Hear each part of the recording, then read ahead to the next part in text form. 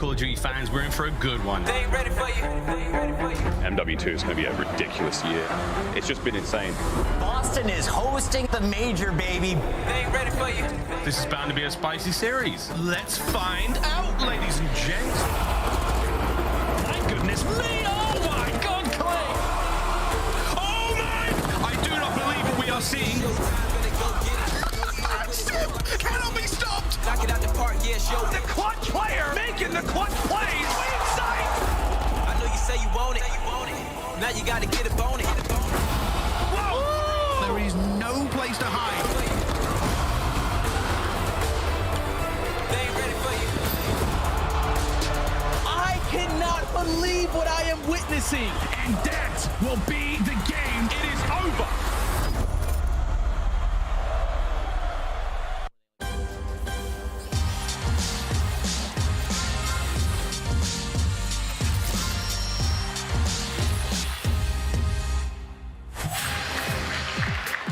Welcome one and all back to the MGM Music Hall next to Fenway. We are in Boston, Massachusetts, and this is Championship Sunday. 4 teams remain, $500,000 on the line, and more importantly, the title of Major 2 champion. Shout out to all the fans who have been here every single day, packing the house here in Boston. It has been an electric event. One of the best we've seen in Call of Duty, starting with that day 1, 19 of a possible 20 maps. Yesterday, though, 5 series, all 3 O's. It can't happen again today. It's just mathematically impossible. Welcome back, everybody. It's Chris Bucket alongside Study. We've got Alley Cat and Nameless Regulars here on the desk. And Nameless, I want to start with you. Yesterday, one of the weirdest days in COD history, but it set up one of the greatest storylines for us today. Absolutely. I mean, it was absolutely insane. We got what we wanted. We got to see Boston and OpTic go at it. Unfortunately, Boston goes home, but OpTic still remains in the tournament. Atlanta FaZe, Minnesota, and LA Thieves. I mean, these are some hard-hitting organizations that have had success in the history of the CDL, and I'm excited to see them go at it today. And Alley, we look there at the bottom of our screen. Those teams are ordered by seeds coming into the event, but it's our number 5 versus number 6 Minnesota Røkkr and Atlanta FaZe who are facing off in our winners final.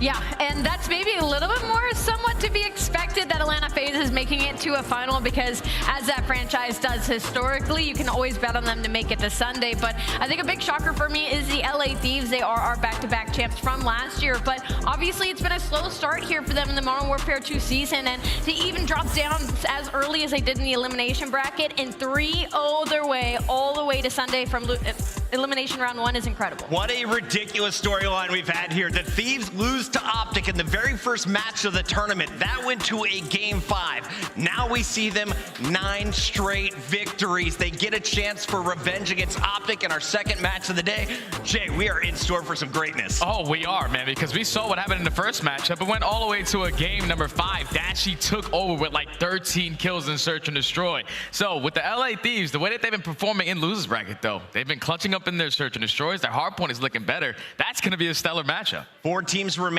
They're all in the fight for the grand prize, but let's take a look at the schedule first and show you how it's all going to break down, because we're starting with the winners, baby. You've only seen them twice this tournament. Minnesota Røkkr going up against Atlanta FaZe. Of course, the Røkkr took down the Subliners with the first major upset. Then they took down OpTic. Now we see FaZe, who has gone through the breach. They 3-0'd Toronto. They are ready for their first spot in a championship match. And we got to remind everybody what they're playing for here, Nameless. If you win this 130 match, you're guaranteed top 2, and you're in the running for the $200,000 grand prize in this trophy. Yeah, that's a nice check, ain't it, Puckett? It's a good amount of money. I mean, it's a big difference as well. Like, guarantee yourself in the finals, minimum 120K. But these guys, they want that win. They want that pride over the rest of their competition, because they're all in it for the end game. That's champs. Boston, you guys ready to have some fun today? Okay, it's warmer today, too. That's what we love to hear. Shout out to everyone in the venue. Let's take a look at our first match on the day. It's Minnesota versus Atlanta, and I got to start here with the team from the north. Minnesota shocking everybody on their way, and we got to talk about what happened earlier, because this was a meeting from our qualifiers, aLLeY.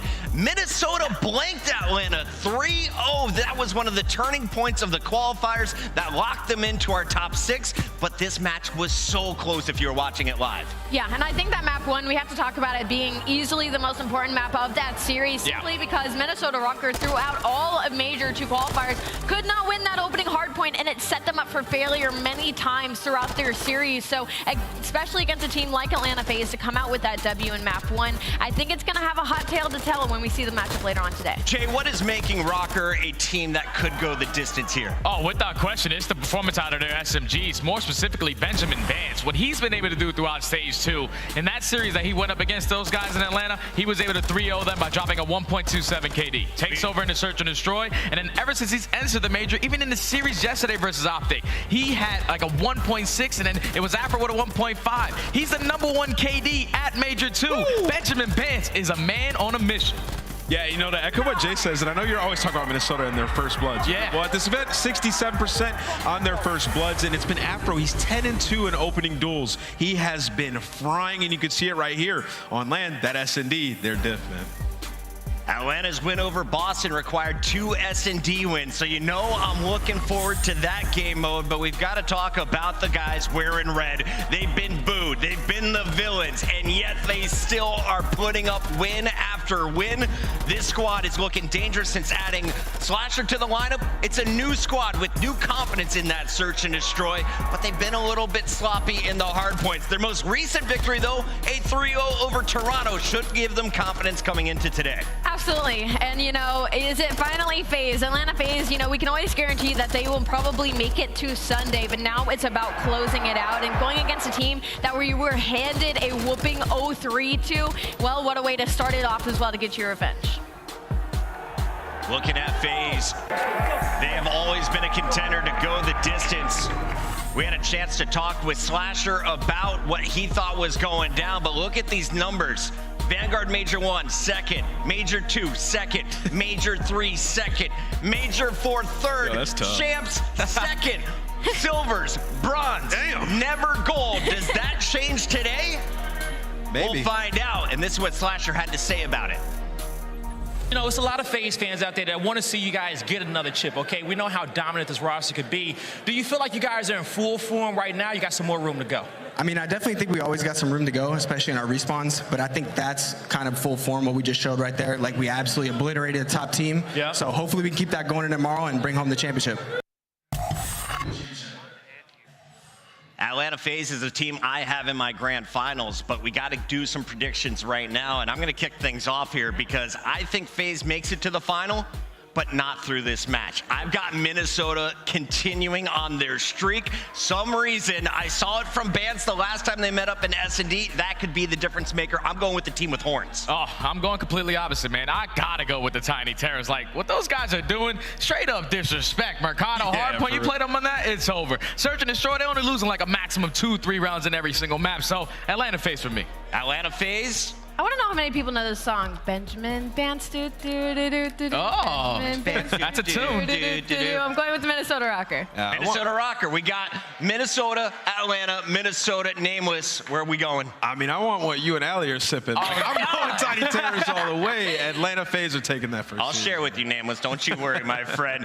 We've got 2 battles, though, to kick off the day, and we know our second one is coming up with a lot of fans waiting for this one. It's going to be Scump versus Nadeshot, a.k.a. OpTic Texas, taking on the LA Thieves, a rematch from day 1 that kicked off this event with some electric sparks. Let's take a look back at what went down in this series, because it was LA Thieves coming out, winning that first hardpoint, but then OpTic completely switched it up in that game to a 6-1 domination in search.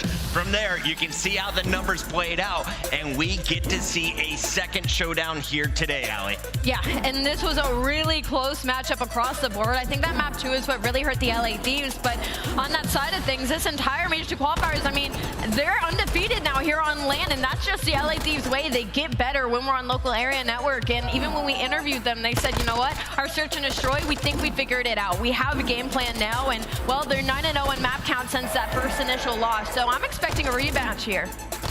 Since that matchup against OpTic, 9 straight games. No one has taken a map off of them. They have been perfect in the elimination bracket. Can you continue that run today against a squad like OpTic Texas? Listen, I mean, you definitely can, right? When you look at the talent here and the teamwork that they've had, but I do have some concerns about the LA Thieves. Like, when I look at their map pool, there are some hardpoint maps that they have not shown excellence on. Like, you think about HyDra, aBeZy, like, those are 2 maps that they have to get better at. And OpTic's gonna come with different vetoes today. Like, I don't think we're gonna see, you know, that hotel control as well. So it could get very interesting. And I do have OpTic winning that Could come down to the vetoes. Jay, though, we got to talk a little bit about the opponents here. OpTic Texas pulled off a ridiculous finish against Boston Breach to close out yesterday. That game one of the tightest we have seen. Tell me about the screen wall. Whatever we seeing from the new face on here, this OpTic Texas squad. They just got ice, man, because I feel like, if you ask me, Boston Breach had the opportunity to close out all 3 of these matches, but the players at OpTic Texas, they're never going to be shy away from the moment. Dashy makes it happen in those final ones in towards the hard point. And even in the search and destroy, they were down 4-1. They bring it all the way back. These are like the comeback kids in OpTic Texas. They just got to continue to have that form, but you got to get more consistent in your hard points if you want to stand a chance at taking the chip. And I don't think I've seen Mr. Shotzzy more fired up than he was after that game number 1. But if you're looking for consistency, look no further than their main AR, aLLeY. He has been dropping bombs. Dashy still in the running for MVP of this event. Yeah, I said it at the beginning of this event when we were talking about OpTic Texas, that the backbone for this team is Dashy, and it has continued to be him. So to make themselves into Championship Sunday and the clutches that they pulled out, they had to have injected the ice from yesterday. These boys are from Texas, but they were feeling the ice. It's time to get some predictions here from my desk. I want to start with you here this time, Jay. Where are we leaning? Oh, man.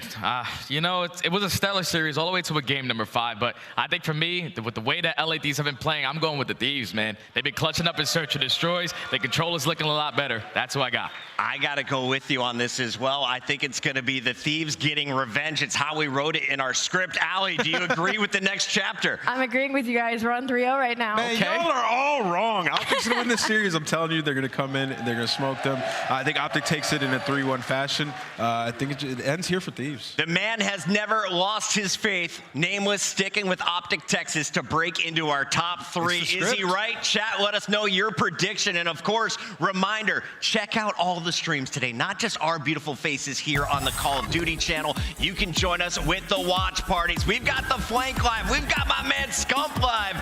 We've got some of the best in the building joining us here on the desk as well. And we've got friends all over the world. Thank you all for tuning in and supporting this game that we love. And remember, if you want to get in on the action, you can get your drops on any of these channels. Use the hashtag CDL Watch Party while you're doing it.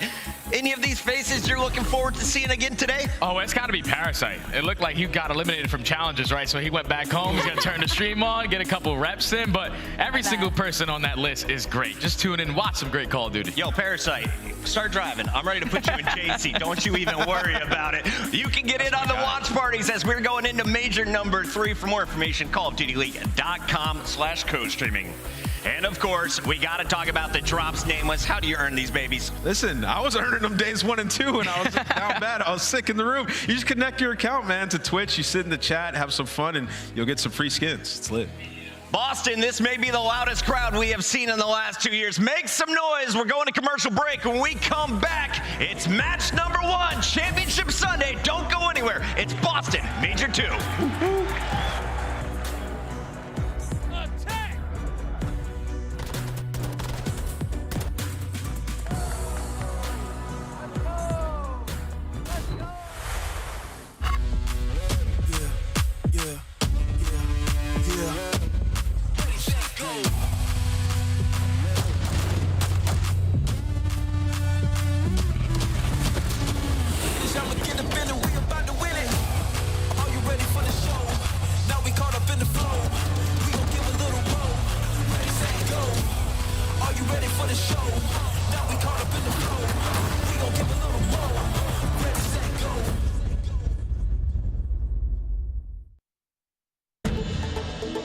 I'm a pro Call of Duty player.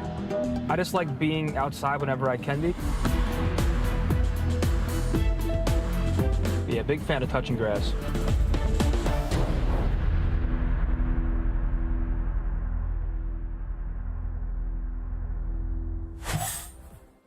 The Call of Duty League is presented by the GMC Hummer EV Pickup, the world's first all-electric super truck. Upgrade your game with the Scuff, the official controller of the Call of Duty League. You feel me?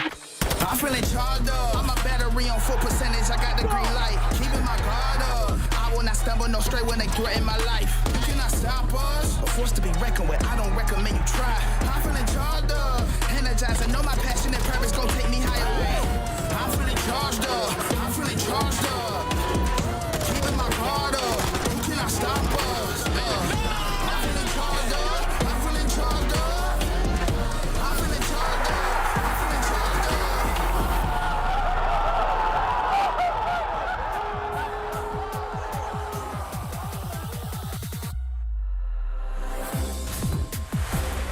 A nutty finish last night between the Boston Breach and OpTic Texas. This crowd was going nuts, and we look around already.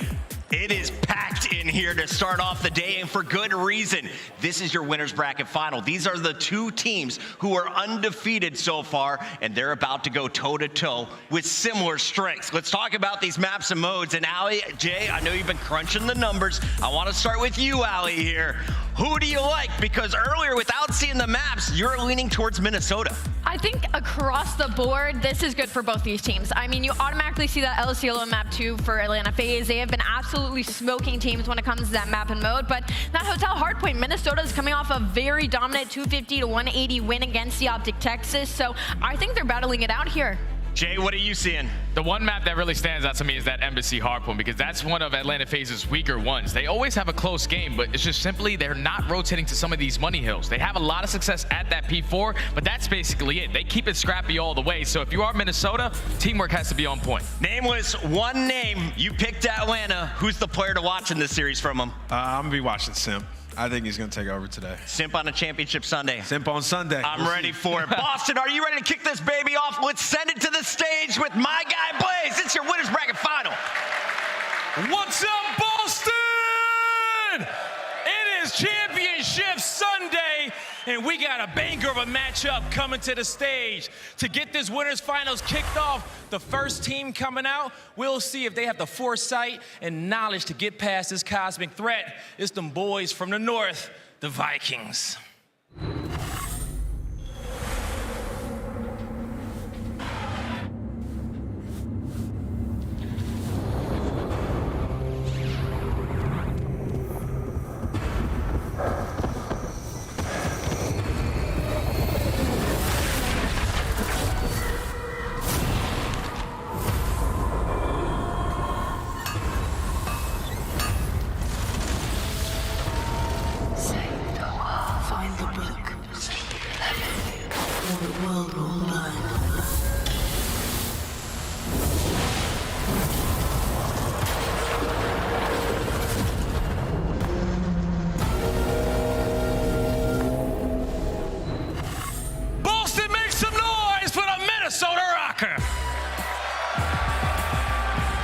Show some love for Cammy, Attach, Afro, and Bance, the Minnesota Røkkr.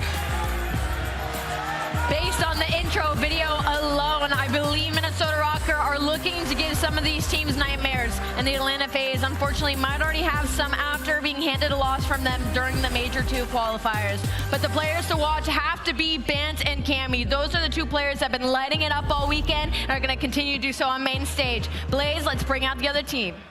Yeah, Minnesota Røkkr is looking solid, but this other team looking to break the curse and make history once again. Get ready for the boys in red, because here comes the heat from Atlanta. 100 racks up in my safe. I've been dreaming of pulling up in that Wraith. Check the stats, I ain't got too much to say. I got Gucci on my belt, but my pants sag. Wouldn't be surprised if my biggest hater made a fan page. You taking orders from your boss, you man-made. Grown at getting touched up by the handshake. Don't think you hear me right, let me clear my throat. 100 racks up in my safe. I've been dreaming of pulling up in that Wraith. Check the stats, I ain't got too much to say.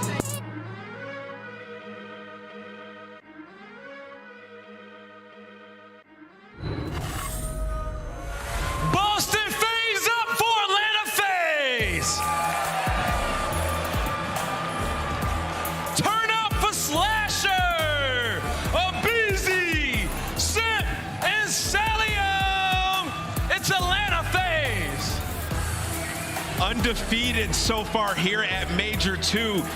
Are these guys cursed? This is for a spot in the final. They have to get through the Minnesota Røkkr. They faced defeat against this team a couple of weeks ago. It's going to be a tough one, but the search is looking on point. The Tiny Terrors have been frying. Let's get it started, Blaze.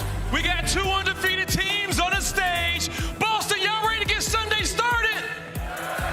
Now I got 2 undefeated casters for you. It's Merc and Maven.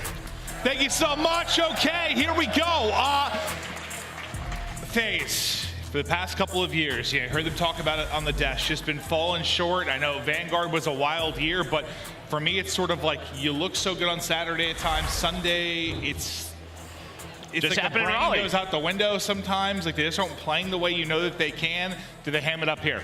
I mean, you would think so after what we saw yesterday, right? Beating Ultra in that fashion 3-0. I mean, that was, I would probably say, the most dominant match that I think we've seen. Their peak is absurd. Yeah, no doubt about it. But then on the other side for Minnesota Røkkr, they had a big 3-0, right? You have Cammy and Bance. They have beaten this Atlanta FaZe team before.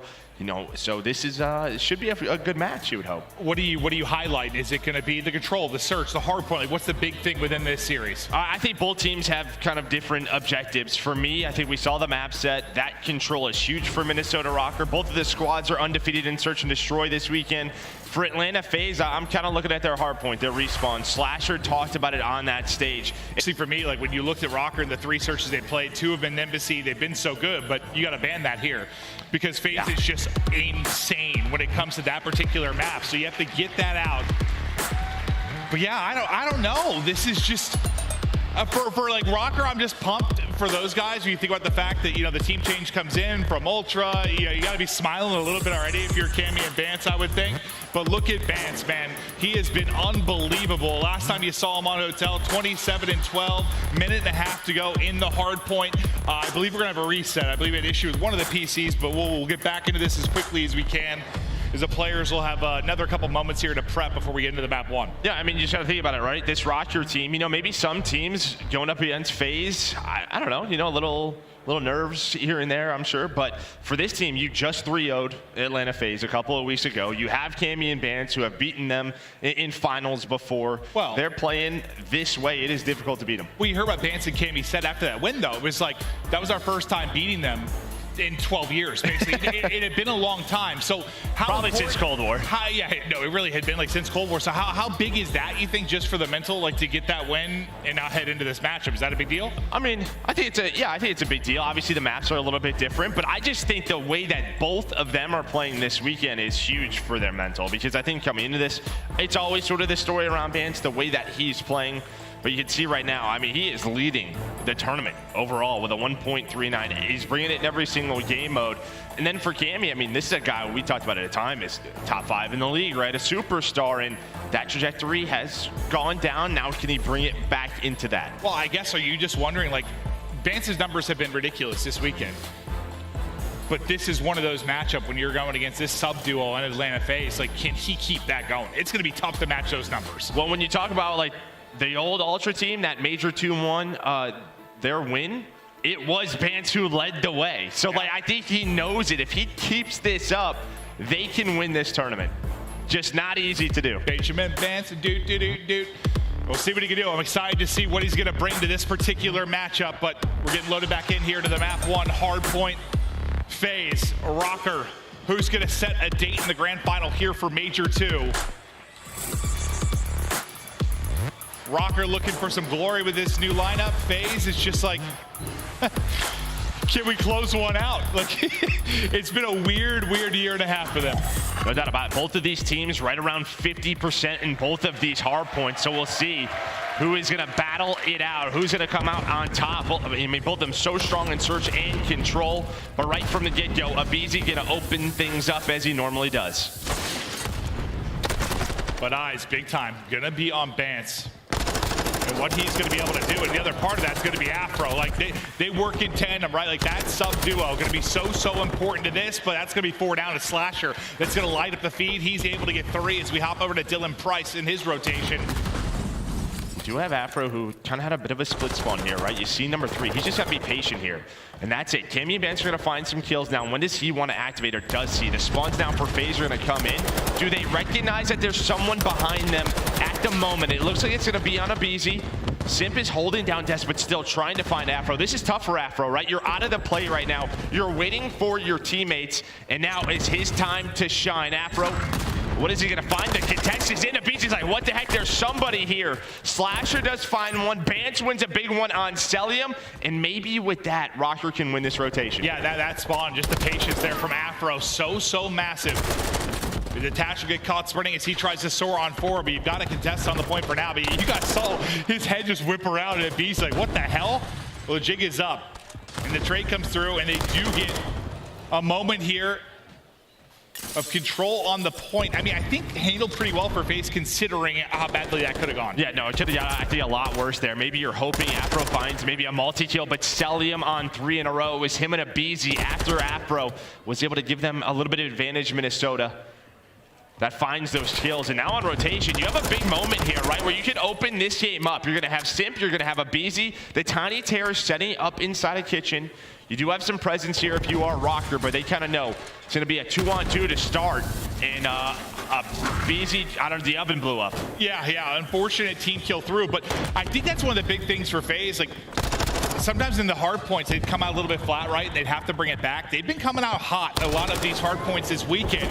And a big part of it is aBeZy continues to dance, finally going to drop. But that big opening, you think maybe in the lead, doesn't look like it's going to happen for now. Røkkr into the point. They're fighting it tough. You got 2 in a row for attach, for Afro. They're set up inside the point and making a difference. Yeah, I mean, that duo locks it down. Big ups to attach and Afro, but here's that moment. Here is that moment. It is Bance who wins a critical 1-on-1.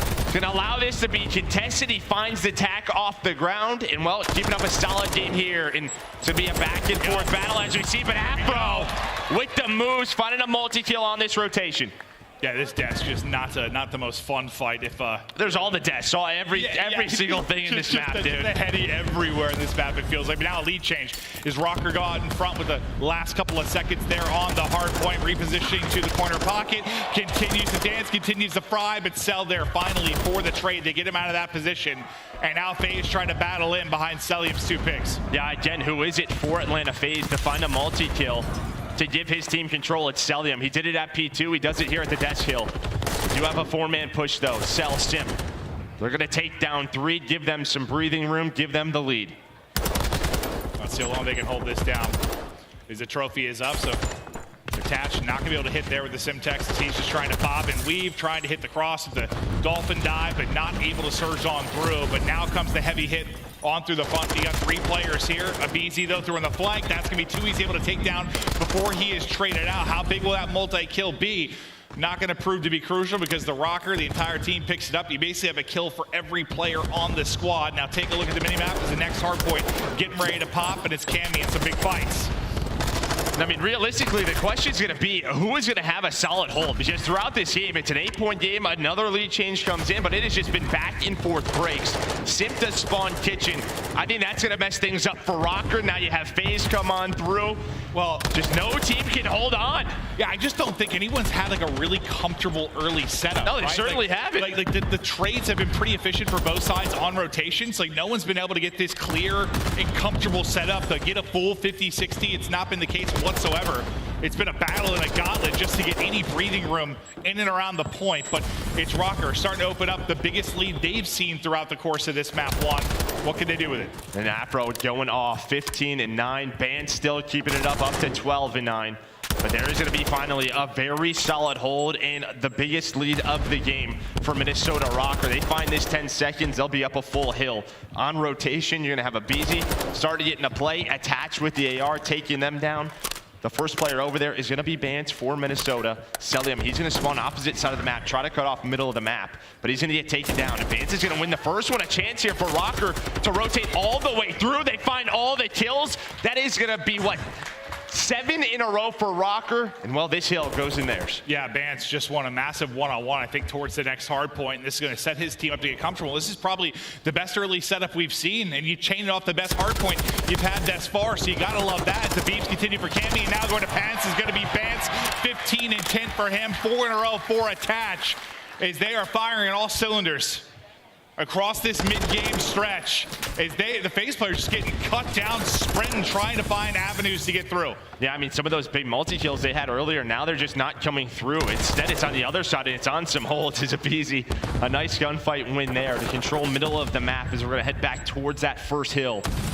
But I mean, it was so back and forth, but the last couple of hills all over to Minnesota Røkkr now with an 80-point lead. I mean, a lot of success we've seen in hardpoint for FaZe we've cast this weekend. It hasn't been that break-heavy style we watched for them for years. I mean, they've been ahead on the rotations. They've been able to get set up and hold this. Haven't had ample opportunity to do so, and that's thanks to the way that Røkkr have been playing.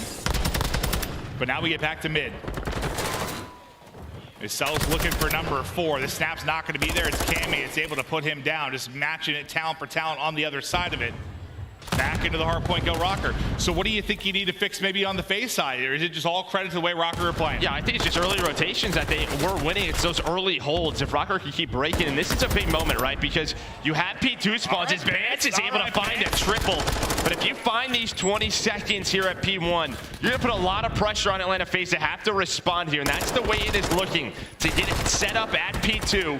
You have Cell there. Slashers making sure they get a little bit of scrap time. Attach is going to spawn up.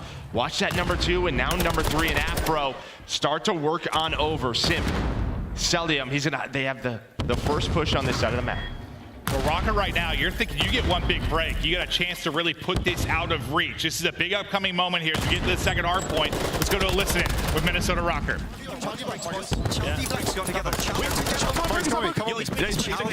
He's already big. On you, check it. No, we're chill. Take it out. Hill's pass side. Heard you. He's spot behind me. I'm going big. Yeah, one enemy big. One check right now. Yeah, very big. Yeah, I'm on the right cross still, they have not crossed. Yeah, I'm one shot, they can push me out. Big right. Yeah, no, I'm playing the right. Have your left. Still on. Slasher. Yeah, Slasher was broken. Slasher was broken to me. Yeah, okay. Hold on me. Hold me. Oh, no, let's go. One more shot. Broken back stairs. Yo, left side shot. Yep, left side shot, Ben. Yeah, come on to Nero. That's one out. Listen, get stuck. I don't know, they could be. He's got caught. It was big, maybe weak. I need to connect straight away. He already connected. They already connected. I've got all the pack. Yes. Okay. Yeah. I can help them then. Connector. I'm on shot. Connector again. Weak aBeZy. Two court. Come on, Connector aBeZy. Slasher. I got dark. Yeah. What's the back? Listen. Two. One back door, one dark. With nothing front. You. That's on me. Connector, I think. That's time. But don't stop. Taking it. Taking it, yeah. There's dark. There's 2. That's good scrap. Dark and aBeZy. Let's go new. We can win off this. Go back straight away. Lobby don't want spawn, I'm rapping. Go back. Mid. Who we looking for? Slasher and Cell. I think they hit. Better aBeZy. One. We'll go to long. Can you give me a sec? Wind it up. We're looking for Slasher and Cell, okay? Yeah. Or mid. Or couches. If it's up, I'm trying back right. Okay, it's Cell and Slasher, okay? I'm trying to check in just to check it. You heard them talk about who we looking for. They were looking for Slasher. He was the one that was able to leak in from behind. Does he find a play? There's going to be the pick. Now, how crucial is that going to be? He was missing throughout those comms. Yeah, I mean, a nice hold there at P2 for FaZe. Then a bit of a, back and forth battle inside a kitchen. But behind aBeZy, Cell, and Slasher, with Slasher's play, with that spawn, we now have Atlanta FaZe only 15 seconds away from tying things up, maybe taking the lead. It felt kind of similar to that moment with Afro earlier, right? Like, what are you going to get out of that? And FaZe were able to respond pretty quickly to dealing with that player. Not going to be the case here. FaZe are capitalizing, and now they've gone out in front as they hit the 200-point mark. Yeah, FaZe, they have gotten those holds. They did a really good job at P2 to just make things messy. But now a chance here for Minnesota Røkkr to get set up inside a restaurant. Simp trying to do what he can on the other side of the map.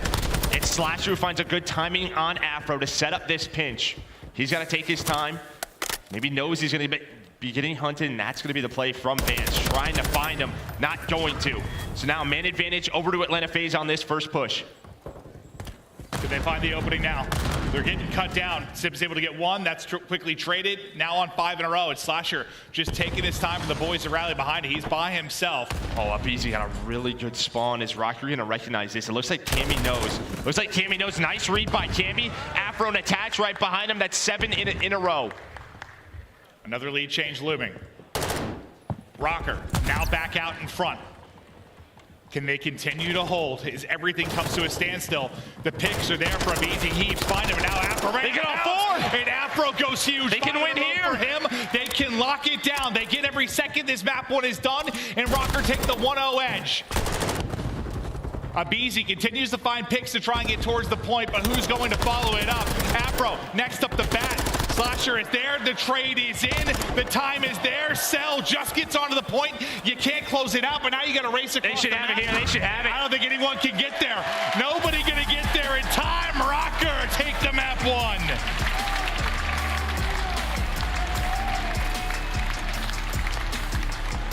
Just a tremendous hold there at the end. I mean, you kind of said early in the game, there weren't a lot of like those full holds, right? It was pretty scrappy, pretty messy. But Røkkr, when they need to dial it in and get those, 45+ second type holds, they were able to do it. I mean, the comms were pristine. They had it locked down. Yeah, I mean, just a very balanced effort. Really from both of these teams, right? Shows in the scoreboard, but that key hold. And I think Cammy found that one player. I think aBeZy spawned behind them, Jewel. He was able to recognize that. That's the communication. Then you had the big hold. I think it was Afro and Attach who found 4, right? Because aBeZy opened things up with a double kill, and you're thinking this is a break, but it turns out. Well, I think they took like 3 or 4 cracks at it. Like every time, I feel like aBeZy was getting 1 or 2 to sort of start that first domino, but they always stepped it up. They always stepped it up and held. And I think Røkkr, just give them props, because on that first rotation, like those first 3 hills, I think FaZe could have opened it up, gave themselves a lead. Instead, it was the other way. It was Røkkr with the 80-point lead, then FaZe had to fight on back, and they did. Well, if it was like the break into kitchen, I mean, they might have been up like 100, right? Like early 100%. That could have been the huge lead, but Røkkr held on. They didn't get flustered. The comms stayed calm, as they always do with this team. They're able to clutch on up. Yeah, just like a game of like 3 moments, like where Røkkr had to be perfect, and they were able to do that. And that's the separation you need. But that's, I mean, to FaZe's side, that's where some of the struggles have come. It's been in the hard point, right? But if you're Røkkr and you think about how good you have been in Search and Destroy, how good you've been in Control, your #1 Control team in the game, you're feeling really good just getting started off right. But I think either of these teams, it feels like a series that should go 4 or 5. They just have the map pool. They have everything it takes across the modes. Yeah, I think you saw here why both of these teams are right around like 50 to 60% in hardpoint, right? Still both, you know, great teams, but some mistakes on both sides, right? That they have to fix some things, but this is really the key now. Search and Destroy. You're in FaZe's wheelhouse, right? You had to get aBeZy out, but now to a CeeLo Search and Destroy, I think they're 7-1, 7-2, right around there, where the other side for Minnesota, Røkkr, they have not had a lot of success on this map. It felt like, you know, when you heard in the Røkkr comms, sort of like a, slow down, let's take our time. There was like a little stint there where we saw it from like the Røkkr POV, but like it just felt like FaZe just sprinting into death. Like they got flustered at like a midway point in that game where they were just getting cut down, trying to scramble across the map, maybe not taking their time and grouping up the way you'd want to, and it ends up costing them. Well, we had a big question mark, right, with this SMG duo, and a lot of the time, I don't know if Bance was pulling out a third tack or if he was just picking it off the ground, but had a couple of key multi-kills as they lead the way. 29 for Afro, 28 for Bance. Yeah, no, and that was going to be one of the biggest things for me, for sure. Yeah, without question. Just what would this sub-duo be able to do against, I think, what most would consider the best sub-duo of all time? When you talk about Simp and aBeZy, and so far, so good, you hold your own. But now we get ready for Search and Destroy, and this is where, you know, teams have been lights out this weekend.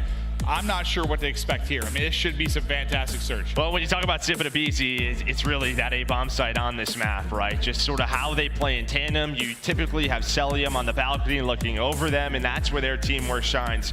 We saw it yesterday. I'm sure Røkkr was looking at VOD, sort of how can we play this? What can we do maybe to mess with that setup? Do we go inside there, or do we just go to that outer bomb site? That'll be the question. I was kind of hoping to see aBeZy just based on how Røkkr's been this weekend and how FaZe has been, but that one gets vetoed out of it. So now, yeah, how are they going to be able to attack that A site? How are they going to deal with the pressure that you're going to get from FaZe? I don't know. I guess I hope like if FaZe bring this back, it is 1-1 because with how yesterday was, with a lot of 3-0s. Yeah, we're hoping some. Will we get a map 4 today? Please, dear God, let that be the case. Well, you will at least for the final, right? That's true. Best of 7. You're guaranteed to, right? You're guaranteed to. If you're FaZe right now, like, what do you think you're talking through that map 1? Is there any key frustrations that you need to work on, or sort of like, all right, boys, just hand it up for the search? Yeah, I mean, I think it's just sort of It is what it is, right? Let's just focus up. They've been in this position before. I think you're just hoping those sort of thoughts maybe don't creep into their mind. Yeah, that's what I was going to kind of ask you. It's like, you know, we joke around with, like, if you're in an S&D and you're 0-5, 0-6, 0-7 as a player, like, you start to doubt yourselves. You're Seattle Surge with that skid they've had in Search and Destroy. You start to question yourselves with the third places, the second places. Like, it's got to be in FaZe's mind a little bit, like, not let it slip away another Sunday, are we? It has to be. They're human. It has to be. Yeah, there you see. So 7 maps sold. They played 5-2 for Atlanta FaZe, 1-4 for Minnesota Røkkr. Really all about those first bloods for both of these squads. Who is going to lead the way? It's going to be Atlanta FaZe starting on attack. Let's see if they can get right back to it. This stun will slow down the push here for a moment. First to pounce, going to be Afro, but to take that fight, gets aBeZy out of it. That's a big one, but the other side of the Tiny Terrors, Simp is there for the trade. And Cell, who you highlighted, loves to play from up top. Like, I just love the matchups you have at a lot of positions here. I mean, you talk about, like, Gunny, someone that's just going to deal with Cell at times. Cammy's one of those guys. Yeah, now Slasher going to take that position. Simp, I thought maybe trying to work the bomb plant, but he's actually going to go for an individual play. So he's going to go for it. He's going to win the gunfight right back into the site. We saw this man almost with a flawless map yesterday. It's the exact same map and mode, but Slasher's gonna take it down. Now it's on Simp, bomb planted, 1 versus 2. The big question, does he have Daddy? And he does. Yeah, it's like Slasher thought the angle was different. Like, he was gonna be able to get out of that, but. Time to make the play, all the pressure on him. He knows he has to check the bomb. Cammy on the other side, able to find one. Daddy reset as well, going for the ace. What a round this could be from Simp. Checks bomb, nobody home, repositions, now attach. One of the most clutch players of all time. He's got to go. Time dwindling. His Daddy is up as well, just runs out. This should be it for Simp. This should be it, and that's gonna be the round win in the 1 versus 2. Is he gonna find the kill? That is the question. Ace in the round number 1. I mean, it all starts with the trade on aBeZy, and then the rest follows Simp. One of the greatest to ever do it, just a sip of water. Calm and collected, keep it rolling. And honestly, I mean, just talk about that mid-round play, right? Him and Slasher know they're in a 2 versus 3. There's no Daddy up, and he's like, I'm gonna just go for a play, right? I have the bomb. If I die here, sorry, Slasher, you're probably screwed. You have to take some risk. He wins that one-on-one versus Bance. There's no trade. The bomb gets played, and he's out. 4-0, the ace for Simp to start it off. And Tash is like, I just want to find a gunfight, but just couldn't find it before time. No longer a factor. This is another position you were talking about. They can be so difficult to deal with. This time, Cellium's going to get the upper hand on that one-on-one fight versus Cammy. aBeZy able to take down Bance. Big 4-on-2 edge here early. Afro able to recoup the bomb. We're just switching positions, jumping around. There's a double chow. There's the double chow. aBeZy quick, though, with the trade. Now it's a 1-on-3. Gonna play his life. I'll tell you what, that was close to not being a trade. He doesn't get that. Suddenly you're into a 2v2. Things could have gotten a little bit nuts, but you're able to recenter and take the fight if you are aBeZy. I got a little bit worried when I didn't see the second player drop right away.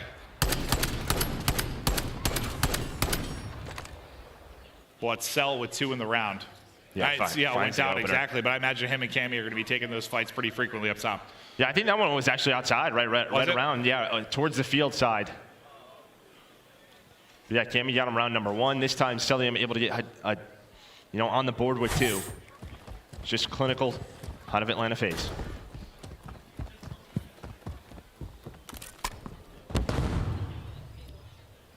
See where Daddy starts to make an appearance here from Afro. Here it is. And you see Slasher and Cell playing very deep in the back. They're worried about those flanks from the players with the SMGs. aBeZy and Simp just slowing things down. They're waiting for this, for someone to overstep with Daddy. Play with that confidence. So you pop the Daddy, you get really nothing out of it. Just trying to play for like the over-aggression like you're saying, but nothing happens with it, so that'll be the Daddy burn there from Afro. They're both going now. Simp and aBeZy both with Daddy. Simp's gonna get in. Is the nade gonna connect? It does. There's that first blood. Is there a quick trade from aBeZy? I didn't think there was enough damage there to finish it up with the nade, but I guess he hits 2 bullets or so.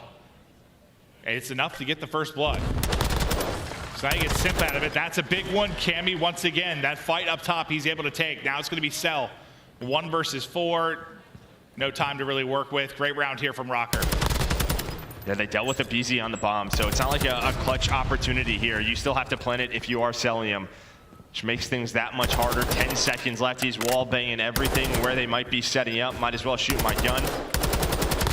Well, he's gonna find one. He's gonna find another. There's just no time. If bomb's planted, maybe there's something. Cell showing off a little bit. He had a few more seconds maybe to get that planted, and that might be one of the more ludicrous rounds we've ever seen. I mean, I rarely call things done before they're done, but like there, it's like you saw 20 seconds on the clock 1v4. I'm like, all right, not enough time to really do it, which ends up being the case, but he makes it something flashy. Ooh, my man's pre-fire and everything, looking like Simp out there, dude. Yeah, right. Hope you're enjoying the watch party, Simp. Yeehaw. Yeehaw. 5 in a row now for Cell.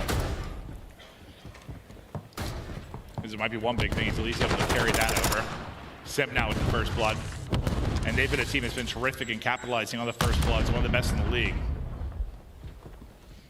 Kind of have a one-on-one on the field side. It's attached with Deddy, maybe trying to make a play. He's going to be ready for Cell's position. Bomb going down. It is planted, but Simp there with the second in the round. He is just so confident on this map. The way he's reading it, and attached does get taken out. Trying to play on that island, and the nade from Cell right after. So they know Cammy's position. He's so weak with 2 HP. Already on the defuse, and I don't think he's going to get there in time. FaZe back on the board. I think Cell got the cruise, too, in the midst of that.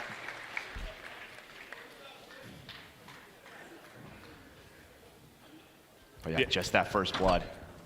That nade was just in his pocket, huh? Yeah, right from the gunfight with attached, just right to it, right? Yeah, just right in the window.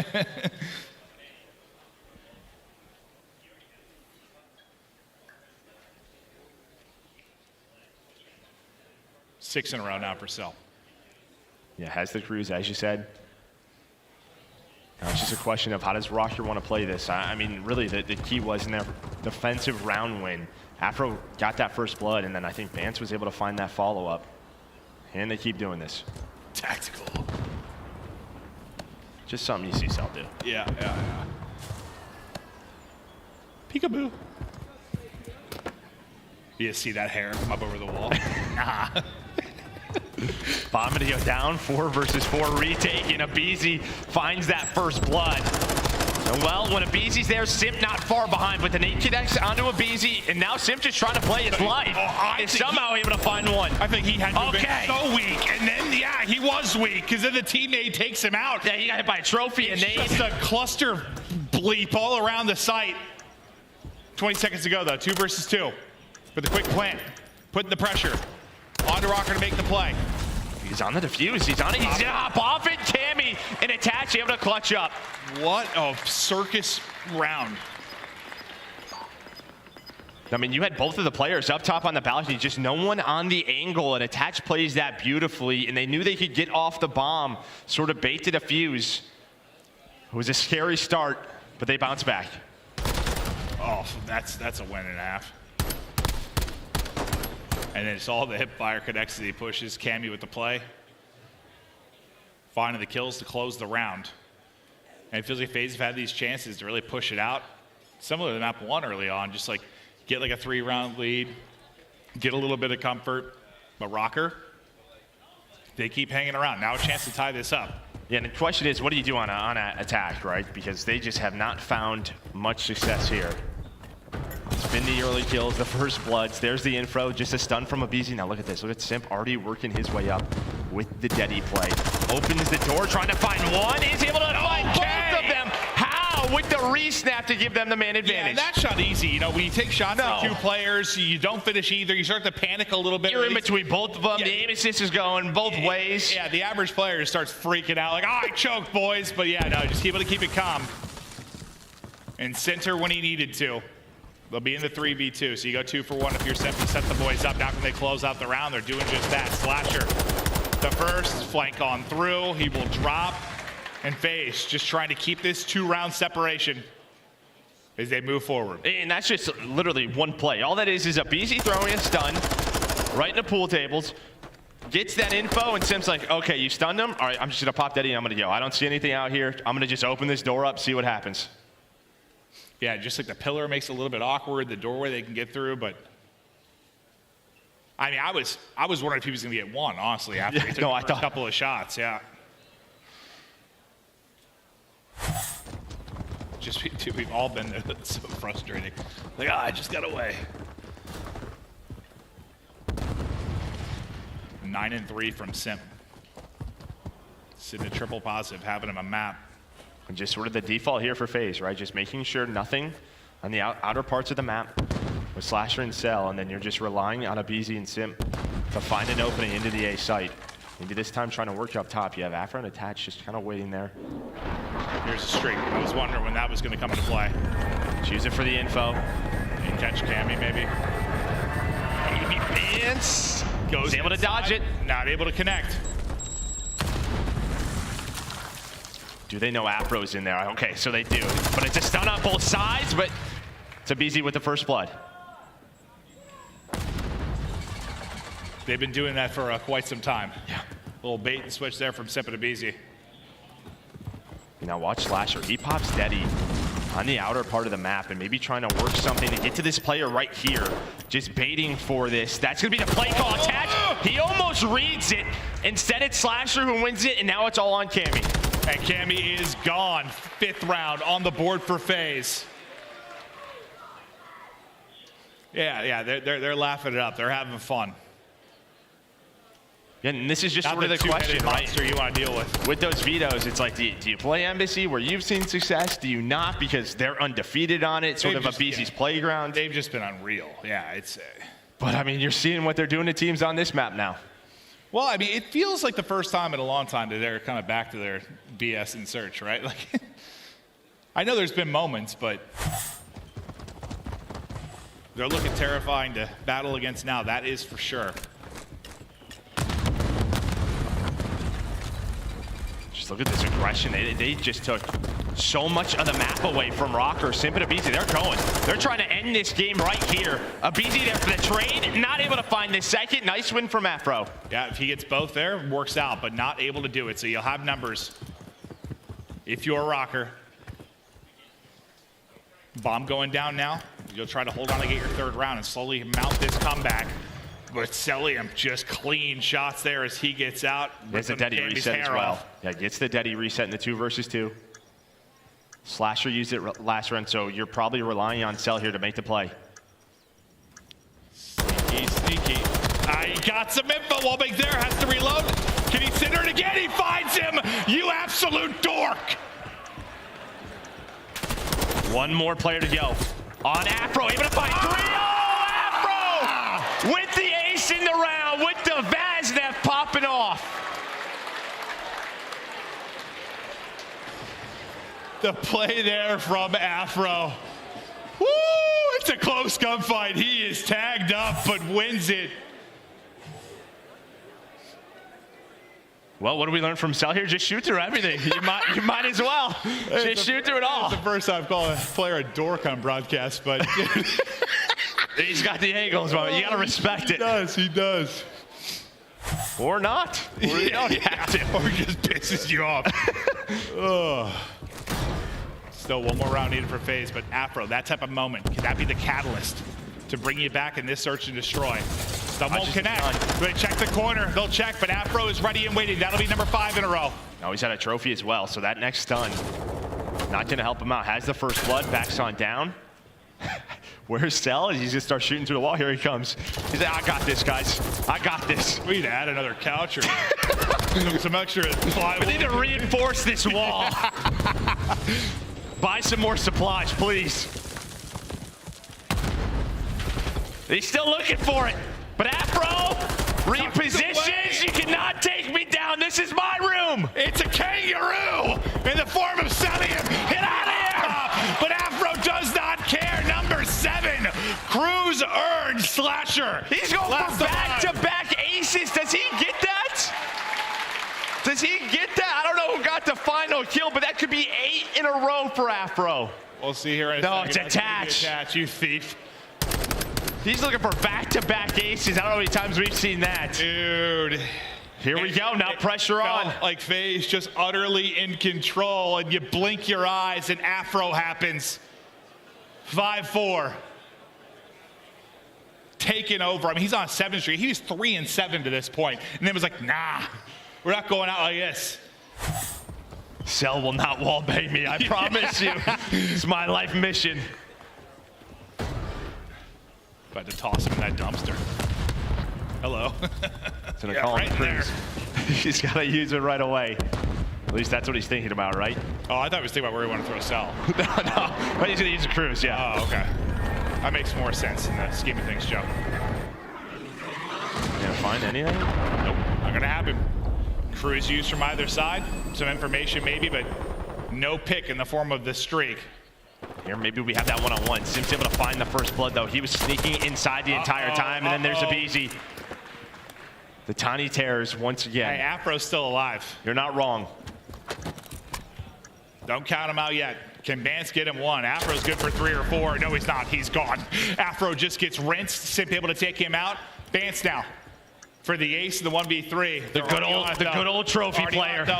Got to hike it across. Not going to get there in time to defuse these through, and FaZe will tie us up, and we're seeing a map 4. Let's go, crowd. We got a map 4. We're all excited about that. Unbelievable. I mean, that was a fun search, though. Just, I mean, some absolutely insane stuff from Cell's wall bangs to the 2 hits you were seeing out of aBeZy and Simp and aggression they were playing with to Afro's miraculous plays. That was truly something special. That was a whole hell of a lot of fun. Yeah, Simp with 11 in the round, or in the map. Cell with 10. You had Afro with 10, as you were saying. But it's all about those first bloods. The advantage over to Atlanta FaZe. Yeah, we take a look at it. I think what they had, I think 6 of them, 6-4. So they had an advantage there, and well, that ends up being the score line. So the first blood's there. And yeah, you didn't have a whole lot of like crazy clutches or come from behind Simp, really, it's really the Simp round. Yeah, that's about it. For the most part, though, it was just sort of like who got numbers, they sort of played behind it. I mean, there weren't a lot of like throws or anything. Some crazy. You just kind of see it, just sort of the tandem between Simp and aBeZy, the way they worked that A site. And the couple of rounds that you won, it was just sort of Afro clutching up or finding that the advantage. Well, now we get ready for a control, and that's where Røkkr, I mean, statistically has been the best team in the league. The especially on this map. The respawns have been, up and down a little bit for FaZe, but I think when they were really lights out and dominant, like in the midst of their sort of dominance, I mean, it came down to a couple of things. It was really like, I mean, Harpoon was okay. It was just Search was lights out, Control was lights out. Well, it's really Control. Just look at your major winners the last couple of years. Circle map number 3, it has been the key. It absolutely has been the key. Coming up next, don't go anywhere. An absolutely electric map 2 leads into the Control. Who would take the edge? 2-1 of the series. Røkkr, FaZe, map 3. Up next after the break.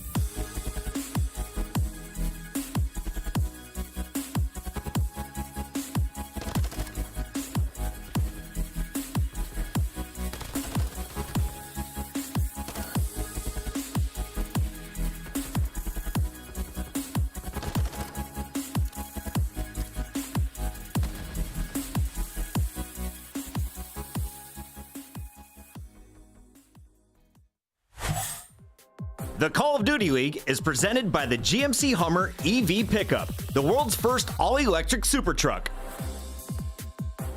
Upgrade your game with the Scuff, the official controller of the Call of Duty League.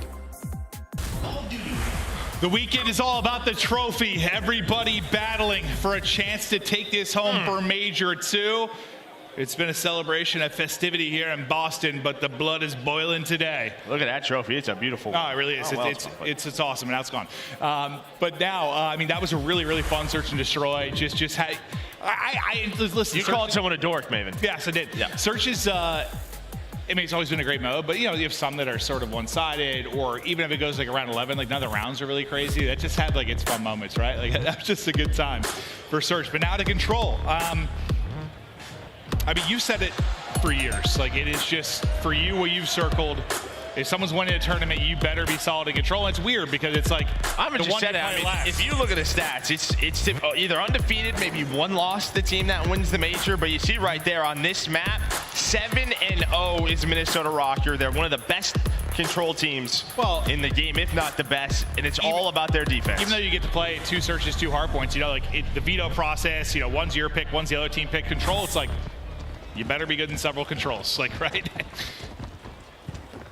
You don't have as much of a choice or wiggle room when it comes to that. But in we go. And it's been all defense for Minnesota Røkkr. What, 87% win rate? With 7-0, I mean, that is just ridiculous when you think about it. And Cammy, he's been clutch on this map. He has like a 1.2 KD right around there. So look out for Cammy, maybe to step it up. You didn't like his stat line from map number 1. That was nice teamwork though. That was a nice stun off spawn from somebody just to funnel Bance back into Slasher so he could get the pick.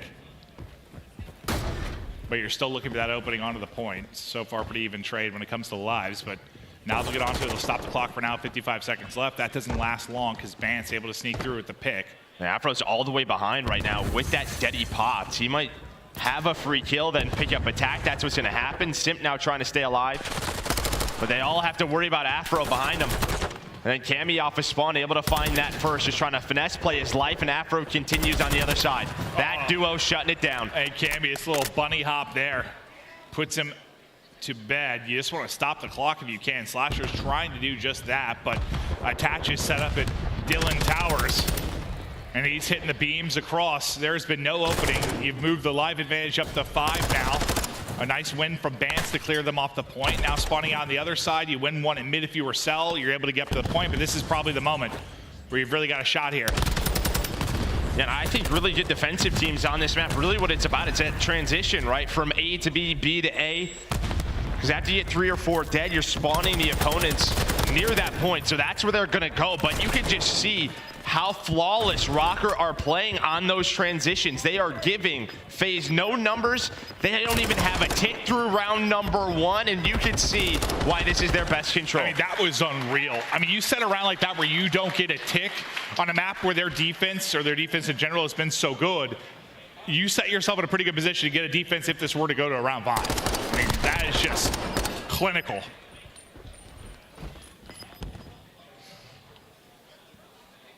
Yeah, just those transition periods. I mean, that's when things can get messy for defenses. Didn't happen there at all. And it's just like I mean, it's a teamwork thing, obviously, but the decision making and the speed at which it happens, right? Like, you just got to have that's sort of how you want to retake it, right? You sort of set ground rules. This is where we want to go. This is what we want to control. Do we have nades, stuns? Sort of what's that play call? But that's just all down to practice. Yeah, I think that's just a sign of good teamwork and comms, though. Like, when you're able to deal with those types of situations so well. Able to avoid the nade is Simp down low after he gets the opening kill. But can you find any more success here? If you're Røkkr on offense, it won't take much to capitalize on the amazing defense, but aBeZy, 1 HP. Dear God, just bounces around the corner and sends him to an early grave. Simp not able to find anything really on the other side. You're stacked up and waiting for the next push if you're a Røkkr, and now they start to funnel out. Yeah, Afro up to 8-5, continues his great series that we've seen from him. Slasher, we saw Attach here in this position. Attach, though, is going to take him down. It's Attach Towers, as you said. Yeah, no, when he gets locked up there, he has been difficult to deal with. It'll be Cammy now rotating over into that spot, trying to look over him. First bit of progress is done. So you've already found more success here on offense than you allow FaZe to do in the round one. What more are you able to do? Second bit of progress is done. A continuing to move. Now starting to push through both sides of it, but as Cellium looks the other way, maybe expecting his teammate to win it on one side. It's not going to be the case. Now they decide to pounce out. Simp, Slasher, Cell here for the kills. Bance, though, still tucked away with the contest, and he's going to get gunned. So you clear this for now. You get just under 40 seconds to go. You've done some damage. You don't need a lot more, but where do you go if you're Røkkr now? Yeah, with how messy that was, though, with Bance staying alive. Look at the position attaches in, right? That first player rotating over to B, already taken down. So you have some map position if you are Minnesota Røkkr, but the ARs, they're going to find 3. Afro trying to do his best to stay alive. Yeah, anything he can do, any kills he can find, plus staying alive would be massive. But you think the hit's going to come back to A because they only need one bit of progress, and that's going to be the push. So Afro's able to transition all the way across. Unfortunately, Simp up over his head with the hip fire, able to take the kill. They're finding the rest of them. 15 seconds left to go. It might be a nice defensive hold from FaZe, but we're not done yet. They still have 2 ticks at A. They can try to extend this. Only a 3 life advantage, so nothing crazy. And we've seen it on iLLeY. I mean, you see it all the time in Control. Just 1, 3, 4 dead for that offensive team. And they can win the round. So they're going to get that. They're going to have that minute extension. And now you have a couple of kills going your way as Røkkr starting to get pushed up. Yeah, because if you're aBeZy, you know, you kind of look like he was thinking, I'm popping Daddy, I'm making a play here. I'm shutting this down. But he gets caught. You lose another player right as the transition period's about to happen. Now, what can you do behind it? You see at number 8 on the map, Cellium's really worried about maybe somebody pushing the entire way through. Not going to be the case right now. So you're going to have numbers, at least in the push through mid. If you're Røkkr currently, now trophy out to the point, not able to snap back in time. Simp being a tear once again. Yeah, Cell was able to spot Bance. Bance was trying to find a couple of kills off his spawn. He's been holding that for a while, bro. Yeah, I think maybe, you know, worried about an AR, getting top cliffside, finding those angles. That is just a tough shot. Yeah, that gunfight did not look fun whatsoever. Yeah, I mean, you just see the tip of the helmet. That's really it. So now 20 seconds left. You at least have the 3-tick advantage, you know, moving forward. FaZe do win this round out, but one more push. Attach. Gonna start it off as Afro. And Attach gonna find 3. There's only 1 player left. It's him. That's gonna be 4 dead. Here we go. Here's that moment. Trophy down for Cammy as well. The nades. Stack it. You hear them. 1 trophy is gone, so the rest of the nades can hit. Here we go. It's moving quickly. Halfway to the second point of progress. Missiles flying in. Slasher finding the kills. Attach trying to dance. He will drop. Cammy going to be the last one. And he is nowhere close. So that'll close out the round. But you almost had that wild moment where you're able to pick it up. I mean, we saw that, multiple times yesterday with, like, OpTic, like, just those last second captures. But, I mean, based on my defense right now, I'm feeling pretty good. We got enough done on offense if I'm Røkkr. Well, you already have the cruise missile come out if you are them, right? I mean, if that's true, just forcing that out, yeah. If that doesn't come out, I don't know. Maybe they do win that round. They sort of have to scramble. You saw it happen. So a big piece of utility for FaZe gone. I mean, a couple times I just feel like Simp's multi-kills were what kept them in that. Like, there were a couple times where they lost a few players. He was able to get 2 in a quick period. Otherwise, Røkkr, I mean, I feel like you had a lot of chances to capitalize. It was real close to getting done. Røkkr have been sensational thus far in the map 3. Now, can they be lights out on defense again, or maybe what adjustments do you make if you're FaZe? There we go. Again, I think it's just making it a little bit more messy for Røkkr. Just finding a couple of more kills, and I think one of the keys there is usually aBeZy, right? When he's winning those close range engagements, when he's getting inside, as the defense is trying to rotate over, that's going to be the key man. But already much better here, 8 points secured. And you see aBeZy 6 and 15, you're probably feeling like the timings might be a little bit off, like something out of sync at least early, and we'll see if he can make those adjustments. But yeah, this is a much better start for the FaZe side, but locking them in once again like a vice. It'll be Røkkr to slow them down, the onslaught towards B. Simp trying to inch forward. Bance, just a weasel tucked away in the corner. Slasher gets a kill with a stun. See you later, Cammy. These are those gunfights. There we go. aBeZy able to win that. You got to be reactionary, right? You're jumping out. Someone's tucked away. Just got to hit the snap. There's some more info. There's only Afro over there, and Afro's actually able to take down 2. So big plays from him. Now if you are aBeZy, if you are Slasher, you're just trying to hold that 50-yard line, not give up too much map control. Daddy out, another one of those fights. Just snap-a-doodle-doo around the edge.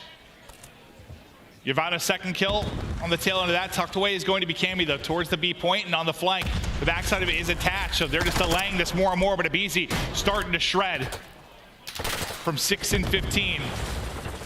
Now 3 in a row.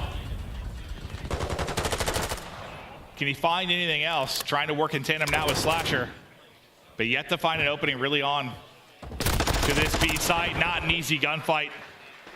That's Afro with a fast step as well. And honestly, big props to Attach, because he's 14 and 6. He was the one player up top. He was the player on that flank. He finds that kill, and you kind of saw what happened right before B. You had all 4 players from FaZe sort of, what do we want to do here? How do we want to get onto the point? They just couldn't make a decision. Well, and it's because of Attach, his ability to stay alive. He's 16 and 6. Now he has the cruise as well. Yeah, I feel like he really has a feel for the flow of the map currently. I'm not sure how much more you got to throw at this. I mean, you're not back that many lives, but time. They just can't find him. They just cannot find him. He is wasting so much time. This time, no Cell. Able to take him down. But Afro puts him right back to spawn. Bance involved as well. Is anybody really going to get there? It's aBeZy with a chance to do so. But that will close it out. Once again, the defense strong. And this time you see a little bit different from Røkkr. You know, they give up the first point pretty early on. It's a long defensive stand they've got to do. And they never really felt a whole lot of pressure around the objective, right? Like, never really got into a lot of those 3-4 down scenarios. Yeah, it was that one push where, but Attach was behind them, right? And we saw from aBeZy's point of view, he was in an initial gunfight with him, just kind of lets him be. He's hoping his teammates off his spawn pick that up. They just never find him. And I mean, that's just big props to him, because that pinch comes in, that shuts down their push at B. Yeah, that was really their best chance. They didn't really turn into much at all. So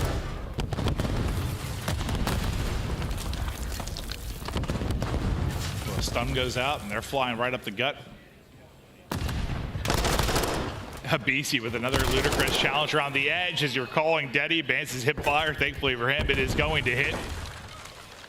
I always feel like that happens. Like, whether you're throwing a stun or calling in Deddy, like, I don't know what it is with the hip fire, but it's like 100% accurate. Yeah, I swear to God. Like, that was a thing, I swear, like Warzone the Gulag for a while, dude. Like, you use any sort of tactical, like hip fire, just hit with an LMG across the map. Like, what the hell's going on here? There's something to it, Joe. Becomes magical. 4 dead for Atlanta FaZe, so they're going to just get onto this point, start to work A. First bit done. Second part cruising. Simp's working around. Maybe you're waiting on him. There we go. He's going to find the first one. Now the rest of the collapse is coming in. And they're going to sort through, and similar to the first time, they were able to stop this right before it finished on the third part. But some good work done there from Røkkr. Now we go to the other side of aBeZy, already ready and waiting as he's looming for the first push. Nice shots into the window goes Cammy, able to stay up. And that'll be 2 down. But still taking their time trying to layer them out. Now look at number 8, starting to lurk in behind. That's going to be Cellium. Similar to maybe what we saw Attach do, but it gets picked up. Afro able to find the kill. Yeah, nice pick up there from Afro. Trying to get done with A, and I think they will. They already have someone on B to at least pause the time for now. Bance, though, with the help of Attach, going to take down aBeZy. Cammy, though, all by his lonesome. Trying to just buy time. So now if you're Bance and Attach, you're just kind of holding this position, trying to find a kill or two. That's exactly what's happening. Sending it forward. Maybe looking for an opening again on the other side will be Simp. Back on the whole way up to pick this up like we saw last time will be Cell. This time it's Attach. He wins it again. Cell once again. Just worried about that deep push through, able to get the read and win the fight. It's been his job, and he's been up to the task thus far. And now look how pushed up you are. If you are FaZe, you've gotten aggressive on the other side of it. You got to win these key fights before you have a chance to get to it. Simp is still going to be alive, down to 4 HP. 2 will drop, though. Cellium is tracked back to get eyes over the objective. Røkkr trying to pounce on in. There you had Cammy kind of flight. He's trying to find Simp. There we go, just finding those lurking players. Working up the map, 30 seconds left, only a 3 life advantage. But as you said, with that round number 1, they should have defense secured, so. Oh, yeah. I mean, will it go there, though? Can they clutch it here? Certainly have a shot to. Clock will stop with 22 seconds. Soaring on it is aBeZy to get 1 off of the point. Clock will continue to tumble. But now you win the fight if you are Afro. You've got 2 players in position. The reinforcements scrambling in from both sides. It's Simp inside on the POV, looking for the angle in. First bit of progress done. Head popped off through the fence. Trying to chow the second. Door closed. Listen for the audio cue. He goes left, I snap left. We'll drop him. Now just over 10 seconds left to go. It looks like around 5, but we'll see if they've got some magic. I mean, it looked a little bit better last time for Atlanta FaZe on their offense, right? They got A done quickly. It's just a question. How do they work B? You also have to add another layer to that. You have the cruise missile on attached still, right? Some extra utility that Røkkr have to work with. That's true. It's true. They've been holding on to it. Yeah, I guess it's one of those things where you got a little bit better after the first time. Can you get a... And we always know, whether it's round 11s, round 5s, they feel a little bit different. You've seen sort of the defense, what each team likes to do. You make those adjustments, but is it too much?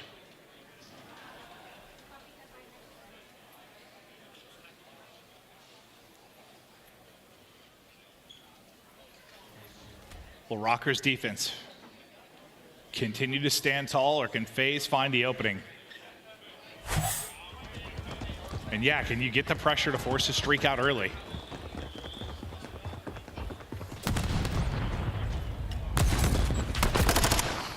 Good luck with that one. Cammy gets up to the wall, Heady just smokes. He's got a trophy on him too. Got a trophy on him. There we go though, with the tag. That's gonna be 3 dead. Okay.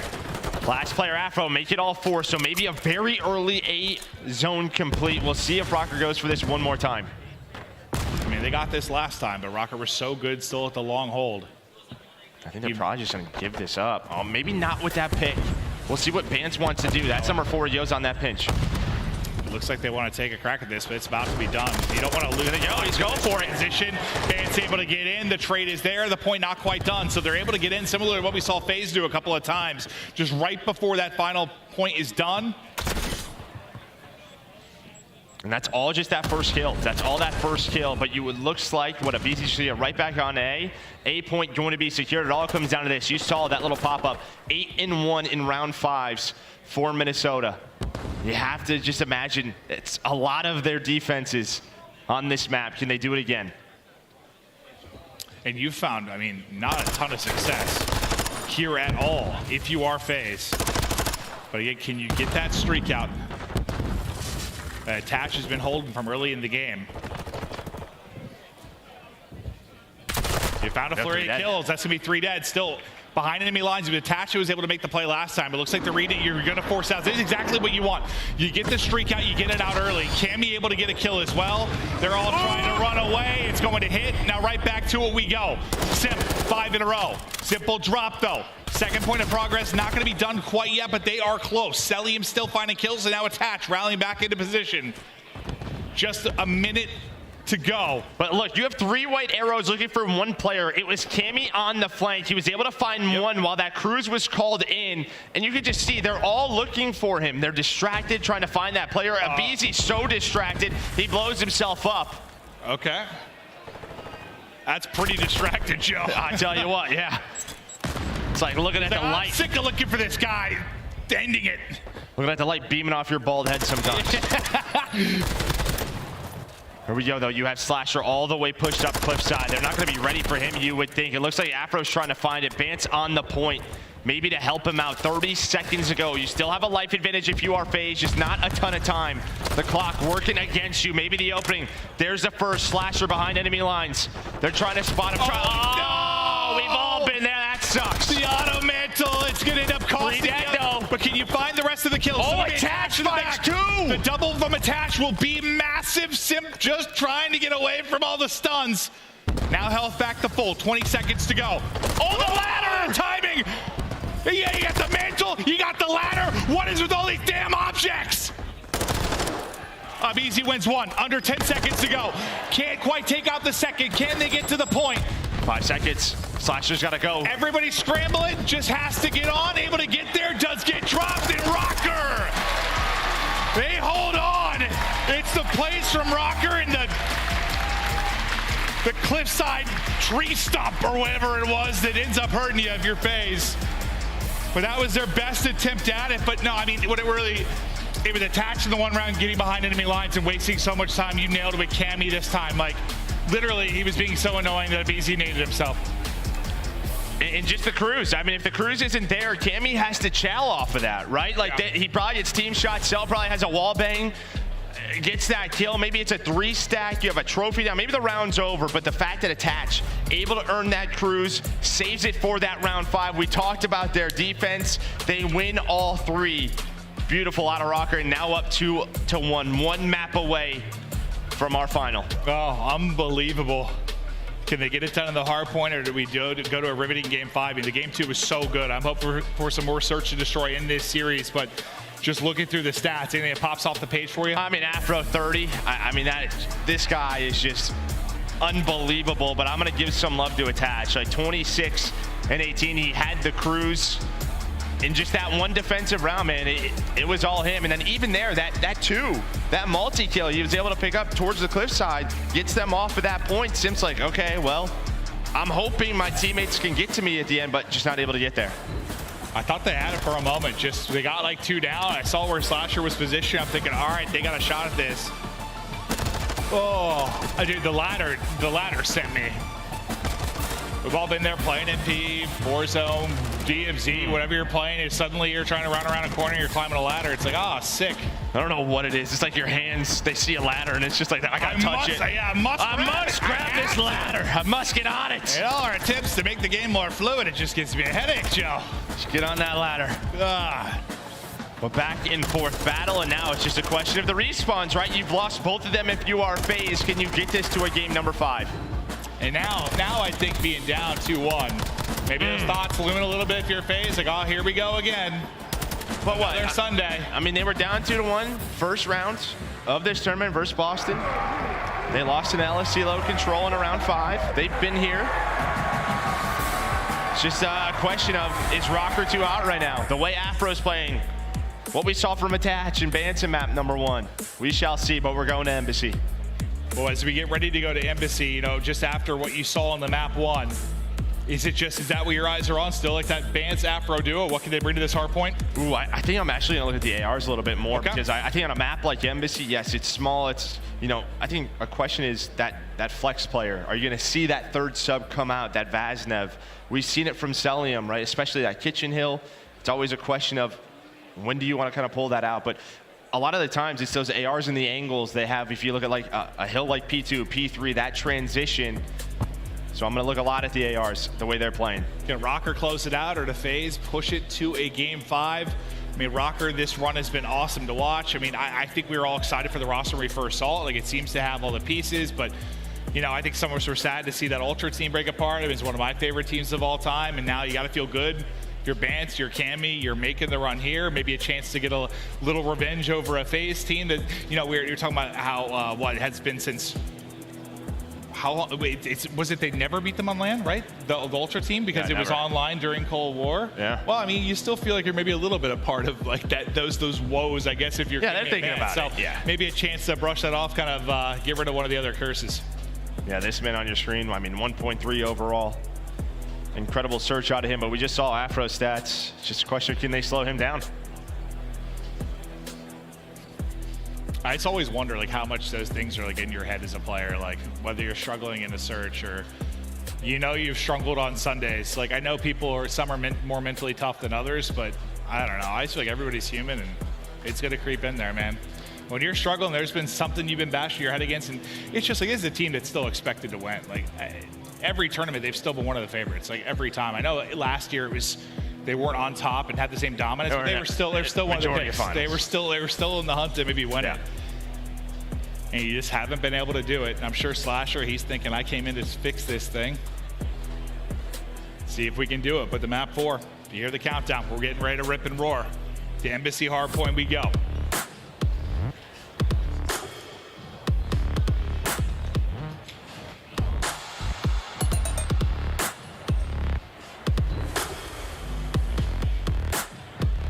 Do we get a map 5, or does it end here?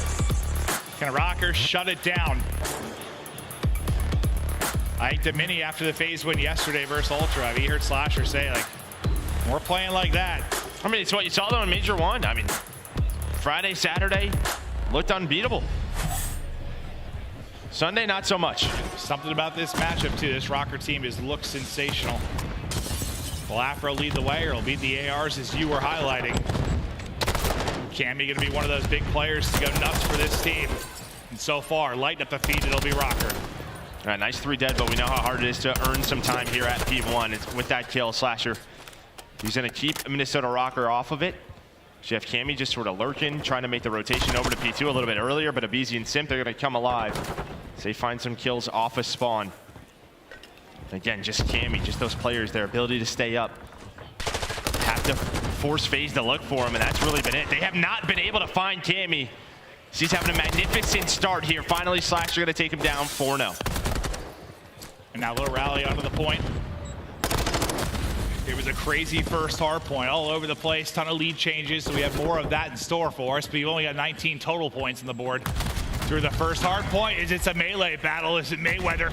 Simp just throwing out the punches, tries to chow through a 9 HP. That's not going to go well, but that's all right. He's on the other side of the map. His teammates are set up around the point and spawning out deep, though. It'll be Simp. We'll see what kind of opening he can find and transition across. Yeah, map number 1, it was really the early holds for FaZe. They were just not successful at. Can they turn it around here? But the first break is already there for Røkkr. Bance gonna find aBeZy, gonna get right on that hill as Slasher waiting for his reinforcements to come off a spawn. But FaZe do a nice job as Simp. He finds 3 in a row. I mean, he had a kill with the Vaznev with the tack. I mean, he's pulling out everything to get the wins. They'll be deady now for Bance. Nice win around the edge. Surprise, I don't have footsteps. I mean, what, it was a 2-10, 3-11 start for that SMG duo. But already you have that early rotation over at the 3rd hill. Is there a trophy there? There is. So Nade's not going to connect. Slasher just going to hang out in that corner, try to play his life, wait for his teammates to look over him. I mean, you get a nice hold here. It feels similar to the map 1 in the sense of like FaZe are opening up nice. You have a chance to get a really significant lead. His Simp spot not quite as tactical as maybe he thought, because now Benjamin Bance to the no pants dancing, feeling it. Needs another bullet or two maybe to take that one, but he plays Disruptor well. They're still in the point of view of FaZe, but Bance definitely allowing his teammate to start to apply the pressure, and aBeZy says, no, no, no. Not on my watch. Yeah, able to get that hill time. And you were right. I mean, you know, Bance just relieves some pressure, you would think, and gives them another opportunity to get on the hill. Simp on rotation almost finds the 3rd. Nearly put him in the urinal over there. Nobody wants to be put in a urinal. That does not sound like a good time. Simp, though, off of spawn again.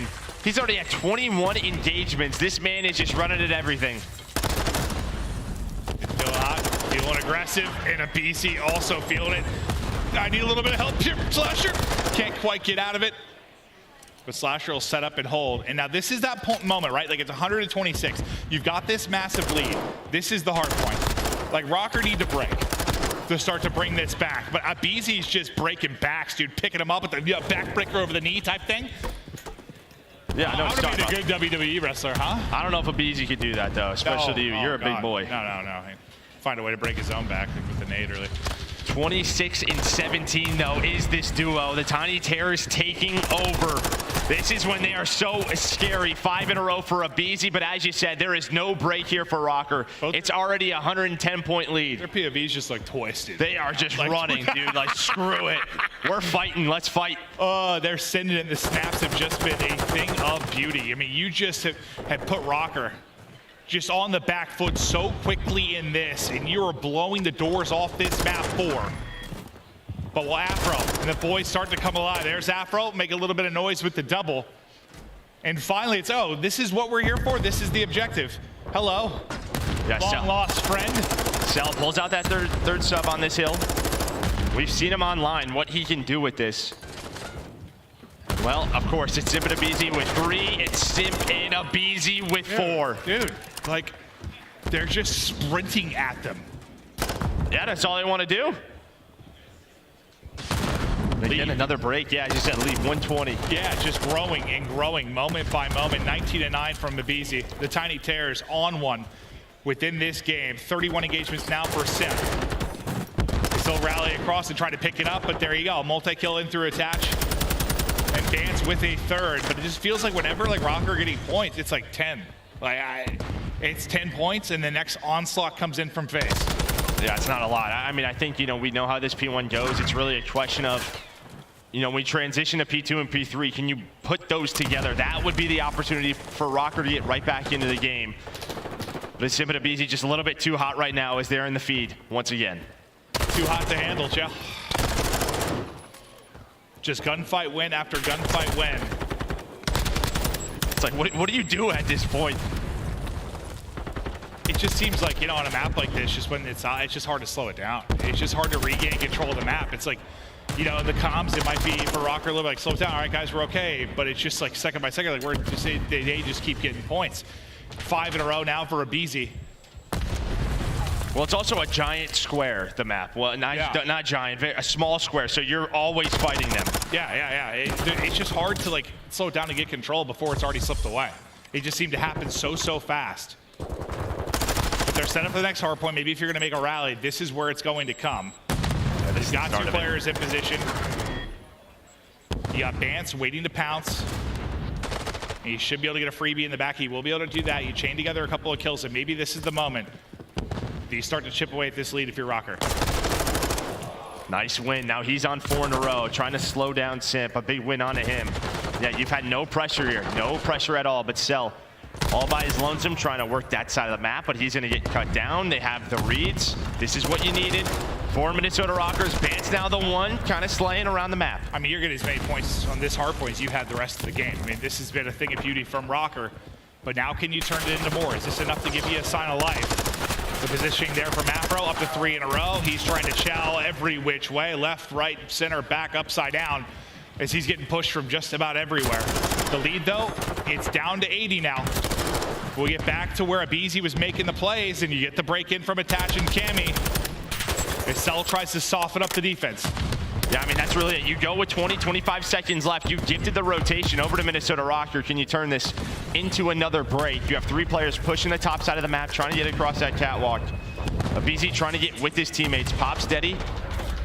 Can you find the initial one? FaZe in the lead right now. Can they get us to a map number 5? Let's go to a listen-in with FaZe.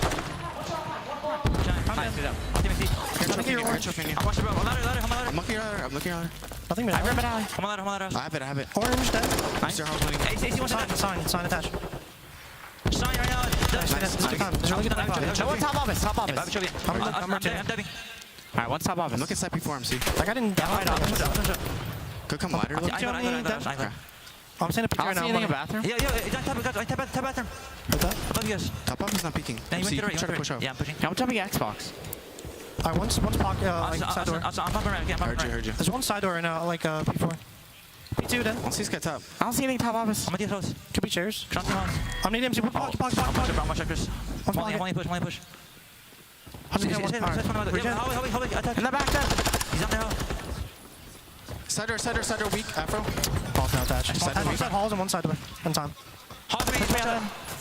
Hug me, one shot dead. There's plenty of Right behind the desk, Cammy behind the desk. Nice. I have trophy, could be side door again. I'm spawning in the back. I'm holding side door. Side door, guaranteed. I'm trying to get Halls in, I'm trying to get Halls in. I'm pushing out,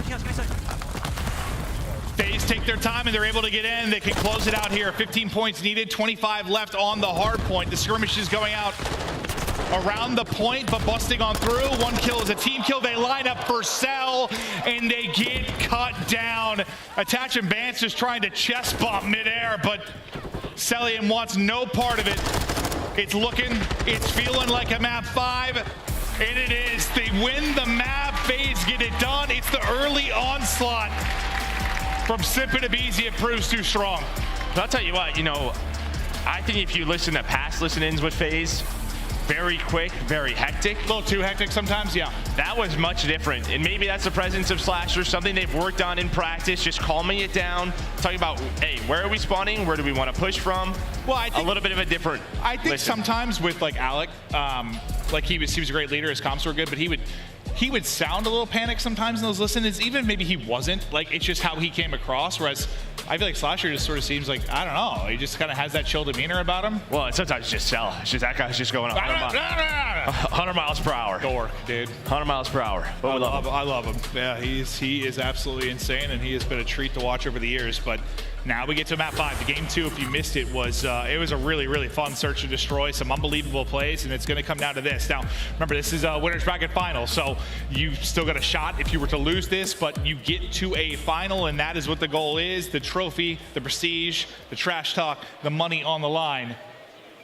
It's one map to decide who's going to get there already. He doesn't have to go through a bit of a gauntlet. And this is a map that they already played in Stage 2 qualifiers. So this is the one Røkkr was able to win, that map number 2. So to FaZe, do they have the adjustments? Røkkr, can they keep that rolling? Those are the questions that we ask heading into the map 5. We're going to a quick break. When we get back, it all comes down to this search and destroy.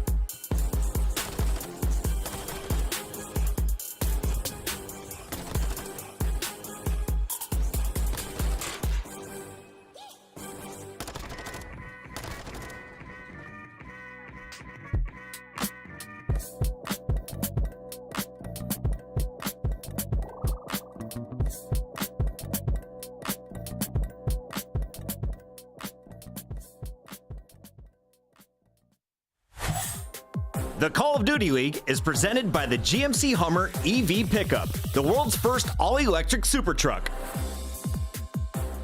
Upgrade your game with the Scuff, the official controller of the Call of Duty League. Hello, Boston. And the venue and at home, the fight for the trophy continues on. We've got a big map 5. Winner of this headed to the grand final, waiting for a date with who knows. Who knows? This has been nuts. I mean, there seems to be so much talent all over the place. It's been an absolute blast. The crowd has been absurd. I'm loving it, Joe. I am too. Here we go. I mean, there you can see land performance. Days 1 through 3, 17 and 3, 4 and 8 on Sunday. Obviously, a lot of those are still in the final. They're making it the distance, but you can just see what it has done. Yeah, I mean, you can say whatever you want with this graphic. Like, oh, well, they had harder competition in the final. Oh, well, maybe they weren't the dominant team they were in Vanguard. I mean, the thing is, like, they may not have been as dominant, but like this is one that was surprised me. They did look like lights out leading into this. Like if they were just crumble on Sunday, I'd be like, all right, dude, what are we talking about? Like something's going on. But if you're a Røkkr, you got to be feeling good. You get to your Search and Destroy map pick, you are 4-1. You beat Atlanta FaZe on this map already just a couple of weeks ago. The first blood percent, only 46% for Minnesota Røkkr, but here's the key, 90% conversion rate. What does that mean? When they get that first blood, they're winning 90% of rounds. Yeah, I mean, this is one of the lower ones, at least for FaZe. I saw like their average, I mean, we were talking yesterday, it was like 100%. It was around like 60%. They've been so good. A lot of that aBeZy, obviously they've been nuts, but. Yeah, aBeZy and Asila. There we go, Afro. Able to find the first one. It's aBeZy trying to get pushed up. Cell in this God spot, just trying to do what he can to find a pick. On the other side of the map, it's kind of a one-on-one sort of in the lurking. You have Cammy, Slasher, maybe trying to find an opening. But it really just feels like they're trying to work this A site. Well, now we start to work the plant. Bob will get down, and Simp just able to get away. He's hit down to about half HP, trying to finesse, can't get out. So good job getting him picked. After the plant comes through, Cell finally able to make a attach play. He got those shots in earlier in the round, couldn't quite finish it. This time gets it done, but it's all gonna be on Cell. This would be for the ace. Now trying to pull off the 1v3, 25 seconds to go. They gotta work this defuse, and that's not gonna be an easy fight. Afro, who started things, he will end them. Defuse through for Røkkr. Yeah, and I think if you're FaZe, you get the bomb down, you're either hoping Simp can stay alive, or you're hoping Slasher finds one before he gets taken down. Cammy was able to find him with that Vaznev. That makes it a 1-on-3. If Slasher finds one, maybe he could play his life, right? Maybe give Cell a 1-on-2, there's a chance, but with him going down, it's just impossible. Some of these headies are just nuts. All over this map. You feel like Cell's in, like, I mean, not the best spot, but like maybe a chance to make one of his nerdy little clutches, and then Afros hops up, says, no, good luck with this fight. But Afro with the 2-0 start. I know they lost the game 2, but he was heroic in his effort in the search and destroy. You got to feel like that's enough to get him locked for this map 5. He's feeling good about his search and destroy gameplay. Just trying to get across, takes a couple bullets, but he's able to do so. And now Cellium's got to worry about his position. So it changes Cell's spot, but Simp's able to come through on the help. And now we see a continue of what kind of the attach versus Cell fight that we saw on the other side of this. Yeah, so far so good for our defenses in those first bloods. Afro, he gets to that spot, is trying to make a deady play, just gets cut down. Attach trying to find that kill. Not able to connect. So now a 2-on-4, very similar to what we saw last round.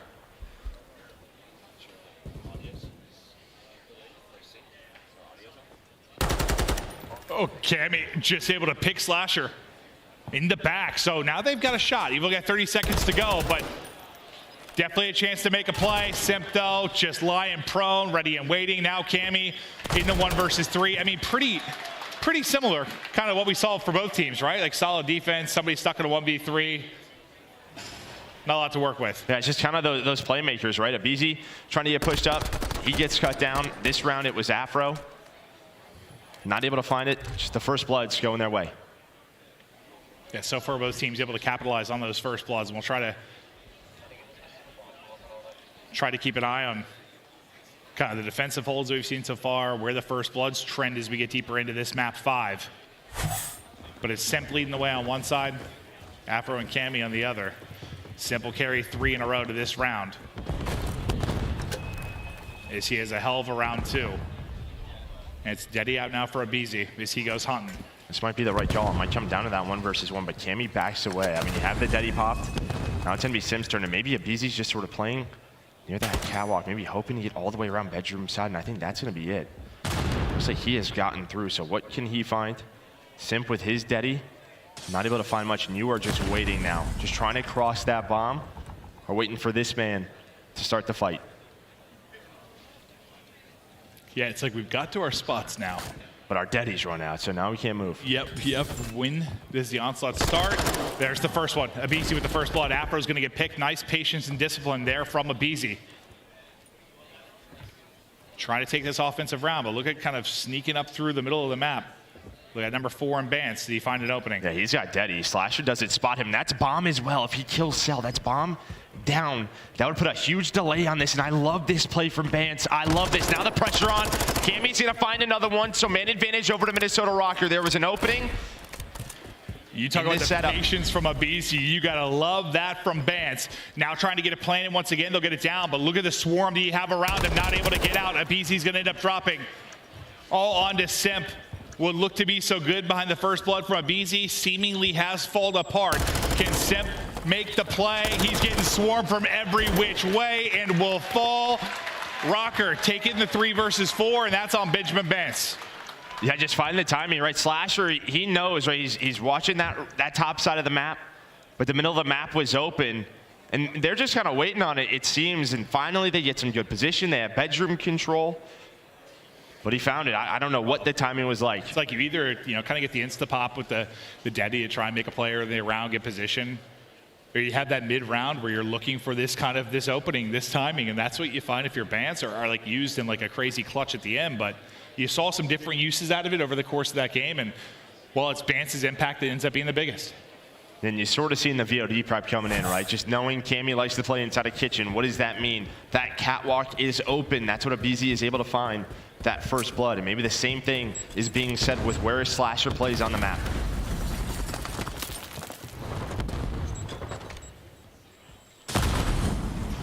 So far, so good for the defenses. I'm already playing. Afro's already pushed up, plus a first blood. Slasher now 0-4. Now it's on aBeZy and Simp to try and clutch. The defenses are going to continue to take it. You still have Deddy if you're Simp, but not going to happen. Cammy will put him down. A chance for a 2-round advantage. And in a difficult spot now is aBeZy. Nothing you can do. You'll get dropped. Røkkr continue to control things. I don't even know if they knew Afro was already in that spot up those stairs. Like, just Minnesota, they knew exactly what they wanted to do, how they wanted to play it. They find those picks, able to get that bomb down. That's usually the difficult part, right? Getting that plant down. Well, it's like not only you went around last round, well, 2 rounds ago, after not getting the first blood, if you're a Røkkr, you're able to take an offensive round. Like, you're starting to turn the tides your way with a couple of these clutches. Like, his FaZe can be able to do the same thing. And now that pressure starting to mount on up. There you can see, though, Map 5 records, Atlanta 5-3, Røkkr 2-1. Be a little bit of a different look. aBeZy just trying to spot that cross. Bance, though, works his way up into the bar, and Bance, well, it's Attach who finds the first blood, but Bance might be able to make another play, and he does. Bance continuing to make the highlight plays. Now Slasher in trouble. 2 players chopped down from FaZe, bombed down on the site, and it just feels like Røkkr. They've got a better feel for this map as another one will fall. I mean, they're just outplaying them. Yeah, and that island play again. Cammy, a couple of defensive rounds, able to win it, but it's Bance right through the middle of the map, gets to that bar spot, waits for his teammates, waits for the help. Bomb planter gets taken down in aBeZy, and then Bance is able to make the plays. And I'm not sure if there's something where it's like an adjustment needed by FaZe, or like Røkkr is better at this map. Like, they've got it more figured out. They seem to be a hell of a lot more comfortable, whereas maybe a little slow in the decision-making sometimes here from FaZe. Yeah, and I mean, you're up a couple of rounds, they take a chance there, right? I mean, it's just the Bance play, just right up the middle, right up the gut. Well, Slasher, who came to this team to make the impact and search and destroy, and well, I mean, he's been terrific this weekend, not feeling it right now, 0-5. If there's somebody you think that has the mental toughness to brush it off, he's one of those guys. But he's got to turn it around. He's got to turn it around in a hurry. Maybe trying to get back to what we do best, is just fly at it, but the help comes in the second the stun goes through, so you make sure aBeZy not able to get a multi-kill. Cell follows it up. Now Slasher. with the Daddy maybe looking for an opening, but you've got the numbers, and this is one you've got to take. If you are FaZe, the push comes in, just going to miss. Then that's going to be a hit marker. Maybe Simp don't go for that jump again. Right in the ankle. Not able to find the kill. 1-on-3 attach. Is he gonna read this? No. He's peeking around for a minute, but Cell is laying prone, and FaZe, they get around. They so desperately needed. And that time, just that early sort of, I mean, Røkkr switch it up. They get aggressive over towards that B zone inside a restaurant, that B site. Well, it just those early trades. Sort of just feels like FaZe sometimes are playing without as much information as they'd like, and maybe just sending aBeZy flying, like has been the case for them for so long, just gets a lot of information at least, just sort of like starts to solve the puzzle on the map. Just sort of let him fly at something, win or lose it, get us that info. This is the problem though, their offense is they've just found nothing. I mean, they've tried the delayed push, they've tried the Daddy play, they've tried the fast plant. Everything's been dealt with. Okay, but here you get a first blood. Simple find the opener. Now, what do you do from here? They chow around the corner, get the information there on Afro. The two-man push. Oh boy. Nade's gonna back him up for now. The rechow though, as Afro's able to take it, the follow-up is not there.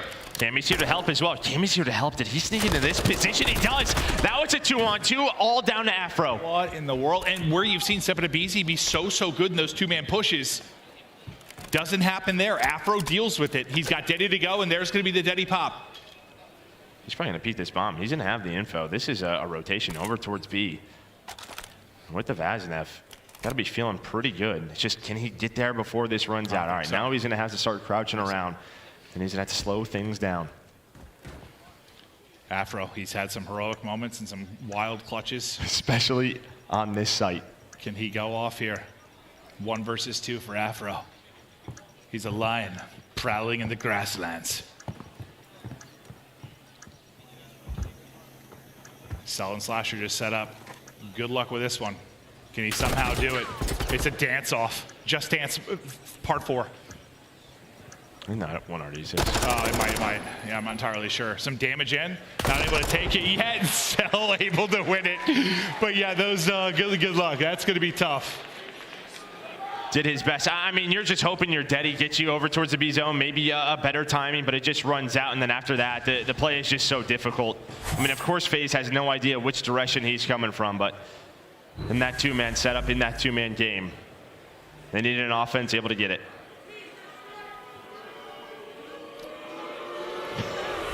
Oh, they must be showing the dancing maneuvers.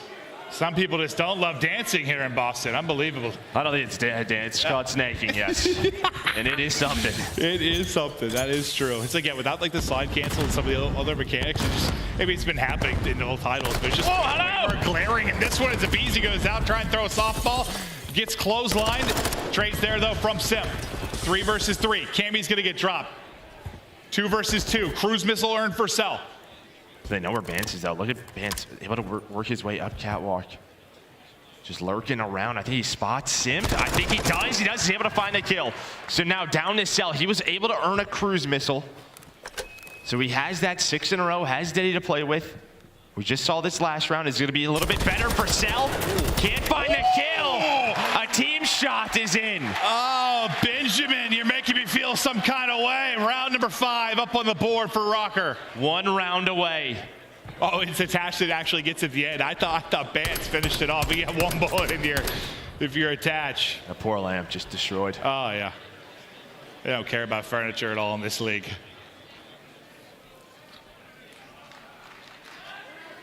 Røkkr, 1 more round. Slasher still in the hunt for his first kill.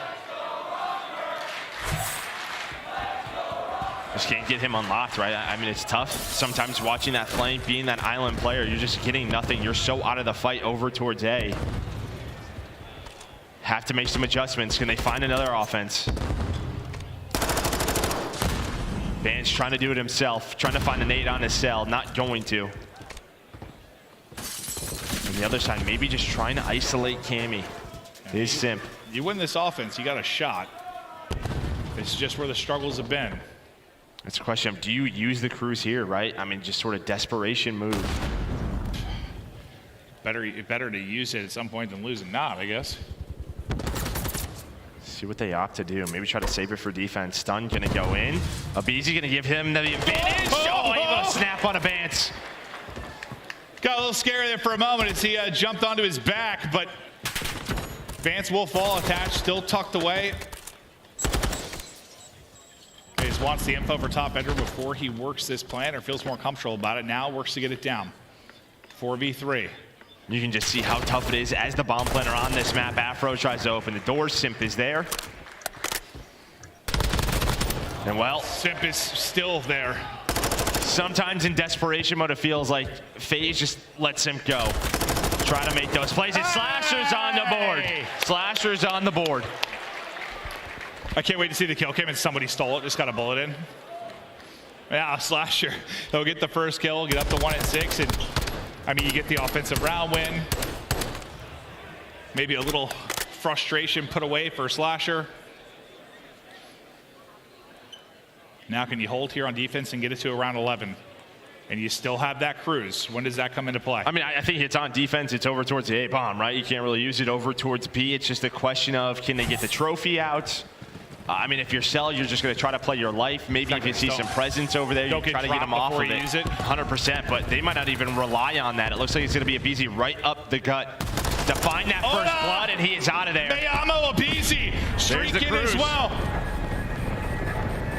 What does he find? Nada. Coming up empty, but aBeZy continues his onslaught. As he gets 2 in the round, it's looking like around 11. We're not out of the woods yet. Is attaching Cammy. Still, maybe a chance to make a play, but they are split on the map. No real opening for a trade for either player, but Attach is able to find a pick on one side. That's a bit of information. Now you've got a one-on-one on the other end. Dude, look at this timing too with Cammy. I mean, he is just chilling, just hanging out, and Attach is just kind of waiting on him. That's sort of what you have to do. Cammy with Deddy popped. He's just sort of looking. He's gonna jump out. Okay. aBeZy looking for the ace in the round. It did it to around 11. aBeZy just got the snapper locked and loaded.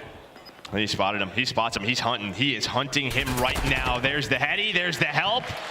And well, in desperation mode, they call upon Simp and aBeZy once again. Deep breath, everybody. Here we go. Simp on offense, aBeZy on defense.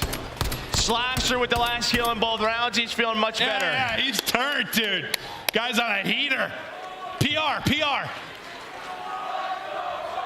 Oh boy, round 11 for a spot in the finals. FaZe back on attack. Just a question of what do we have to work with? Can we look at our field upgrades if our observers can show us?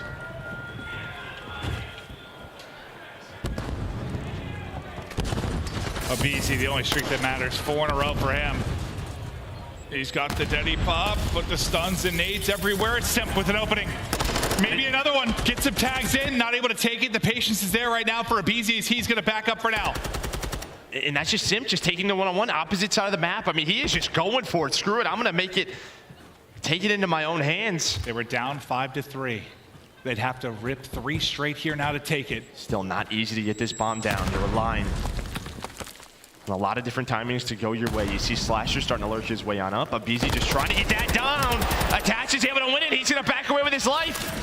He's going to back away. Now they don't know where Simp is. Bance is on the other side of the map, and he gets caught. Now is it a rotation over to B? What's the play call? And FaZe is just going to wait. They're going to wait. They are going to wait. And it's the right play call for Røkkr. Røkkr knows. He got the information, one on the cross. Oh, no. That's what going in. The deadiest popped. Oh, mamma mia. Oh, hello. No. Attach is going to drop. It's all going to be on to Afro now. 1 versus 3. 40 to go. The child on the edge, able to win it. What is that gunfight? A bit ambitious. You're just going to back up if you're Simp and Cell. You have the bomb planted.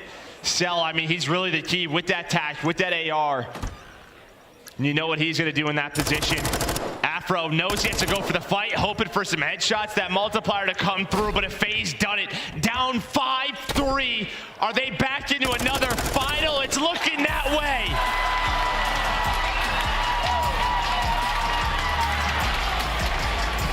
Woo! These searches were something, man. They had the heart pumping in the wild, wild moments, but FaZe back to a potential championship as they get to a final. But Røkkr, man, you played them tough, and I swear if Afro somehow just when he started taking those shots with the back step on the cell, I think it was, I was like, okay, all right, well, good luck. If he would have got that kill, imagine. But unbelievable stuff. What a series these two teams went toe for toe. Like, that was fun. And I mean, you just have to give your props to Simp and aBeZy. I know we say it a lot. Down 5-3, they just took their turn. I mean, it's Simp in one round, then it's aBeZy in the next round on defense, then in that round 11, Simp, he just goes for it. He sends it. He says, I'm going to take this 50-50. If I win this, we got the man advantage and probably the map. See, I was wondering, you know, I said at one point, I can't tell if this is an adjustment thing for FaZe or if Røkkr just had them outclassed here. But for me, it just, they let loose, right? Like, they were playing it so patient, trying to play it tactical. It felt like Slasher wasn't really getting comfortable, didn't maybe have the information he wanted on the map. You know, you're just trying to unlock it like a puzzle, right? But as soon as like Simp and aBeZy started hitting stuff and getting info, and when you're winning the fight, hell, even better. Wow. Yeah, 10 from Simp right there. He's got 3 first bloods, aBeZy with 4, but as you said, Røkkr put up a hell of a fight in that series. That was a fun one, and maybe you see a rematch later on today. But there's still a couple of other teams who are trying to get there as well in Thieves and OpTic. Yeah, and for the search and destroys, I mean, that was the difference. Like, it's like 3 rounds, dude, 6-4, 6-5. It's like 1 first blood. I mean, you had what? The advantage was 6-4 and 7. Wait, what was it here? Yeah, I think that's 6-4 in the first and maybe 7-4 here. Like, you get a bit of an edge with the search and destroy when it comes to the first blood. It's unbelievable. But yeah, you said that Simp was unlocked. He was different, and we've got him on stage with Blaze. Simp, Blaze, take it away, guys. Thank you so much, Merc and Maven. Boston, give it up for Atlanta FaZe as they are your first team in the grand finals. And Simp, how does that feel, man, to be that first squad in the grand finals after the journey in which you've had here? Oh, I mean, it feels amazing. I mean, even just the way that match went, you know, I feel like we iced up, especially that game 5. You know, we were down 3-5, I think, and I don't know. I feel like we were just making good plays together, and right now I'm just feeling great. And let's dive into it, because we definitely want to talk about that game 5. It was a crazy series, and the pressure was on you guys after y'all lost that hard point. But you made it to the game 5. You got there, but you're down 5-3, and you and your Tiny Terror duo, multiple first bloods. Talk to me about those last 3 rounds.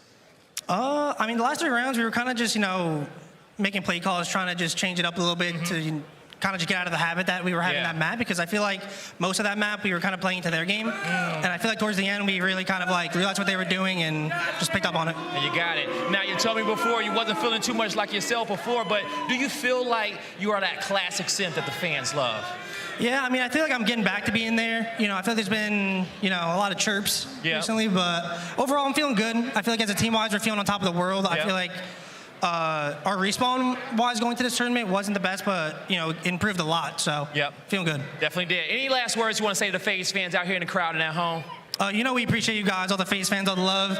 Even through the boos, you guys are amazing if you don't like us, so yeah, thank you guys so much. That's going to do it for me and Simp on the stage. Chris, take us away.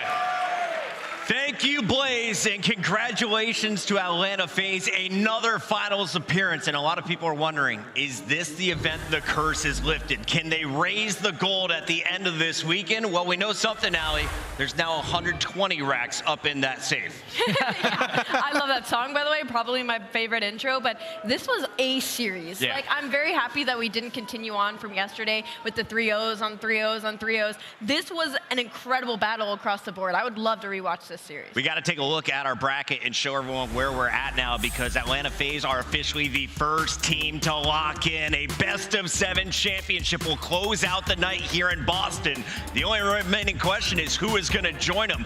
OpTic Texas, LA Thieves get a chance to battle for their spot against the Røkkr, and then we'll find out who's moving on to the big dance at the end of the night. But to revisit this series, it came down to the search and destroys for me. We had a great start from Røkkr. You took the opening hard point.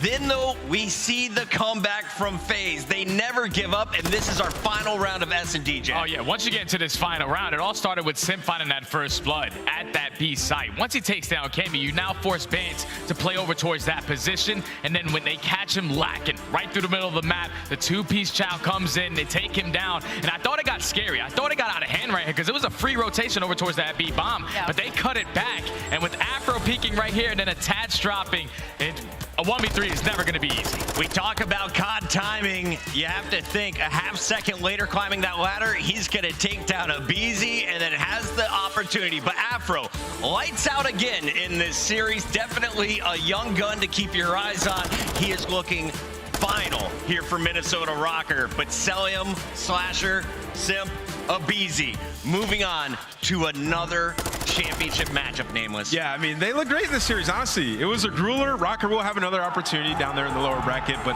to talk about what FaZe did so well, man, and getting that victory and in that comeback, it's the adjustments that they made.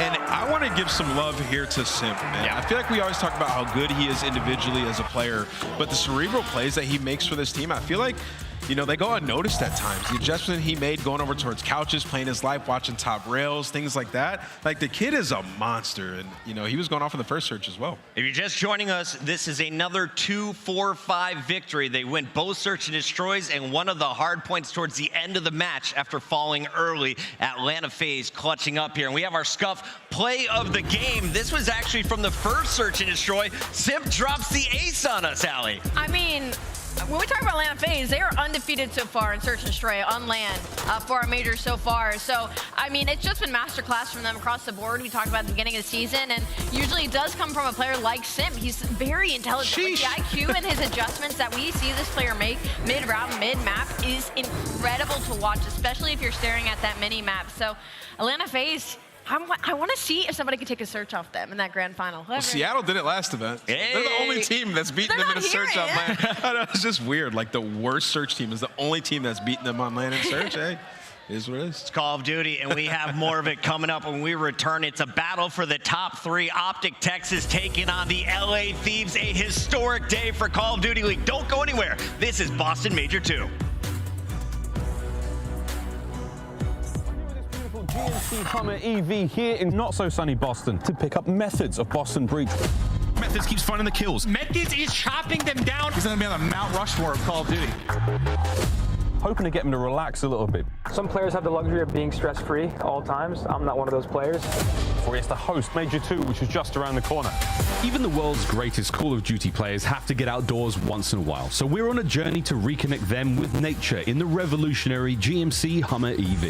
Let's go touch some grass.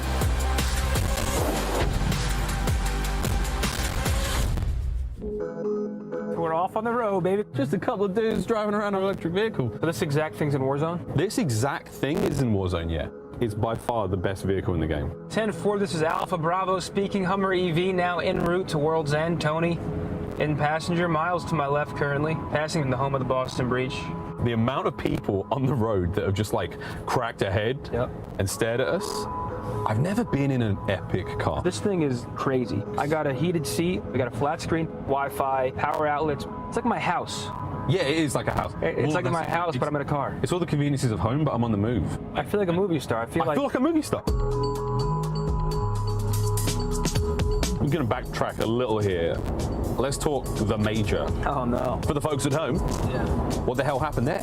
What was, in our opinion, going to be a great weekend turned out to be one of the worst. We were eliminated after day one. Challenger squad from the UK Elevate took down Boston. It really was a series of unfortunate events. They go up into land and Awakening gets 6. I was dizzy, nauseous, and like, I went back to the hotel, I was thrown up. Boston Breach got themselves a substitute. Vegas, get it done! Out goes the Boston Breach! No one wants to be done in the very first day. It's important to like just hold each other accountable to the point where it's like we have to get better, and we will, but we're not losing faith. And now we move forward to Boston Major. Boston is hosting the major, baby. Is it weird hosting? Do you feel like any sort of extra pressure? Obviously, it being in Boston, we don't want to go home early. The crowd's gonna be crazy, so I'm looking forward to that. I can't imagine how loud that place is gonna be. Hearing the crowd and like the vibrations and being that team environment, when it comes together and like you actually get to enjoy a win, there's no better feeling. I'm not trying to flex, but I was the youngest pro in the world at age 15. I've really experienced the highs and lows. Joined Toronto, and the first year goes well, right? We win an event, that was crazy. Winning the Toronto home series, that was awesome. It's 1v1 and Methodz clutches again! Methodz clutches again. I'll never forget it either. It's crazy to see how it's all transformed. I saw it go from local little rooms and hotel ballrooms to stadiums. Where do you see it going in the next 5 years? I think Call of Duty has the potential to be the biggest esport in the world, personally. I'm just trying to enjoy it while I can. I don't want to say goodbye, but I think at some point it's inevitable, so it's just finding the right time to go. I don't think anything will ever match the feeling we get on that stage. It's pretty cool. It's not as cool as this GMC Hummer EV. No, it's cool. not. I'm a pro Call of Duty player. It's a pretty high-stress environment. If I have a bad match, I hear about it for a week. I go on stream and I hear about it. So I'm trying to block out the noise, especially at this point in my career. It's very important to like try to keep yourself grounded. The mental and physical health side of the game is just as important as like the time you put into the game. You have to take time for yourself and your own health. I just like being outside whenever I can be. Be a big fan of touching grass.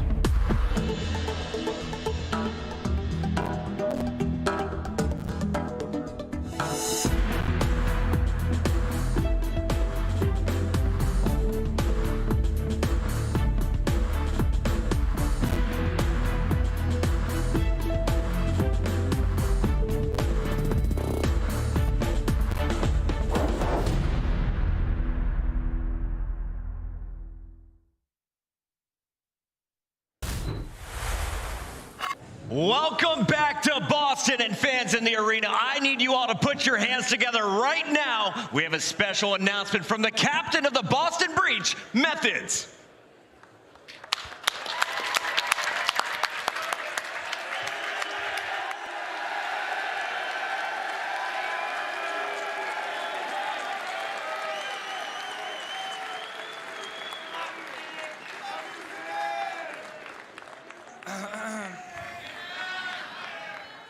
I'm gonna do my best not to break down right now. This game changed my life. I was an overweight 15-year-old kid who didn't feel like I had much purpose, and then this game, this community legitimately changed my life and gave me confidence and made me feel like someone. I have my family here today, so I can't think of a better way to say goodbye than on this stage, in front of my family. They've made so many sacrifices for me. I mean, my dad was driving me to tournaments anywhere and everywhere. My mom, she flew to Chicago with me for my first ever tournament and sat in the hotel room the entire weekend so I could play. I've been competing for over a decade. I was the youngest pro in the world at the time, and I can't think of a better way to go out than in the home crowd with you guys in front of me. So. From the bottom of my heart, thank you guys so much. I mean, it was...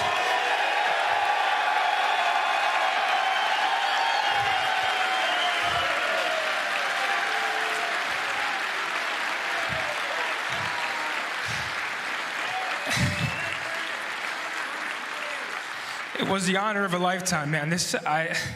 Playing on this stage gave me the best memories that I will ever have, ever. I'm not going very far. I think I'll be around maybe a little more.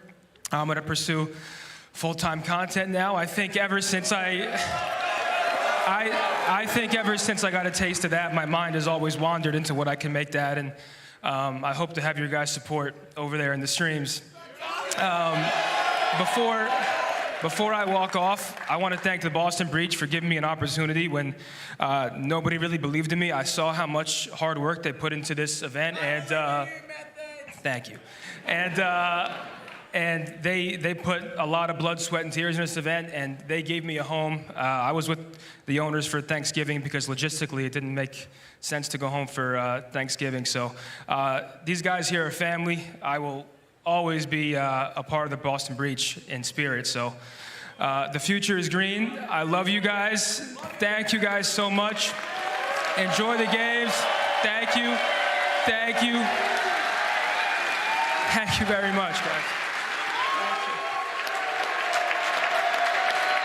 One of my favorite personalities of all time, a competitor from from the earliest days of Call of Duty that I can remember, and it's only right to see him go out in front of his hometown crowd. Thank you so much, Methodz, for everything you've done for me personally on the ESR, to watching you throughout your career. It's been a blessing to watch you grow up in front of all of us. And I just want to remind everybody, there are better days ahead. The man is about to take over the content world. Every watch party you've ever seen, they're all going to get better when this man steps in. And Chance, I think we need to reflect on just some of the achievements this guy has given us in the Call of Duty scene. I mean, trying to think of like a favorite Zinni moment is kind of tough, right? Like dropping 1.4s, winning MVPs back when he's playing for Rise Nation, him clutching a 1v4 like the first one to do it on like a Moscow during Cold War. But I think for Zinni specifically, it's not about any one given moment for him. It's about the longevity. He said it himself, the youngest pro, making it when he was 15, and he's just been a staple the entire time. And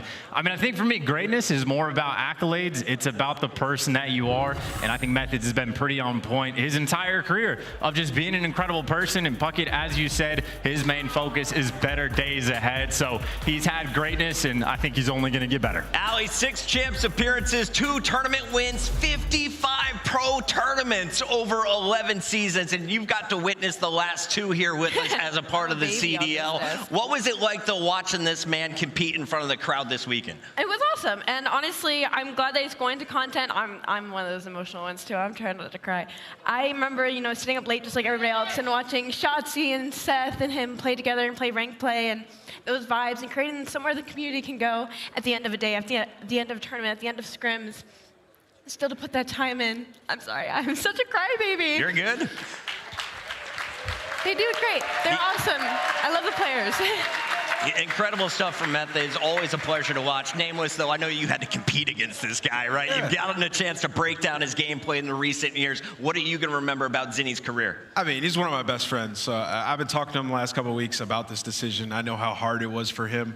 I'll remember him. He was a solid player, grinding throughout the years, and always, he was never the first option for a lot of teams, and that's so difficult. When he got those opportunities, he always seized it and made the most of it. But I really remember most just the content, the good times that we had, and in content, he is going to kill it going forward. I'm so happy for him. I think it was the right decision, and he's going to have a good time. Man. One of the greatest to ever come out of the state of New Jersey, and he's been doing it since he was a youngster. A lot of players trying to follow in his footsteps, and we have to look back at some of the great pictures. A lot of fans are now tweeting them. Here's a few with Scump in the top left. You can see them as they age throughout their career together, and you just have to think, I hope they reunite soon, Nameless. Yeah, I wonder what's next. That'd be pretty funny, man. But yeah, it's been so long, dude. Look at that top left picture. That was years ago. All right, Zinni, we're going to be passing out the tissues here in the venue, but Boston, please give him one more round of applause. The captain of the Boston Breach will be making content from here on out. We got to go to a commercial break. When we come back, we've got your elimination battle. OpTic Texas takes on the LA Thieves.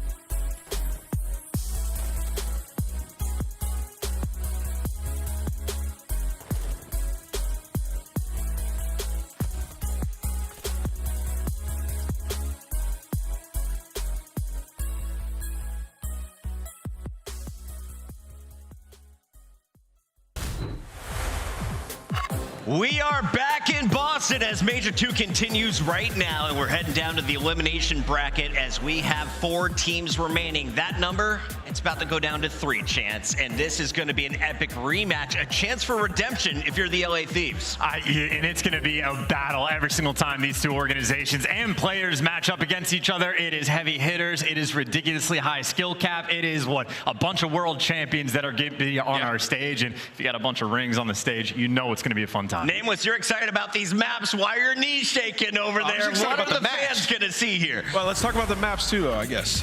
You know, looking at this one, I really like what OpTic did here. You know, going into this, they got rid of some maps that I did not want them to play. Mercado Hardpoint, that map is completely gone. You look at it as well, we're going to see Embassy Hardpoint, which LA Thieves do not like to play, so that's going to get interesting. And then for that Embassy Search and Destroy, now OpTic typically, they've been very good at that map. However, they've lost the last 2, 1-6 and 3-6, with Shotzzy and iLLeY 6 and 15 across both of those embassies. So keep your eyes on those 2 players when we get to map 2. Name was called OpTic Texas. The rest of the desk went red earlier today, but it's time to find out who's walking away and moving on to our final 3 as we send it to the stage with Blaze. Thank you so much, Chris. Boston! It is time for our elimination finals, and we have to send one more team home. To come to the stage first, looking to add another trophy to the compound, it's your world champions from LA. So what's the plan? Same crew, but this time, we take everything.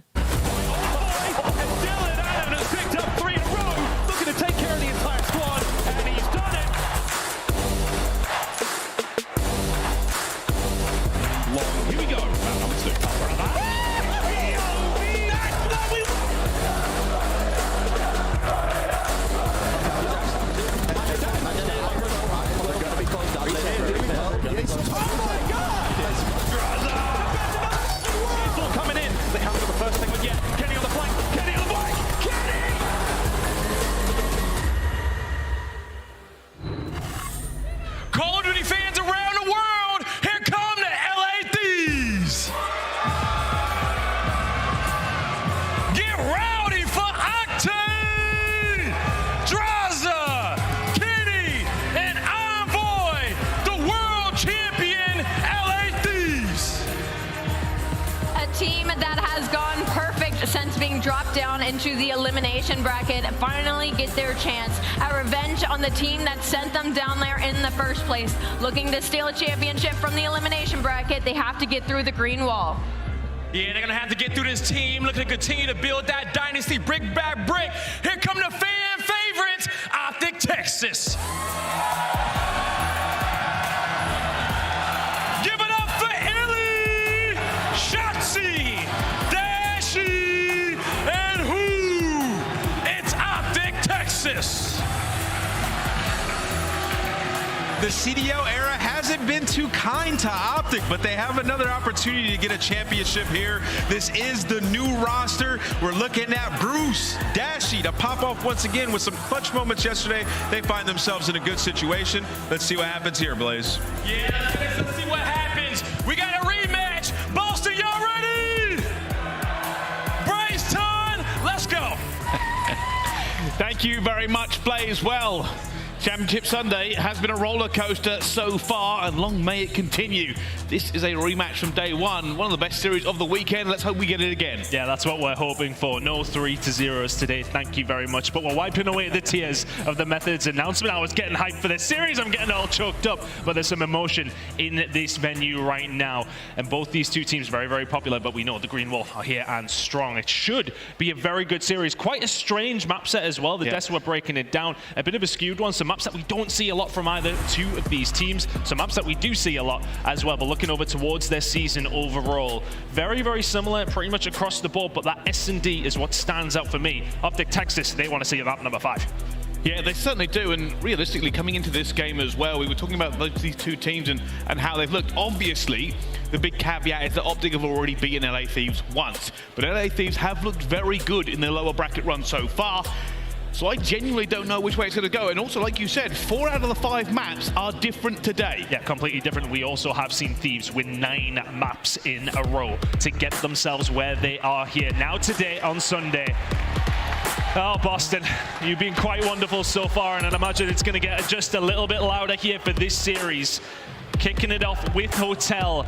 Both these teams, it's a big hardpoint favorite, and we are really matching up against it. That story in the bottom left corner is told by the numbers. Rotational rank for OpTic Texas is first. The break percentage for LA Thieves is first. Both of these teams played very different games of hardpoint, but who's going to play their game better today? That is the question. Hotel, hardpoint, OpTic Texas, LA Thieves, let's get it on. A little bit of a tense atmosphere now. Everyone recovering from the news just recently and ready for this game, something they've been looking forward to all day. The first initial kills going down on the P1. Obviously, OpTic going to be there first, but they will be looking for that rotation just a little bit later. And of course, there will be, whoever wins this one, move forward to face Røkkr. And it's an important setup, I want to say, for Thieves to get themselves over towards P2. It has been their biggest struggle when things have come down to Hotel hardpoint. 30 seconds to go here over towards P1, positioning good for the side of Thieves. You can already see iLLeY starting to make his way over, thinking about this P2 rotation, but right now Thieves in control of P1. Looking for this from Octane as well, starting off on a 4 streak. And that was the question we were asking about today. Octane has been a force to be reckoned with on their run so far. How is he playing right now, though? OpTic are going to get that rotation. They are going to lock this one in for the first time. Drazah's trying to make an entrance, but he needs to wait for his teammates. Really, this game is about Octane against Dashy for me. The ARs for both these two teams have really been at the top level of their game, and iLLeY's going to have to be at the top level here. We'll find one onto Envoy, can't snap onto Octane. It's a good break from Thieves so far. Huke still spawning here towards the back. Here comes Shotzzy alongside of him. One for Huke. The break is in, still contested. Kenny should get traded. It's not quite there. Both these two teams scrapping over this one. Dashy finds 2. OpTic Texas get a little bit of control. They are do what the subs couldn't. And OpTic find themselves back in control here for just a few seconds. One more pinch from LA Thieves. They get the first couple of kills. Shotzzy will be holding the door, but down he goes. And already they're in. Dashy trying to fight it, but not going to be able to. LA Thieves locked that one up. The rotation is now in. OpTic are here first. Walk away licking their wounds after that one. Nice break from Thieves, and it really has been a catalyst for them. Typically P2 is where they have struggled, but a good hold has usually resulted in good results on Hardpoint Hotel. Here we are over towards P3 though, which is where OpTic really do play their best Call of Duty. They are here, they are locked in, the rotation works out, and OpTic Texas in control. And OpTic have pushed LA Thieves quite some distance away from this. They're going to get the initial time. It's not even about the kitchen fight. The snaking is not even there yet. They have to get all the way across. LA Thieves slowly but surely moving the way towards it. iLLeY in a great position for the pinch. Looking for the first, finds it as well. And LA Thieves do not have the numbers. They have had to backpedal away. LA Thieves falter under the guns of the Vaznev. Envoy was in there for just a second to clear him out, but great work from iLLeY. Shotzzy, 4 spree. You'd expect this to extend as it's going to be LA Thieves. Just a one-dimensional push. Make that 5 in a row now for Shotzzy. And here comes the snaking. OpTic Texas now locking this one down. 20 seconds still to go. Here comes the break from Thieves. Potentially Dashy and Kodo locking it down. Drazah will find 2. Can he find the 3rd as well? Drazah. It's all about the attack in the Vaznev, but on the rotation, iLLeY is here. Now he isn't. Good rotation from Thieves. OpTic Texas lock the time in. There is the rotation as well. Coming in from Thieves. Nicely done. Huge kill there from Kenny. Has locked it in, but LA Thieves are not. Got the numbers. They need to reinforce it. Huke already makes a big kill. Envoy tries to hold it down. Drazah gets one as well. Big fight coming up here towards the back. Kenny's going to be taken out before he can do anything. And Shotzzy has breached the defenses of Thieves. Octane, oh my word. Huke is the one that gets the final bullet, but Shotzzy helps him out, and there is the break, and there is the hold from OpTic Texas. I was keeping an eye on Octane towards the back. He got the spawn over towards Spar's side, could not do anything with it. And now it's about running the gauntlet for the LA Thieves. You've got to push all the way through the mid-map, and the guns are up for OpTic Texas. And they have a great setup here as well. They are pushing LA Thieves out at every opportunity. And the kills are going down. The reason LA Thieves can't deal with this is they're so far away. They've got to check so many cores, and OpTic are taking full advantage of it at every single route. And OpTic want to flip them out over towards car park, but somebody has slipped the net. Really good play from OpTic Texas. Thieves now spawning towards the back in a disadvantageous position. but Drazah is the one that can maybe get something done. Well, he could have if he was alive. It's a perfect rotation from Texas. Pinch potentially set up. Thieves pushing from Jul. OpTic so far this hardpoint have just done excellent work of pushing out the lanes over and over again. LA Thieves are having to run a marathon before they even get here, and this is causing the push to be weak and slow. And OpTic Texas are streaking all over the map. And I don't mean in a way they'll get them thrown out of the venue. It's 15-0. Wonderful stuff from OpTic Texas. The crowd's starting to get behind them now, and it's really these rotations that have just been so strong. Trying to lock it down now. Still 30 seconds worth of time to play with here, but it's Dashy to find two. Octane answers back. Shotzzy cleans it up. It's more points on the board for OpTic. 60-point difference at this moment in time. They're running away with this one. Thieves have been unable to break, and that's because Shotzzy and Co just causing havoc. There is the break, though, looking like they're going to pick up the scrap. But heading over towards this next hill, it is OpTic Texas in the prime position. Over and over again, we've spoken about LA Thieves having a great break percentage, but OpTic are not allowing them to do it. Haven't seen it. And again, OpTic have spread out. They are pushing this miles away, and LA Thieves have to go all the way through, and timing almost pays out. But Drazah ends up winning that gunfight. There will be a little bit of it. I think it's going to be Octane all the way to the bottom platform. Yeah, they're spawned out here, OpTic Texas. Need to get over the middle of the map and help them out. Octane makes his way around, but it's iLLeY towards the back. 2 kills to his name. He will then fall. Really nice work by LA Thieves, but you need to make sure you make it count. Streak comes in, finds absolutely nothing. It is quite simply perfect from Thieves. 30 seconds left to go here. Over towards P5. We're locking the time in. Thieves looking like they're going to pick up that final 25. OpTic Texas may well have a little bite at this, but they want to just make sure they're set up for the next hill. You can see it again, just positioning. This is all this is about. Both teams looking for the perfect play. Octane already takes down Huke in double. But around this P1, it's a little bit tense, a little bit hesitant to commit too far, but Octane will find another kill there as well, and they are now making the moves. LA Thieves trying to get themselves ready. Good spot to be in. Dashy is going to win the fight, and that's going to keep a hold of these P2 spawns. Drazah now on the connect. He might be able to do something himself. Finds one, finds two. Can he find the third? Not quite. Shotzzy shutting him down. It just feels like the crucial moments that come up time and time again. It's been all about OpTic Texas. Oh, this game being tight and P2 almost here. Let's find out how LA Thieves are feeling with Listen In. Wide door. Here, wide door. Front. Dead. I got that. Hot tub. I want you. He's challenged. Hot tub. Worst one restaurant. They could be left trying to hold secret. They could be my white. They could be my white. D2 and Zig.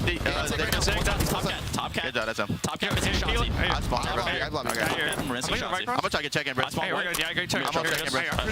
I have Zig cross. I have everything. They're gonna push me white. Can someone shoulder my like inside white? I got luggage. Yeah, I'm coming. They can be live in me. All I have is stuff right now. I'm staying on.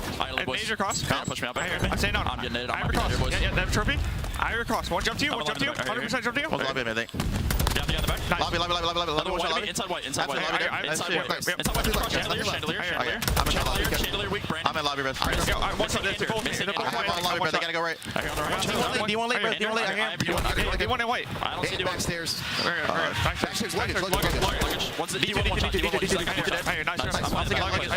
Luggage. What? Nice. Y'all gotta chow, bro. I'm 1 HP. That's the white door. Lobby. 20 seconds. Hey, this is for the game. They're here. I'm killing this good. It's for the game. I'm going left. I didn't see him right back. Watch out, white, bro. I don't see him. He didn't run back to you. You love that? That guy just went off. We push him. Count his twice. He's going back to. He's in here. That's fine. Secret as well. Okay, secret and solo. I spawn back out.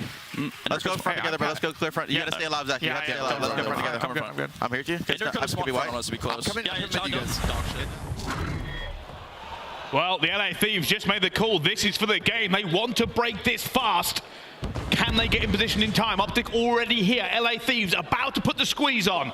Drazah on his way through. PT was wonderful for Thieves. OpTic Texas really did get a lot of points on this last time around. iLLeY is ready, waiting. Drazah, he's a slippery little snake. Here comes Shotzzy though. iLLeY alongside of him. It's looking like a break coming in from Thieves. Drazah gets a second, and now Dashy goes for the chow as well. He gets Envoy, but he's still alive. Drazah. Honestly, if he gets a little bit older, Shotzzy! Havoc on his knees, but Shotzzy finds the flank. And that's 25 seconds. LA Thieves might commit to this. Octane looks like he wants one last roll. Can he find it? But he calls it perfectly. But Shotzzy just out of his eye line. And OpTic move further to lethal range. That's really, really big time for the side of OpTic Texas. 210 and rising. Rotation is here for them. Crowd behind them. Envoy now trying to find a breakthrough. Huke will win that first one. Can he win a second as well? Drazah will find two. They need to find this break for the Thieves, and oh my word, Octane. Octane and Drazah get the rotation round. 55 seconds remaining here. Over towards the lobby. Can they hold this down? OpTic Texas do have nobody on the pinch right now. And Thieves not only need to hold this, they need a good rotation as well, but here come OpTic. They're looking to break it. They don't even care about the rotation. Oh! They're going to get 3 already. It's open. Only Kenny can do anything now against the green wall surrounding him. And they can win it here, OpTic. They just have to hold for a second. Oh, good shots from Kenny, not quite good enough. Eventually will finish the kill. Shotzzy round the corner. Here come Thieves, they're around the front, but Huke will deal with him. Can they still win it here? Just about. No, they cannot now. Thieves inside. It's all about this rotation as we head over towards Restaurant. But OpTic Texas is going to be touching distance of the win. They must win this rotation round if you're Thieves, and you have to hold it. Thieves have so much work to do. Shotzzy on a 6th streak as well, but will be gone by Envoy before he can do any more. And you can see Thieves spreading out. Every angle must be covered. Every door must be bolted. Every window locked for them. Shotzzy opening up proceedings. Here comes the cruise. And he's found nothing with it. LA Thieves still have the numbers. They can't win it here, but OpTic will keep pushing this. They will keep applying the squeeze. Pressure coming in from mid-map. iLLeY will open things up. Shotzzy will follow. 4 seconds away. There's the slide. And there is game 1. OpTic Texas.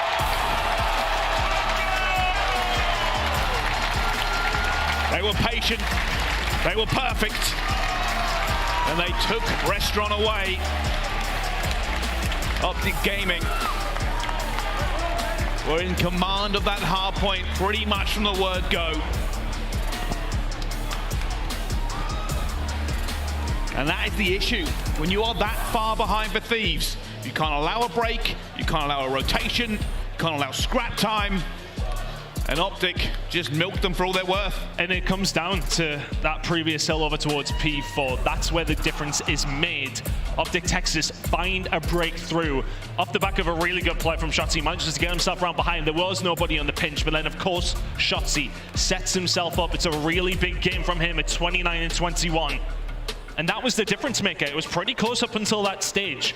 But some really decent breaks from a team who have really struggled to do so. Overall, in hardpoint, both these two teams are on the opposite ends of things in terms of those statistics. Rotation belongs to the side of OpTic Texas. Breaking belongs to the side of the LA Thieves.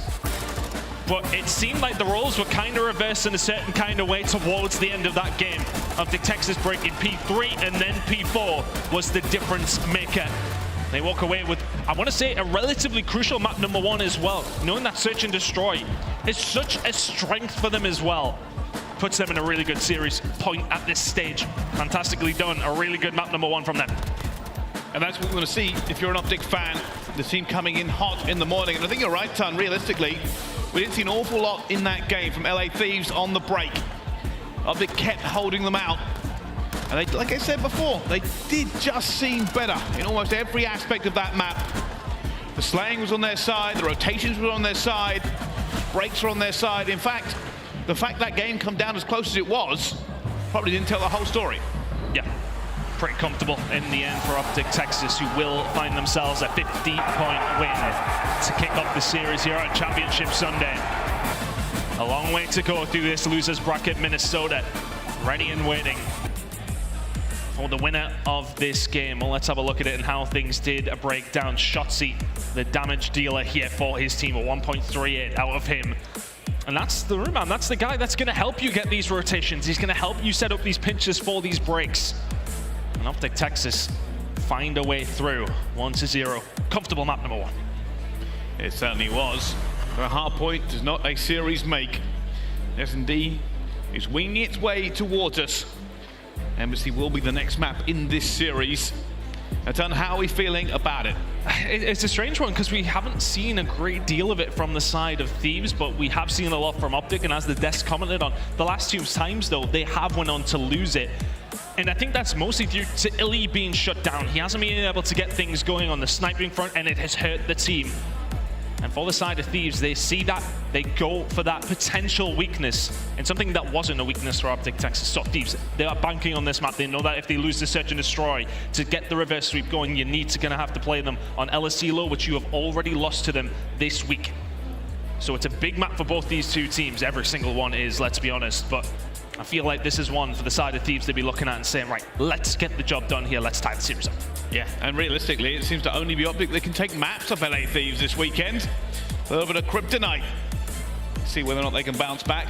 There is a very large part of me that really wants this to go to a Game 5, just because we really haven't had one ton this weekend. No, we haven't. I think they're the only ones who haven't had one. So I don't know if we've cursed it or if we are just cursed. But OpTic Texas right now, they are enjoying game number 5s. Maybe, of course, didn't enjoy their series against Minnesota, but every other game, map number 5 has went their way. And can that be the case here up against the side of the LA Thieves? That's what they'd be banking on if it does need to get there, but they won't want to see it, let's be honest. No, that is the entire series of this. And also one of the things we did kind of touch on earlier is how these maps have changed from their first map.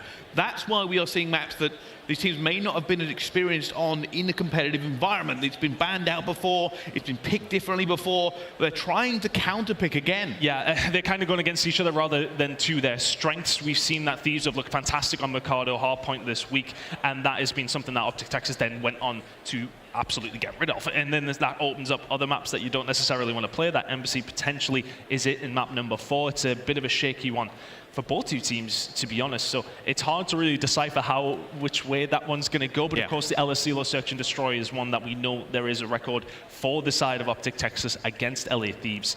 They'll be feeling good if we do get over towards that map number 5. But a lot of a series left to go still. Map number 2 loading in very, very shortly. And I'm interested to see which way this one's going to go. As we said, it really has come down for the side of OpTic Texas. Your strength lies in iLLeY. If you can find these sniping picks and if Shotzzy can find some flanks and set up some pinches, they look phenomenal. But over the last 2 times that we've seen them play this map, they have not been able to do it. Can they do it here, though, on Sunday against LA Thieves? It's a tall order. It certainly is. The fist bumps are bumping. The players are loading in. MC Search and Destroy. This one moves them forward. This one guarantees top 3. And not exactly what you want to see if you're a fan of the green wall.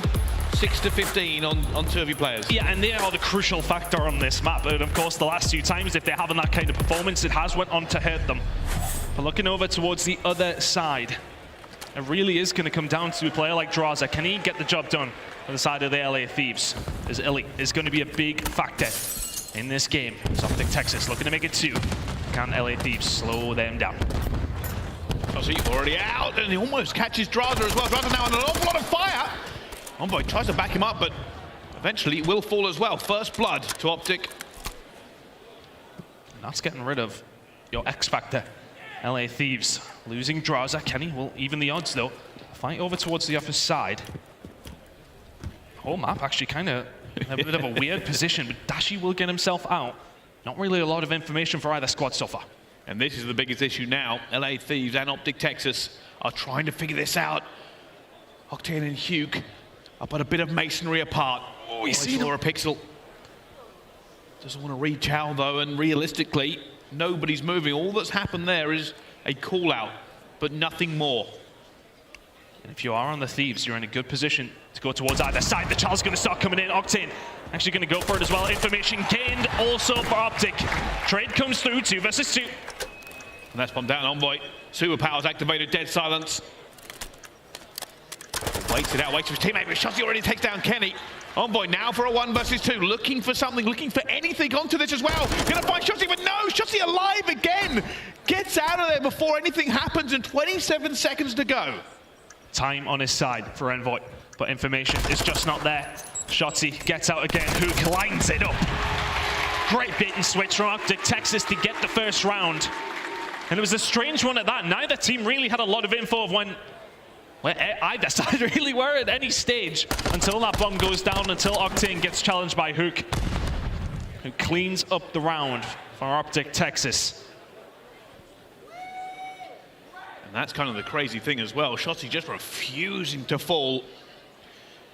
Gets the first blood and does so much extra work. 3 kills About 8,000 bullets taken. But that is the first round done. Now on defense, OpTic Texas will look to extend this lead. A Dashy already with a grenade. He will have attack out this time. It's a tried and tested one, and that's Drazah. First blood in 2 rounds in a row, Octane. Can't find the shot onto iLLeY. Kenny will find Shotzzy though, 3 versus 3. Both teams trying to fill themselves down. Octane will have caught a glimpse of iLLeY there, but he knows, and he's going to try and get out before anything happens, and does so. LA Thieves kind of relying on this sniper to be the catalyst for a push.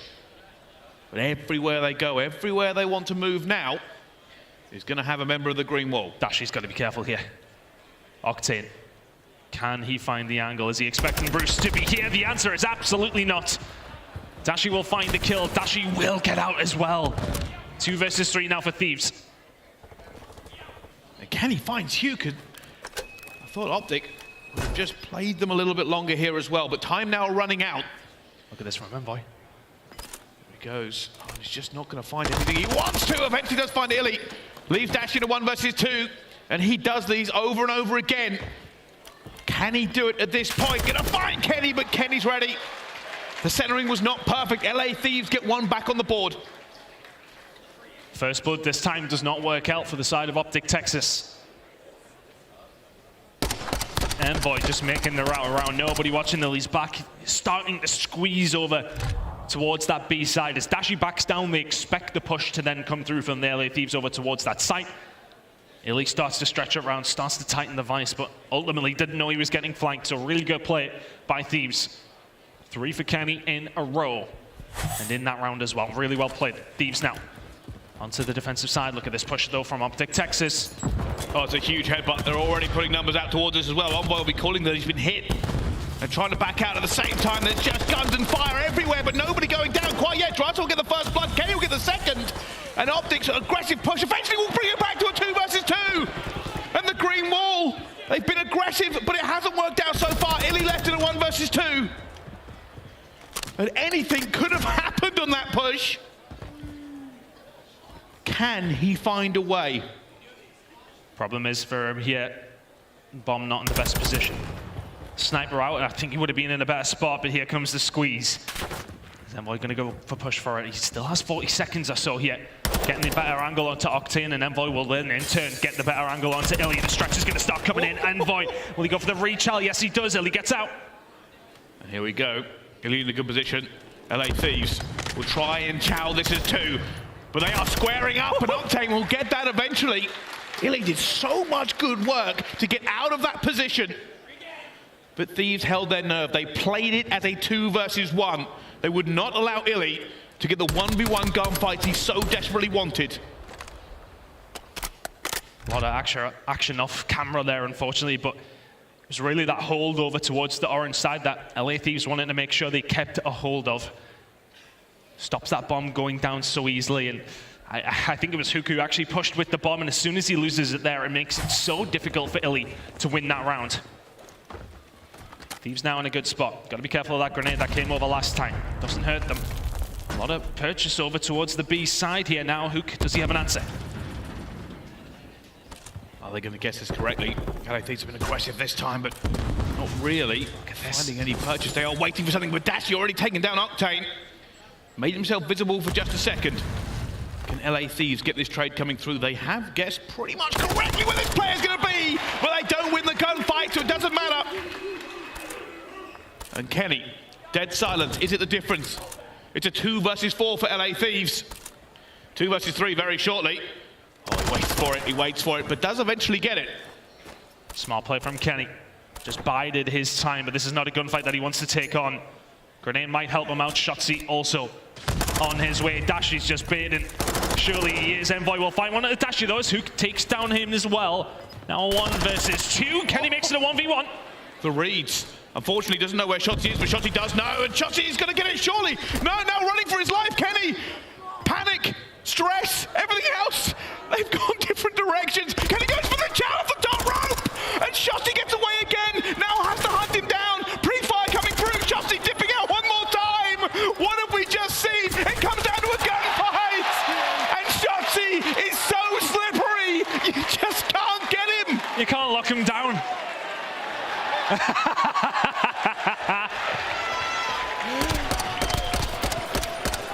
Shotzzy, never change. My word. Frustrating. Plays his life to perfection. 4-2. 2-2 in the search and destroy. It's been a wacky one so far. Neither team really much control on the defense, and somehow rounds just keep leaking towards the attack. Yeah, it's a little bit of a chess game here. You can tell that by the fact the battle lines are inconsistent. Both teams have the breaks figured out. They have the vibe, but already a big tail coming through. OpTic making moves here this time, and Kenny, he's called this out, but he's not through the door! Oh, gets it eventually. However, Huke trying to lock him in. So that was Octane backing him up. There's more players coming through. OpTic being very, very aggressive. It's put aLLeY Thieves on the back burner. There's more players all around him here as well. And OpTic sees them, but he's alone and outgunned. Then Dashy will find two. Oh, Octane gets deleted there. Yeah, okay, the cover is there for Dashy. We'll find one inside the kitchen, and he just gives him the dip, and then we'll see you in the next round, Sam. I think you can say that Dashy shoots pretty straight. He's been shooting straight all week with the whole stage, to be honest with you. Ever since the recall comes through, Dashy has been an absolute phenom for this OpTic Texas side. Shotzzy, though, really has been the difference for the side of the aLLeY Thieves, in Search and Destroy specifically, isn't getting things going yet. Nade's out again. Oh, it's a double nade. It's another first blood for OpTic. Nearly firing to see if he can find another one, but already come down to it. It's come back. Drazah's found it as well. They're not going to get this trade straight away. OpTic to try it as well, and Shotzzy's in trouble. Drazah stays alive, trying to go for the hunt for him, but of course, slippery Shotzzy does not get away that time. Dashy also somehow doesn't get the trade. What a chaotic run of events. aLLeY Thieves have 3 players still alive somehow. Not anymore. 2 versus 2. This has just been crazy. Nobody really seems to know where anyone else is. Drazah gets himself up top. iLLeY just trying to get into cover. What can Dashy do? Well, he can find one to make it a 1 versus 2 now. Drazah with 2 already in the round. Can he find the ace to tie things up? Drazah hoping for an opportunity. Where can he go? Fortunately, while he will find iLLeY here, he has a Vaznev and nothing else for it. Dead silence popped. Hope's resting on it completely. Can he get past him? Gets a few shots in as well now, but iLLeY will just play his life over and over again. Pre-fire, and down he goes! OpTic Texas get another round on the board. And with these chaotic S&D rounds, we know how much OpTic like playing in chaos. And Drazah. I mean, there's just nothing you can do there. It's a valiant attempt, but iLLeY never going to let that one slide. OpTic Texas in danger of walking away with this. 3-4 for iLLeY. Of course, we highlighted the issues that he's had on this map specifically very recently. He hasn't necessarily need to go off yet, because Shotzzy and co been getting the job done. Pushing, like, looking over towards B. iLLeY Overwatch, OpTic Texas on their way. They're just waiting for this one. There has been a hit marker there as well. OpTic go for it, but Kenny will find that first blood. Potential for a trade coming through as well, but aLLeY Thieves are not in the position they want to be yet. They're not, but B down. This is the fight you need to win if you're aLLeY Thieves. Dashy, ready and waiting, sneaking up the ladder all the time, and he doesn't get it. Another kill from Kenny. Sitting at 10-5, and now aBeZy control belongs to Thieves. You've just got to find Huke, who's shooting bullets in this thin air, and Envoy will find him. It's a wonderful, wonderful retake from Thieves off the back of huge play from Kenny. They spread out the map. They try to take their gunfights as well, but you are right. Kenny made the difference. The spin and burn a little bit faster than Dashy could do it. Just a little bit of relief. It's not going to be 5-2, it will be 4-3. You're still behind, but that feels a lot better. It's one of those swing rounds, isn't it? We talk about it so often. That scoreline does look a lot better if you're the aLLeY Thieves than a 5-2 potentially would. But this from Kenny on Dashy, just gets the good timing on him. Finds the kill, and that completely opens things up. If Kenny dies there, it's a very, very different story. He hasn't died much, so 10-5 from him. Really big search and destroy. aLLeY Thieves, though, still around behind. Now their turn to attack. What comes out of the playbook here for aLLeY Thieves? Well, I believe they've already seen this from iLLeY. Shotzzy to try and make another play towards the mid, but will be cut down. This time it does not work out. LA Thieves have the first blood. OpTic looking for a rebuttal. It's going to be Huke under the gun as well, and he just gets the wrong timing. Envoy will take him down as well. iLLeY and Dashy, 2 versus 4. The LA Thieves we've seen yesterday up against Ultra. They just play in pack so well. But are they expecting this now? Thieves made most of their push over towards the A site. iLLeY is going to go for it, but Octane will cut him down. It is a flawless round for Thieves to tie things up. 4-4. Pretty clinical there in the end. You could say a little bit of bad timing for OpTic. Shotzzy got stunned. Huke threw his stun and got caught as well. Now ready for Dashy and iLLeY to go. But all tied up. And this is where the teams might be trying to pull something out of the playbook. Try find the difference. 2 rounds in a row now for Thieves. Momentum is with them. The crowd trying to get behind this OpTic Texas lineup now. 4-4. It's once again going to be a settle over towards B. The grenade will find nothing, but will find information. The fact that it finds nothing, now they know that OpTic Texas aren't finding this push. Drazah in a dangerous spot for him, but also for Shotzzy, as he'll find a kill now, a 4 versus 3. And OpTic looking for something off the back of iLLeY. The sniper is banging Octane. He's throwing his eyebrows at him. Not giving him any more than that, and takes him down eventually. OpTic again in a 2 versus 4.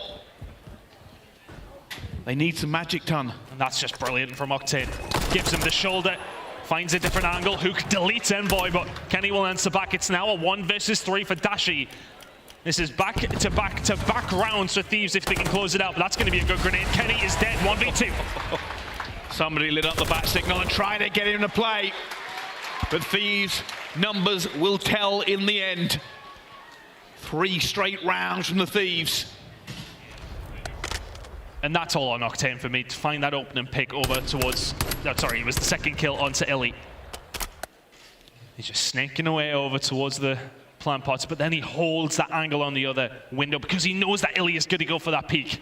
Smart play out of Octane. LA Thieves now 1 round away from tying things up here. Kenny's 12 and 6. He's been phenomenal in the middle of the map. And here we go. What could be the final attack for them as well, already getting over to. There's a lot of information that's been known already. Kenny, dead silence, who's going to make a move? Looking for something as well. Huke going to get caught with the stun in his hand again. Already first blood to LA Thieves. They're trying to get this one. Drazah finds him before he can do any more damage. iLLeY is trying to get something done as well as he runs forward for his team. Numbers here now. What? Oh, Shotzzy gets a kill. 2 versus 2. Oh! Gets that one. Octane left alone. Bomb down. And not on the best of positions. What on earth was that from iLLeY? Finds the gunfight. iLLeY and Shotzzy now in prime position. Octane, not really much of a hope or a prayer. iLLeY will go for the check. Octane will just get some bad timing. Does see him. The fuse starting to come in. Can he manage to find it now? Shotzzy just baiting, switching. Octane will find one. iLLeY has to challenge. He has to challenge. Does he get there in time? He's got it. iLLeY with a 3 streak. The sniper and the ice takes this to a 5-5. Octane read everything he needed to, but wasn't able to find the gunfights. Whew. What on earth was that retake from OpTic Texas? iLLeY. It's not that kill I'm talking about, the one bottom orange. Crazy. And now we head into a round 11. The series may very well rest on this round. For OpTic, 2 to the good. For Thieves, a chance to bring it back to even keel. Round 11 records, it doesn't necessarily suit the side of OpTic Texas. Looking for the pick, but Thieves playing somewhat slowly, but Kenny, the one that could be dangerous, but can iLLeY be the catalyst for the team here? And that's what they're waiting for. They're hoping somebody gets in that sniper scope. Both teams just holding position, not wanting to give away that first blood in this round 11. Can he be the one to open things up here for Thieves? He's had such a good game so far, but neither team wanting to make a misstep. 45 seconds remaining now. OpTic Texas are the ones that have to move. They're burning a lot of time, but they're gonna make the move already. Shotzzy will go down first. Octane finds him. OpTic, time ticking. Gonna go down, and he almost gets the hit marker. Drazah on Overwatch against Dashy. They're deciding to make a move here. OpTic have committed. They've committed. And even if Huke can get this bomb down, it would just be wonderful for OpTic Texas. But here comes Kenny onto the flank. iLLeY now dead to rights. It's all over. LA Thieves, flawless in round 11 that time. OpTic went for the calm gameplay. They tried to find the first blood. It did not appear. And then they were pinched from every single angle. And the entire crowd held its breath. A very, very tense end to what was a crazy aBeZy search and destroy. And Kenny going off when he needs to. It's 12 untraded kills of 14. Wonderful stuff from him. And it is a crucial map for LA Thieves to find to keep themselves in this series. Even that last play, you saw him on the flank. iLLeY had nowhere to go. He was trying to make something happen. The sniper went off, but it hit nothing. Kenny, he knew he was coming. And that was the problem there for OpTic Texas. It gives LA Thieves such a great amount of time to find themselves in that position to slow down whatever they're trying to do, which was already trying to be slow. They were looking for the pick through iLLeY. LA Thieves offer nothing to them and find the round. They find the pick. And they find themselves now in this series, one apiece before we head into a fortress control. And I'd imagine that'll get very mixy before we do see an aBeZy hardpoint. We will at least see 4. I think we'll see 5. We certainly could see 5. And if anything, yesterday's game kind of gives us a little inkling of how that might go. But realistically, both these two teams looking on top of their game, unwilling to really give anything away. Yeah, and for the side of OpTic Texas to lose the search and destroy after you win a hard point in map number 1, that's going to be a disappointment for them, but still, a lot to go. It really is, and you've got to ask yourself, which of these two teams do you think will do the best moving forward? It's difficult because Fortress Control is a weird one. We've already talked about the veto's been a little bit strange as well, so this one very much still in the balance. It certainly is. Well, we'll have to find out how the rest of this series goes. Don't go anywhere. We'll be right back after this break. We'll see you very soon.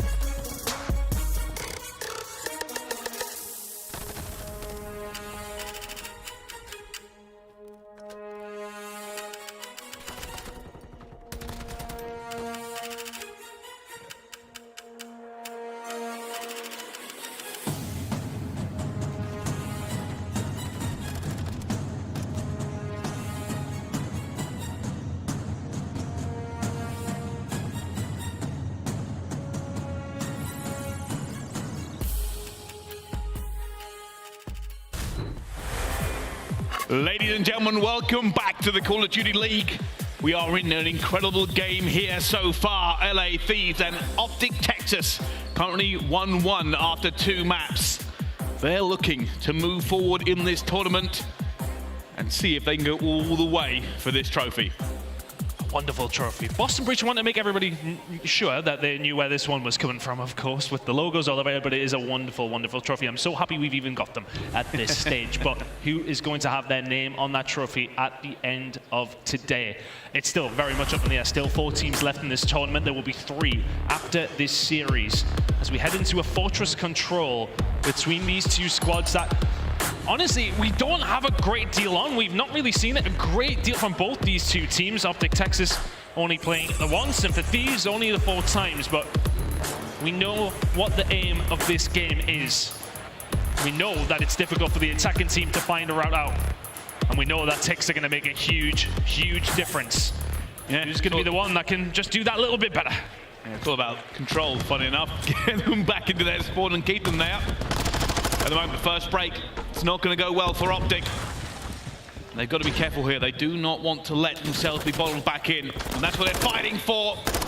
Only one player currently sitting outside, and it's Shotzzy. Could be a big kill. Can he stay alive and get anything else? Drazah just knowing he needs to stay alive here. Trying to find some picks where he can. He'll go with it first. Shotzzy lined up for the second really good gunfight win. Is that right out for OpTic Texas? Potentially, no it isn't. Kenny rotates over. Now all of a sudden, you have actually allowed a door open over towards A, and OpTic Texas have got a small route out here. Maybe that's a huge gunfight as well. Staying alive, gets a second one with a knife as well. iLLeY is keeping this alive for them. Clock stopped. Octane's looking for them. The rest of OpTic want to reinforce. They've got to be careful. It has been contested so far. Dashy goes for the chow, and OpTic are out. And that's a tick over towards A, so it's a small win for OpTic Texas. Irrelevant what happens in the rest of this round, but here we go. They're starting to fry. They're inside of Art, and that's where chaos starts to be caused for the defensive team. OpTic Texas starting to lock this down. One more opportunity here for the side of LA Thieves. It's iLLeY who's been here the entire time. He'll get wiped off the map, but it's 2 ticks over towards A, and maybe a route out over towards B. Dashy desperately trying to win these gunfights and gets the first one onto Kenny. OpTic refusing to allow themselves to be put back so far, and Shotzzy flies out, and now they've got to hunt him down. Where is he going? Almost gets a second kill on the Drazah, but it's no good. Huke alive in bottom heart, and kills still being traded. OpTic Texas may well be down on lives here, but we've already seen the damage done over towards A. I'm curious now if OpTic Texas even try much here. They may well see if they can find a kill or 2. Shotzzy will find one, and now there is a little bit of a gap to try and get yourself out. You managed to make it over towards B, but not quite. Huke finds one in the middle. Still an opportunity here for OpTic Texas to do a little bit more damage. Yeah, it's a desperate run for it as well, and Drazah says, all right, I know where you're sprinting from. However, iLLeY's still alive, and Octane, though, great centering, eventually will take him down. And with 2 seconds left to go, this should all be locked in. I say that, gunfight going down on it, but it will be over and done with. Highlights there, OpTic Gaming did not make it easy for the Thieves. They got ticks, they kept it a little bit chaotic. It is the secret to this map. Do not get fully wiped and stay in spawn. 2 ticks over towards the side of OpTic Texas.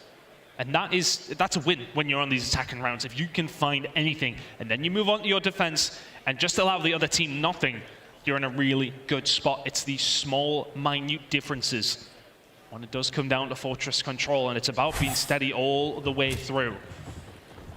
The side of the LA Thieves, defense is really strong for them. One of the strongest defensive teams in the game when it does come to fortress control, but that is a stat that is high on every single end from every single team. But they have found a breakout over towards B, or they had done. Shotzzy will find one, it will get traded. LA Thieves, a little bit of a window here. Huke unfortunately gets done there as soon as he pops dead silent, so he has to slow his roll just a little bit. Now they're waiting for it. Look at this though from OpTic. They are challenging every single angle. They want to put them all over the place, but they've managed to get it. And that's the second tick through. The third tick might be in as well. You can see the stack coming in. And now OpTic will have to just settle for A. And Shotzzy, of course, he's being sneaky as per usual. And he knows that all 4 of them up, so he isn't going to mess with the spawns too much. Pushes all the way around, finds one, can't find the second. And now to the side of OpTic Texas, this is still doable. Good shots coming in from Octane, can't find the third. But straight away, I mean, it's a big gunfight win from Huke. And OpTic Texas may well still go on to win this round. But the problem is they're going to be behind in ticks heading into rounds 3 and 4. And that's another big gunfight from iLLeY. That has put LA Thieves back in the bottle. Drazah may be sitting stables, but he is trying to win a gunfight when OpTic are set up. And he wins the first one as well.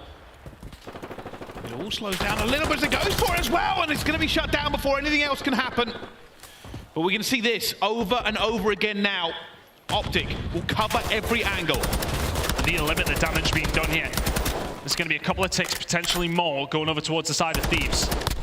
They do have Kenny in a position to cause some issue. Octane will find a first gunfight and a second as well. Pushing in over towards A now. Shotzzy has to defend. Shotzzy has to stay alive. iLLeY on Overwatch. Shotzzy with a challenge. Really good gunfight win. And that forces Thieves back again. A minute still to go here. That time was extended. Lives just ever so slightly in favor of OpTic Texas. But as we have mentioned, those ticks belong to Thieves, irrelevant of what happens in this next 50 seconds. Big first kill, but Shotzzy's going to try and make an issue for it as well. And Kenny jumps back into the doorway and goes down. Thieves are still not out. Shotzzy being a problem one more time. Will they read this? They aren't. They haven't read it, and Shotzzy, he's behind, already found White, doesn't find anything about Shotzzy, will you kill somebody? Like, how on earth? Still alive, still running, still going. Shotzzy still gunning. And while the Thieves are out, they are running out of time. They are running out of places to go. Just causing chaos. As you said, they revel in it. That's now 5 in a row from Shotzzy. Thieves onto the point though, over towards it. Has to win this gunfight and does so. Wonderfully well played from Shotzzy. It's 6 in a row. But it's a defensive round win that's going to click on through unless Thieves can perform some sort of miracle from here. Where Thieves will take the advantage. They managed to get one more tick. The positivity is just the one. It's 2 more seconds. Shotzzy will end the round on a 7 spree. But it will be LA Thieves, maybe the happier of the campers here. Yeah, Shotzzy being really difficult for LA Thieves to deal with. Shot 2 players, ran away, went all the way around, come back, killed another player, stayed alive, 7 streak. Easy. I wonder how influential that streak will be as they move into this attack. That is a big factor. So now we head into another 2 rounds of defense. Both these 2 teams will be looking to keep it under lock and key. But it is the LA Thieves with that 1 tick advantage. And now we'll look to not give anything over towards the side of OpTic Texas. But the caveat, a streak available for Shotzzy. That could very well influence how this game goes. I think it'll probably all be based around the break. No, wait a minute, he's going to use it to break. Here it goes. Can they find the opening? And Dashy already gets one onto Envoy. They look for a second, it's not going to happen, but it has allowed OpTic to break out. That would have been a big kill. Will eventually be found. Shotzzy continues the spree. It now lies at 8. And OpTic Texas have found a route out over towards the A side. Envoy trying his best to do something about it. iLLeY will be there for the trade. Shotzzy eventually has been taken down, but great shots in from iLLeY. This is now 2 ticks. It's going to be more. Over towards A. So good work from OpTic Texas. They used the streak for information and to get them out. It's a big gunfight win from iLLeY. Trade comes through. A not quite locked in.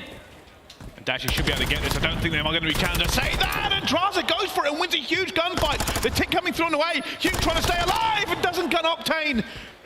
It's a game of inches here, but eventually OpTic will not only be able to get out, they will get A. That's now OpTic in a good position, +2. With OpTic having to defend themselves still, but there's still a lot of time here to get a hold of B, and somebody you just don't want in art is Shotzzy. 2 streak for him, 20 and 11. He has been causing absolute chaos, just trying to stay alive, and that's as best as he can possibly do. Staying alive in that position is as good as finding kills. And now for OpTic Texas. You've found some damage in this round. Even if you don't go on to win it, it's a good round from you. But they have time, they have numbers, they have position. And this may come down to iLLeY. He's been very, very patient. He's held his position for some time. Dashy already finding Octane. iLLeY finds Envoy as well. They are out. Dashy looking to make a move. This is a huge gunfight, and he's going to win it. The rest of OpTic now reinforcing. Octane towards the back, though. He's the one that causes the damage. It's only iLLeY left. 14 lives apiece. Thieves have got to be very, very careful here. They've got pressure over towards the A side to cut off the reinforcements, which are going to come through, but those reinforcements have gunned Kenny out of top arc. Envoy now needs to try and clean house. He knows there will be people here. Good shots from Drazah. We'll find 2. Shotzzy will find 1. That's pretty much clean house from Thieves. You still got to deal with Shotzzy, which is keeping the pressure on LA Thieves. They've got to back down a little bit. It's a slippery, difficult kill, and he's up top as well. iLLeY finds a gunfight as well at the same time. LA Thieves are feeding the pressure every single second. OpTic are unrelenting. They keep escaping, they keep getting out. Shotzzy eventually goes down. There's going to be Huke up top. Huke wins the gunfight. And OpTic trying to get the turn. Oh my God! Gunfight! And now the pressure comes. Dashy and iLLeY moving towards the side as well. OpTic's going to be here. He gets gunned. OpTic Texas find themselves in a good position to get through. Kenny will find one. This is disastrous now for Thieves. You've got to move back into position. You've got to find the kills. Can it be Huke to clean things up? That's 4 dead. There's just no respawns remaining. There's no time. There's no hope for Thieves in this one. It'll take a minor miracle to try and get this back in. The tick is done. No, wait a minute. It is done. OpTic Texas find an attack on the control. They hit the accelerator from the start of that round and never relented. Thieves were never comfortable. They never had the opportunity to slow anything down. They never had control around Art and around the middle of the map. That was the big problem. Even if they're not finding kills, players like Shotzzy, etc., I mean mainly Shotzzy, staying alive in those positions is so crucial. Because Thieves are like, okay, yeah, we've got 3, but where's Shotzzy? We've got to deal with him because he'll pinch behind us. And then because of that, the rest of OpTic Texas have a free road out of their spawn and a really good opportunity to go back into the lead in this series. Can they pin them back, or can Thieves do a madness and tie it up? And this is the difficulty now. Oh, iLLeY! Oh, that's 3 dead. They're going to be out here as well. Shotzzy looking to just try and slow them down just a bit, but he gets hit by concussive stuns. Envoy's going to find that first kill onto him as well. That first tick is going through onto LA Thieves. They're desperately trying to bring this one back as well. Another player is gone. The Dashy takes bullets to the face, but alive. Eventually jumps through and finds 2 kills as well. Octane gets his one back. It's contested. They know That's where they gone, are, it's but gone. B is done and dusted. It is a fast attack there from LA Thieves, but it is not over. They still have to do the hard work. They have to get into A, and they cannot afford to be wiped. Huke will find the first kill on the Kenny to just slow things down. They're still in a good position to win this round, but they need to clean Thieves out. For Thieves, you've got to stay alive somewhere. You can see they're all spread out, playing their lives. They know that job is still difficult here. Octane, 22 and 17, has had a hell of a game. Kills been traded, and still alive if you're Octane is a crucial part of the LA Thieves plan to get a hold of it. Yeah, I just want him to stay out, but he also has to be a factor. OpTic will lock the rest of his team away. They're not really focusing on anymore. They're making the relevant before it. And you can see Octane's trying to find something back. 3 kills down already. Huke is out though. He's the only player left who might be able to do something. Trophy's down. And here comes OpTic, the green wall, looking to strike Huke. They know where he is. Shotzzy already finds one on him as well, and he finds a second. Drazah will get one back on iLLeY, and Huke comes clutch! 4 streak for Huke. He stops Thieves dead. And it may well be 2 ticks for the side of Thieves, and they've still got a good opportunity here. But they get forced back into their spawn, and now you're going to run the gauntlet. Huke will be the first one to fall. Kenny finds a breakout, a small bit of respite for the side of Thieves to find a way through, but trades do not work in the favor of the LA Thieves right now, as Shotzzy will find more. 24 and 21, he's slowed down in this round, but he's in the position that OpTic Texas need him to be. Envoy will find another. Lives in the favor of the LA Thieves, ticks in the favor of LA Thieves, but they have to get out the spawn. It's still a hard job to do. And this is the problem. OpTic are in the better position. 1 tick might as well be a million. They have to wipe and get out of that spawn. Teams have got entire rounds unable to move. OpTic only have to hold them for 30 seconds to win this. Octane takes down Kenny. That's not what you want to see if you're a Thieves fan. Shotzzy finds another one. Thieves are now staggered. 22 seconds left to go as Huke continues to pile on the pressure. Shotzzy flying out down to Kenny. But it is so far. And it might not be enough. Last roll now for the Thieves. Here they go. What are they doing already? Envoy gets one. Kenny has another. iLLeY holding the gate down. He goes. Envoy is there. Shotzzy has to be magic for them as well. He's gonna go. Towards it and down he goes. LA Thieves find it with 5 seconds to go. And this control is not done. We have one more round for you. And I don't know how on earth they found the nerve and the temerity to break out in the dying seconds. I can't remember who has the most ticks, to be honest with you. It's so stressful. Switching sides, which means Thieves have the ticks. It's their turn to defend. OpTic Texas have done it before. Thieves have also held a defense throughout this as well. Got to be kicking yourselves if you're OpTic Texas. The fact that you didn't go on to win that, but as said, they've done it before, can they do it again? Here we go, break influential on this. They've won the attacking rounds, they've managed to keep the door open as well. Already you can see OpTic slowly but surely getting onto that point as well. iLLeY wins another huge gunfight, he's been so influential today. He has been causing havoc, but as has Octane. Dashy finds a route through, needs some reinforcements, which is what Kenny will try and cut off. Huke in this position with presumed Vaznev is never going to be able to do much here, but Envoy with the Vaznev there in the perfect position. Shotzzy's found a way out over towards Beto, but he's been gunned, and all of a sudden that's 4 dead. Thieves in prime position to hold down this defense now. And here we go, OpTic have to break it. They have to break it, and Kenny already gunning a 6 streak for him. Thieves looking to lock this. We've seen teams do it before. It is rare to get a break in this scenario. They're desperate for it. OpTic want out. They want to get towards this point. It's going to take a monumental effort for OpTic Texas to find a way out, and not just find a way out, but get A and B. There's so many lives behind now, and the challenge just keeps on coming from the side of Thieves. Shotzzy finds a way through. No, he does not. Kenny just keeps on going. Dashy with a spawn side over towards the stables, but it's still such a difficult push. 25 seconds to go. And they're just trying to lock them in here as well. The human turret is firing on all cylinders. Kenny's calling it in now. He says, nobody is escaping my wrath. Nobody is getting out of this yet.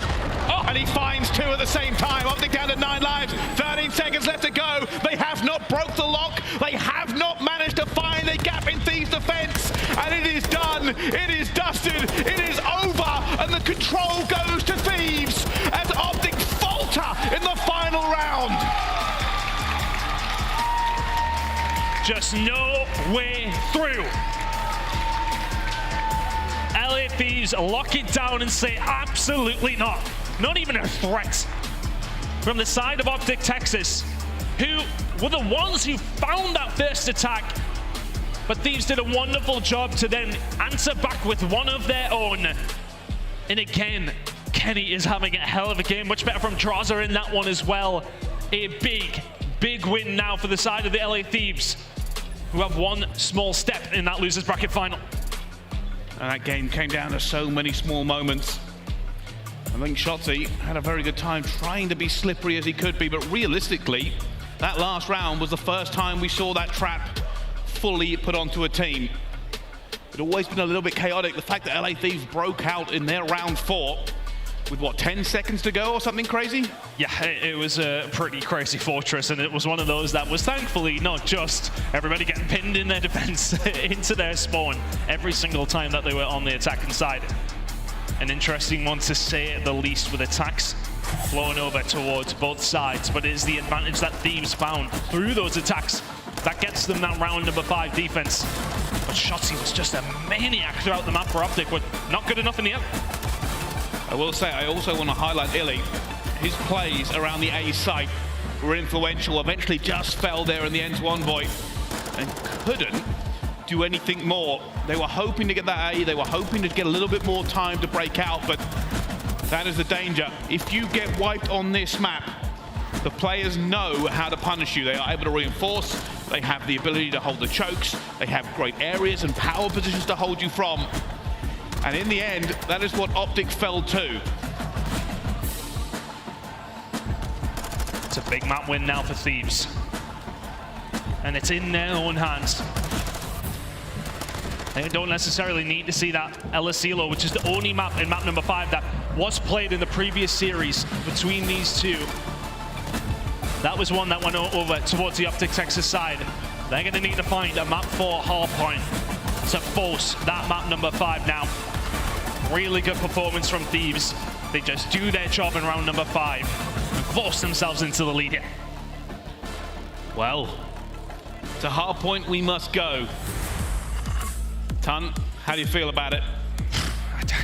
It's quite difficult to know how to feel about it. aBeZy is a little bit more of a strange one. We'll delve into the stats when we get there, but it is one that is not necessarily guaranteed for either one of these two teams. It is a difficult one to call, as have every single one of these maps been so far. I'm really struggling to wonder if we are going to go to that map 5, but the ones that will be absolutely confident if we do get to that map 5 will be OpTic Texas. Yeah, 100%, and that's maybe what they're relying on a little bit here, but the truth being told, I don't think the gap between these two teams is very big at all. Realistically, it has come down to very minute moments, and that's probably why I'm struggling to figure out how I think this one should go. Obviously, the fans at home and our experts will be going one way or the other, but statistics haven't been our friend this event either. That's the other big issue. No, they haven't. Sometimes we can talk about them so much and it does in the end not make a difference really, whatever we bring to the table, because when it does come down to land, it is about the pressure. It is about on the day of how you're playing, and on this day, Kenny is having a hell of a series so far for the squad. A 1.26 overall. Helped massively by that 2 in the search and destroy and the 1.48 in the control. Influential for the squad to find themselves back into the lead of this series. And that's kind of one of the weird things about Kenny. I feel like that doesn't tell the whole story, even with the positive KD. I think his kills are more influential sometimes than what it says on the statistics. He finds himself in the right position and finds 2 pieces that break open setups. But we'll have to find out. We'll have to find out what happens, because Embassy Hardpoint is ready to rock. For Thieves, a chance to put OpTic out of the tournament. For OpTic, a chance to send it to a map number 5. And it is OpTic Texas' typical ban, as we mentioned at the top of the show, but they've had to respect how well Thieves have been playing over towards Mikado. Both teams lost this last time they played it. OpTic losing it to FaZe, but Thieves over towards the side of LAG, who are also really strong on this map. It is a hard one to call, but it's one that Thieves will be confident in. But can OpTic Texas bring this one back on a map that isn't necessarily favored their way? Well, if Kenny keeps shooting like that, it's going to be difficult. He moves over, just allows Dashy to get him before he can do anything else. Octane though, waiting for iLLeY and will get caught with a grenade in his hand. A little bit of good time here though, for the Thieves to kick things open. Drazah looking down mid-map. Some decent enough time in it. It's one of those P1s that you sometimes think, yeah, you're not going to get a lot of time on, but things do be changing that way. 21 seconds already over towards P1. Got shots coming in from Envoy. You look over towards P2. It is going to be OpTic Texas, the ones there. 20 seconds left on P1, though. That is very attainable from the side of Thieves here, considering the position of OpTic Texas. And it looks like LA Thieves said, all right, we'll just get a bit of scrap time here. Won't worry too much about the break. The only player worrying about it is going to be Drazah, but he has been spotted and gunned. iLLeY in a commanding position. This should be OpTic Texas to lock in the majority of this time. And I love this from Huke, really well played. Gets a player after scrap time, then gets control over towards the car park. This is actually pretty much perfect for OpTic Texas. If you can hold down your gunfights, this is the position you want to be in, but a kill from Drazah towards the back may well upset that. Here we go, Dashy, going to be feeling the pressure, has a little bit of reinforcement for him as well, but the gunny is good. And he looks for Drazah. Drazah gets away with his life and tries to turn and burn, not going to be able to. Octane finds 2 at the same time, and it will be a bit of a break. Only iLLeY stands in the way of the Thieves. Oh, he should be dead. Yeah, grenade comes through. Envoy will find him before the trophy system can do anything about it, but Shotzzy says, right, okay, well, I'll do it myself. Finds 2 to get the break, but now let's start looking over towards this rotation. 20 seconds to go, over towards P2. Drazah's found a way through. Dashy holding down mid-map, can't find the second. Envoy will be there, but it's about this fight. Big gunfight coming up. Here we go. This is everything for them as well. And iLLeY turns the wrong corner. And down he goes. And Drazah finds the second one, not the third. Huke guns him before he can do any more damage. And Octane is locked in, but not locked in enough. Dashy takes it down. We were talking about the AR battles before this game. That's a break from OpTic Texas from the car park side. They find a route through some great shots from Dashy. He's going to need some more here. Kenny challenging around the corner. There's one. iLLeY reload and just get the trophies down, but the gunfight's coming through. It's going to be Shotzzy to find 2. Huke with another as well. That's 4 dead. 38 seconds still remaining here. Over towards P3. LA Thieves locked over towards the next hill. They'd be happy to take the rotation, but they will not be happy to give over 30 seconds. No, they're going to make a push for this. They can't afford to let it go, Ton. You are very right. Already the pressure comes through, but Shotzzy's holding the door as well. The nades do nothing. And LA Thieves, they can transition this. Well, they're already here, Thieves. But you are right. If they can find a way through, they aren't going to get into the kill feed yet. Spawn out. Spawn out now for Thieves. But can Dashy do anything here? Oh, everybody dies. Really important hold from Thieves there because things got a little bit funky. It's going to be difficult with the pinch coming through, but they find the kills. And now Thieves can get themselves set up and try and answer with a 60 of their own. That was a really good hold from the side of OpTic Texas off the back of a push that probably shouldn't have worked, but good gunfight wins coming through from Dashy is what set it up. But there's been a lot of those gunfight wins coming in from Thieves as we transition over towards P4. OpTic spread out. They're looking for the angles. They're looking for something here. Huke already finds one, but his teammate finds a second, and he goes for it as well. Big gunfight from Huke. He knows it's contested. 7 bullets in the fast net, but it's not going to be enough. Octane takes it down, trying to stay alive versus Dashy though. And eventually the reinforcements come. That is a big break from OpTic. Really big break from OpTic. They really have been riding on the coattails of really good rotations. But it was a wonderful break, but the best break team in the game are here and ready to stay. Huke is alive, Huke is dead. Really good break. Coming in from Thieves to get another 10 seconds or so over towards them, but Shotzzy says no, thank you very much. I'll have the scrap time, and Dashy will have the rotation. Good play coming in from OpTic Texas. It's a 20-point game so far. Back and forth we go. Drazah, has he slipped the net? Oh, he's looking for Dashy. Dashy's going to go for the reach out as well. The confidence coming through, but not winning that gunfight. Both teams fighting for this tooth and nail. It will be LA Thieves who are here first. Kenny will get the first blow on iLLeY. Shotzzy though comes back, finds the 2 pieces at the same time. Envoy versus Shotzzy. Nate's going to go in. Shotzzy will probably take a little bit of damage, and it's going to be Envoy who eventually finds a 2 and breaks it. Close spawns here though for the side of OpTic Texas. LA Thieves have to back on down. Dashy is there. Dashy will find 2. Huke will take him down, but it matters not. Rotation is what is going to be coming to the minds of some of these players now. Octane has not had the best start. Over towards Embassy. Texas looking to lock down another 25 seconds or so here, but it's a quick transition. Can Envoy get some help from his teammates? Yes, he can. Starts to try and find the push through, but the trophy systems and iLLeY are here ready to stay. That's another 15 seconds, surely over towards OpTic Texas.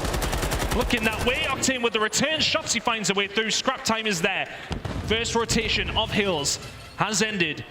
And OpTic Texas are the ones in control here. It's about a 50-point game, and that's based on P3 and P5. So well played from them. But now we head over towards the next rotation. Some of the big fights as well with the ARs. Dashy 16 and 10, Octane 7 and 15. Having the better of this battle so far. But both teams really throwing everything they can at this over and over again. They are butting heads in the middle of the map. Right now, OpTic in a little bit better position for this P1. Not in too bad of a position for P2 either. You can see the spawn out coming in from Kenny. He gets taken down as well, but he should now spawn with his team. It's still 30 seconds left to go, and honestly, bear that in mind. The 30 or 40 seconds of LA Thieves' time was over towards P1. It was a good chunk at least. And after that, they really struggled up against this OpTic Texas side. 20 seconds remaining over towards P1. Rotation starting to come in towards P2. Spawn's still there for Thieves. There was a little bit of a chaos spawn going on the map at the moment. Will be Thieves in a good position. Dashy eventually taking down Envoy. No scrap time for you, my son. It's a big fight. Shotzzy and Octane. He's doing everything he can. Throws it out as well and guns Octane towards the back. And here comes the pressure. OpTic have the inside and the back. The flanks are coming through once again. Dashy guns Drazah. And nobody really able to get a commanding position. Dashy is here. He will be the foil to Thieves. It has really been quite chaotic as we have moved over here from the wave goal. 15 seconds gone on P2, and it is eventually Thieves.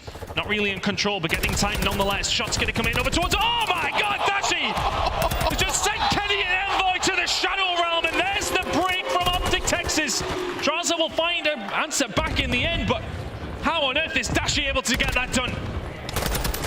Well, they call him the map man for a reason, because he just does it whenever he wants to. Eventually, though, LA Thieves will break back in, but OpTic are looking like they have the momentum. OpTic look like they are leading this chase so far.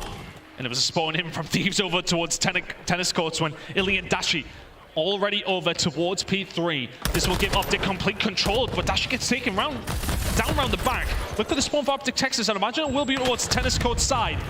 They're on Shotzzy to try and relieve some of that pressure down low. Octane finding the way through, but Huke just about holding on. The rest of OpTic Texas are on the way, but LA Thieves are already here.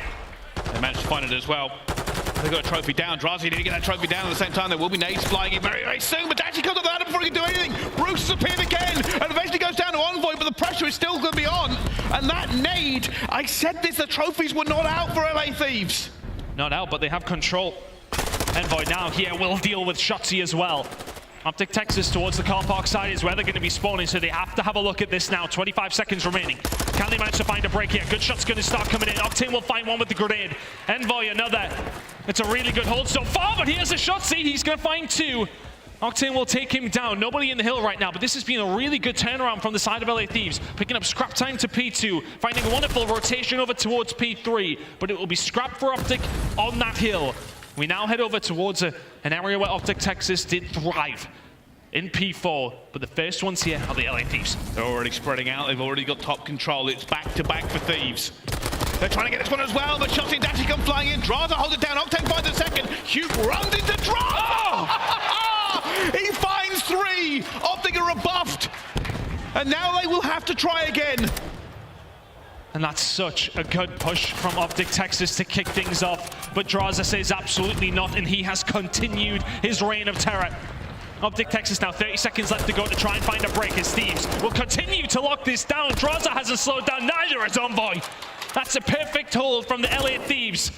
And OpTic Texas are going to walk away behind in this hard point and licking their wounds towards Kitchen. Envoy still going, look for 1, looking for 2 at the same time. LA Thieves have found a new gear. The Chow comes through, he is going to be weak this time. Envoy will not walk away from that one. And we are seconds away from this hill popping. Drazah on the 5 should surely end here. No, he makes it a 6. Where's the comms coming through? Somebody needs to buy him a trade. Eventually he is going to go down to the grenade. But here we go, OpTic now in control. Octane will find the first one on the Shotzzy. Envoy going up top. The rest of the pressure swinging in. Dashy will find 3. They get nowhere. That cut is good. Holding down mid for his team to slow down this retake from the LA Thieves, which is all going to be on the back of Envoy. He's waiting for his team to get in position, but the rest of OpTic Texas are holding it down. It's a 5-3 for Dashy, Huke and co. Locking this one in. Kitchen's looking good. It certainly is. Let's find out how OpTic Texas are feeling, though, with a listen in.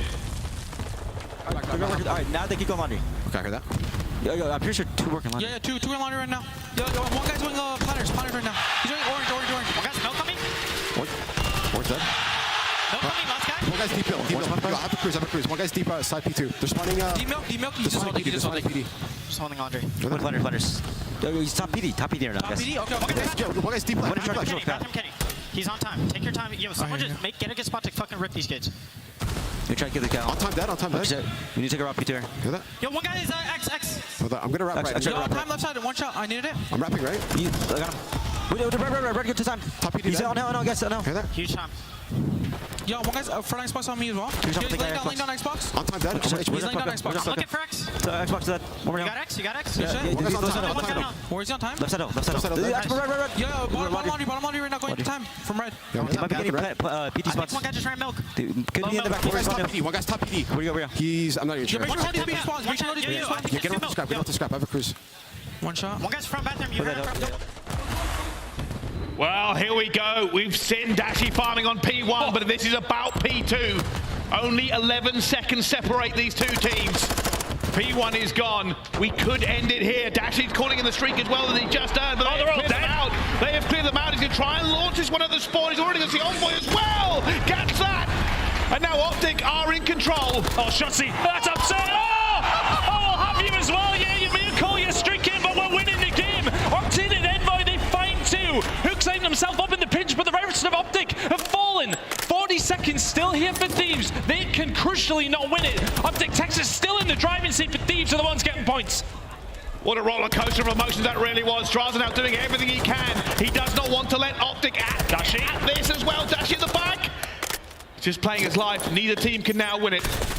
This will come down to P3. Envoy staying alive for as long as he can, but OpTic will take the scrap. This is a big kill. Kenny kind of needs to stay alive towards the back, just playing his life. Who gets away? And it's a fight in orange. It's a fight in the stairwell. It's a fight all over P3. Thieves get the first blood onto it as well, but it will be got back in as well. Shotzzy going to be staying alive. Drazah goes for the gel! And eventually ends up dying.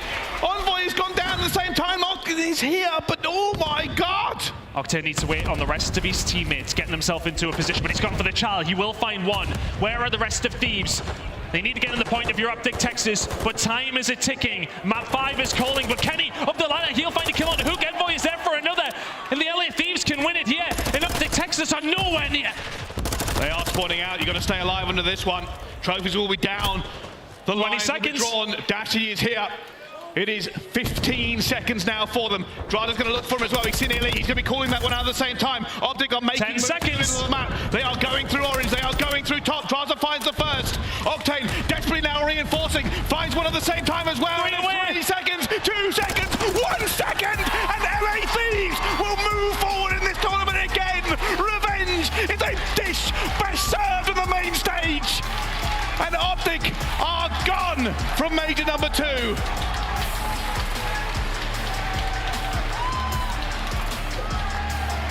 And and it looked all but signed, sealed, and delivered. It looked like it was done. But the LA Thieves, the conversion, it was Kenny up the ladder to find 2. It's a 41 for the L from Dashy. LA Thieves, you find a breakaway you need to, and you lock it down. Oh my good God. I agree with you. I think OpTic had it. They looked like they had rotated. They looked like they had everything through as well. But then they had to scramble. They lost the P3. Had to hit the sprint button, and LA Thieves did just enough. Huge plays coming out of Drazah. Held the pinch off. Octane held the cut. And OpTic will go out 250 to 243. You're right, almost broke the kill record for the loss. Dashy 41 and 30. And you think back through this series, it's clutch moments from Thieves.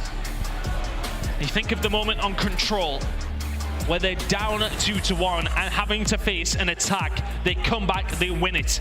They're down about 40 on Embassy Hardpoint, heading into the final P3. They come back and win it to win this series.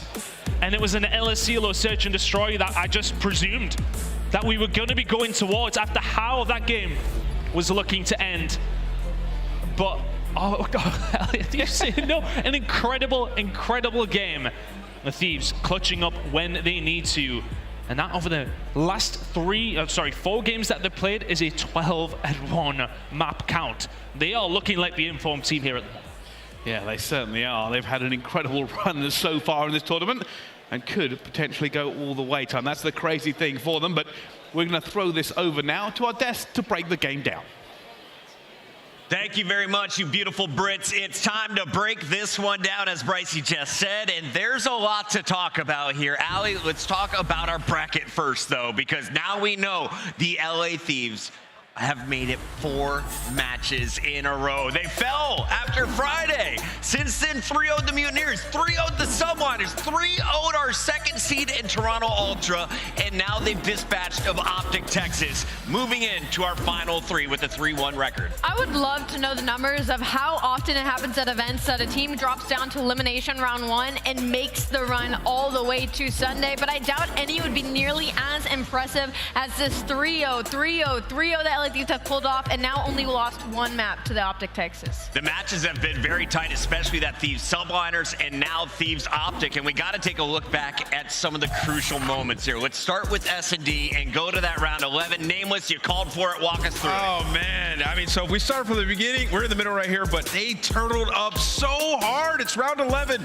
I get you're waiting for the dead silence, but even the way they went about it, Puckett later in the round, when they had the opportunity, it was just bad, man. You give Thieves all the map position in the world. Kenny's watching the cross. You got iLLeY with the sniper, but not once does he take a look at the top door, and they get worked from bottom orange. It's just unfortunate. You're OpTic Texas. You have the talent. Kenny, quick push. Big question for us. In these games, he found his form once again. 14 bomb from him, Chance. Yeah, I mean, Kenny is one of the best POVs like in the league when that man can fry. So when he's at his best, he is without question the X factor for this team. And of course, we've got to talk about the final moments of this hard point. OpTic Texas looking like they are going to send us to another search and destroy. Instead, the ladder climb. Kenny gets in, and we're talking about it. OpTic's just got to be frustrated here. Yeah, it was a battle all the way up until the end. And when we talk about this hard point specifically, I felt like the player I had my eyes on, they were all doing incredible across the board, but it seemed like Octane was always trying to put them in the position for the future. Even when it came to that AC, he was the first player there when the game was within about 10 points for either side winning. He was trying to be the first man on a mission to get some sort of control, and it felt like that the entire way throughout this hard point. And all I know is, like, for the end of the hard point, like, AC is one of the easier hills, like, to be able to hold. OpTic dropped the ball. They have a round 11 where they turtle. Admittedly, iLLeY's been their backbone with the snipe, so I sort of get it. But even for the control, setting up the spawn trap on aBeZy is one of the easiest things to do in this game. And OpTic just dropped the ball and challenged out way too quick and made those mistakes. If they had a coach, that coach would be livid. 3 maps in a row, by the way, where they made mistakes. But either way, you know, talking about Thieves a little bit, they clutched up in all those moments, right? This is a massive series and turning moment for them, because coming into this, I was talking about the map set. These were some new maps that, you know, they haven't been that great on thus far. They get a win there on that MC. That is massive for them. And then also off of Hotel Control, like they've been winning Hotel Control. Now they play Fortress. They come in with a victory. That is huge for Thieves going forward. And to that point, they lost the map that they had picked in that Hotel Hardpoint that they had gone 2-0 days prior. They 100-point club teams, and then they lose that. Your confidence has to be through the floor, but not for the LA Thieves. I have to say, this OpTic team has not been together that long. They finished 9th through 12th in Raleigh. This is a win in my book to get to the Final Four, especially after that match against the Boston Breach last night. But it's the Thieves moving into your top 3, and this is our scuff play of the game. Moments like this were the difference maker for the Thieves getting the revenge against OpTic tonight. Let's go through this round 4. Chance, it came down to the wire. I mean, again, these are just sort of those like miraculous moments where it's looking like it's hopeless on the clock, but there's the first child by Shotzzy. Instead of just playing a corner or laying down, he challenges out Dashy instead of sitting on the head glitch, tries to play a cheeky little spot, but gets double chowed and caught. And with 7 seconds left on the clock, LA Thieves do the impossible and get that offensive round win. Incredible incredible scuff play of the game here. And I want to give a shout out to our sponsors here in the venue. Big shout out to Scuff Booth. They're right over here. They're waving at us right now. We've got the bars open, and we've got all kinds of gear for sale, including the Boston Breach gear they can get not only here in Boston, but on the internet. Let's take a look at our Call of Duty League shop. All kinds of new hoodies have been dropping. We gave a lot of love to the Subliners, but Ant, that's not the only team that we've been purchasing gear from. Absolutely not. I mean, we got everybody. You know, if any other teams want to send me some gear too, just get my line on the Twitter. I'm ready for it. Talking about gear, rock yours in game with the team packs. Chance, what do you wear while you're playing Warzone? I know you don't hop in mosh pit. Well, I'm one of the annoying guys that'll go with the darkest skins possible. So LA Thieves, I got that straight away just to try to get that competitive edge. By the way, a bunch of kids came up to Chance earlier and said, "You fried me with the sniper rifle," and that made his whole weekend. I've never seen him smile bigger. Chance is a force to be reckoned with on and off the mic. We got to go to commercial break. When we come back, the Thieves continue to move on. They take on the Minnesota Røkkr, who just fell down. Don't go anywhere. Major 2 only has 2 matches remaining.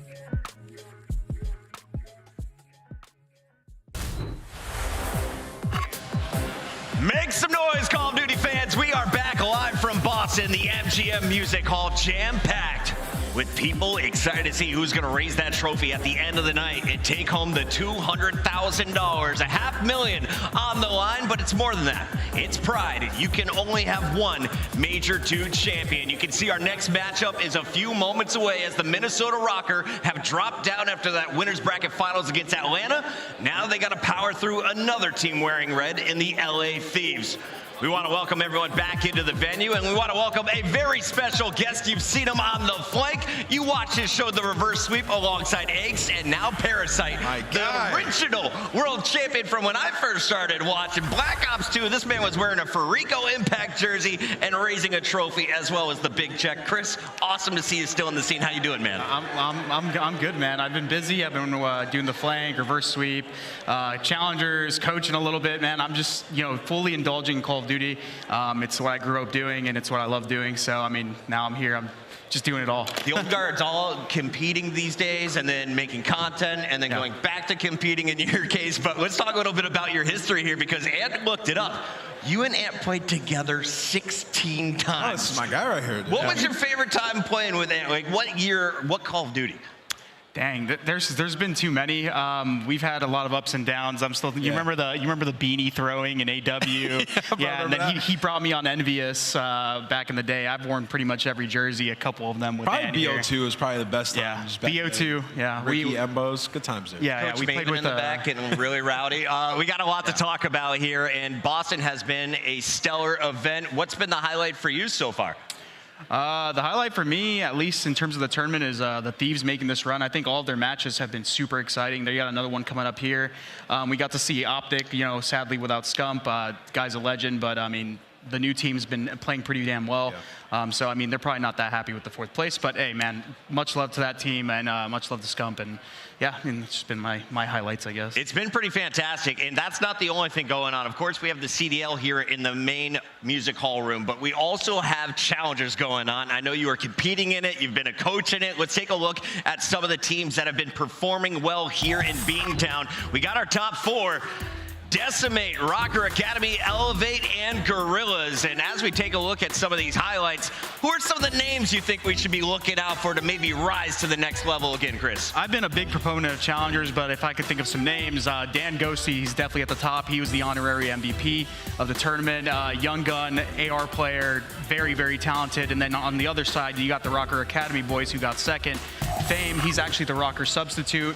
Real, Pander, all those guys, they've been around for a while. They're very good. Any surprise for you to see Elevate back in our top 4 for challengers, aLLeY? Not really. I mean, I feel like that's pretty much a household name at this point. So hearing Elevate is definitely not a shock, but I am happy to see players like Fellow, who we know, former professionals, still doing their things, just like Parasite out in the mix. What I loved about the old school days is you'd always see the AR showdowns between guys like Nameless and Mr. Parasite over here. Nowadays, though, we're seeing people like iLLeY go up against other great snipers in the league. And we have asked our production team to put together some of the biggest sniping moments. Nameless, you asked for them. Here they are. Let's take a look at some of the best shots from around the league. I just gotta say, Chris, I can't believe people wanted the sniper out of competitive play.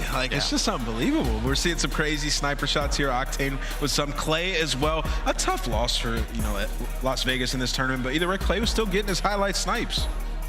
You know what? I think I'm waiting for the sniper that does the last straw for somebody to get smokes put back in. You know what I'm saying? I'm waiting for the last straw for somebody to pop off like iLLeY or Clay, and just finally everybody's like, that's it. Like, we can't counter them. We can't take them out. Let's try and put something back in. I'm waiting for somebody's last straw. Yeah, I think people have been getting a lot better at countering the sniper play. I mean, we were talking about it when I think OpTic played, it might have been Røkkr, where they were making iLLeY very ineffective in a lot of rounds. So when people do have these pop-off performances, you got to tip it, because teams are getting a lot better at countering that sort of play style. So you're trying to say no smokes coming back anytime soon? Probably not. I think but if they do, can we bring back thermal LMGs like Black Ops 2?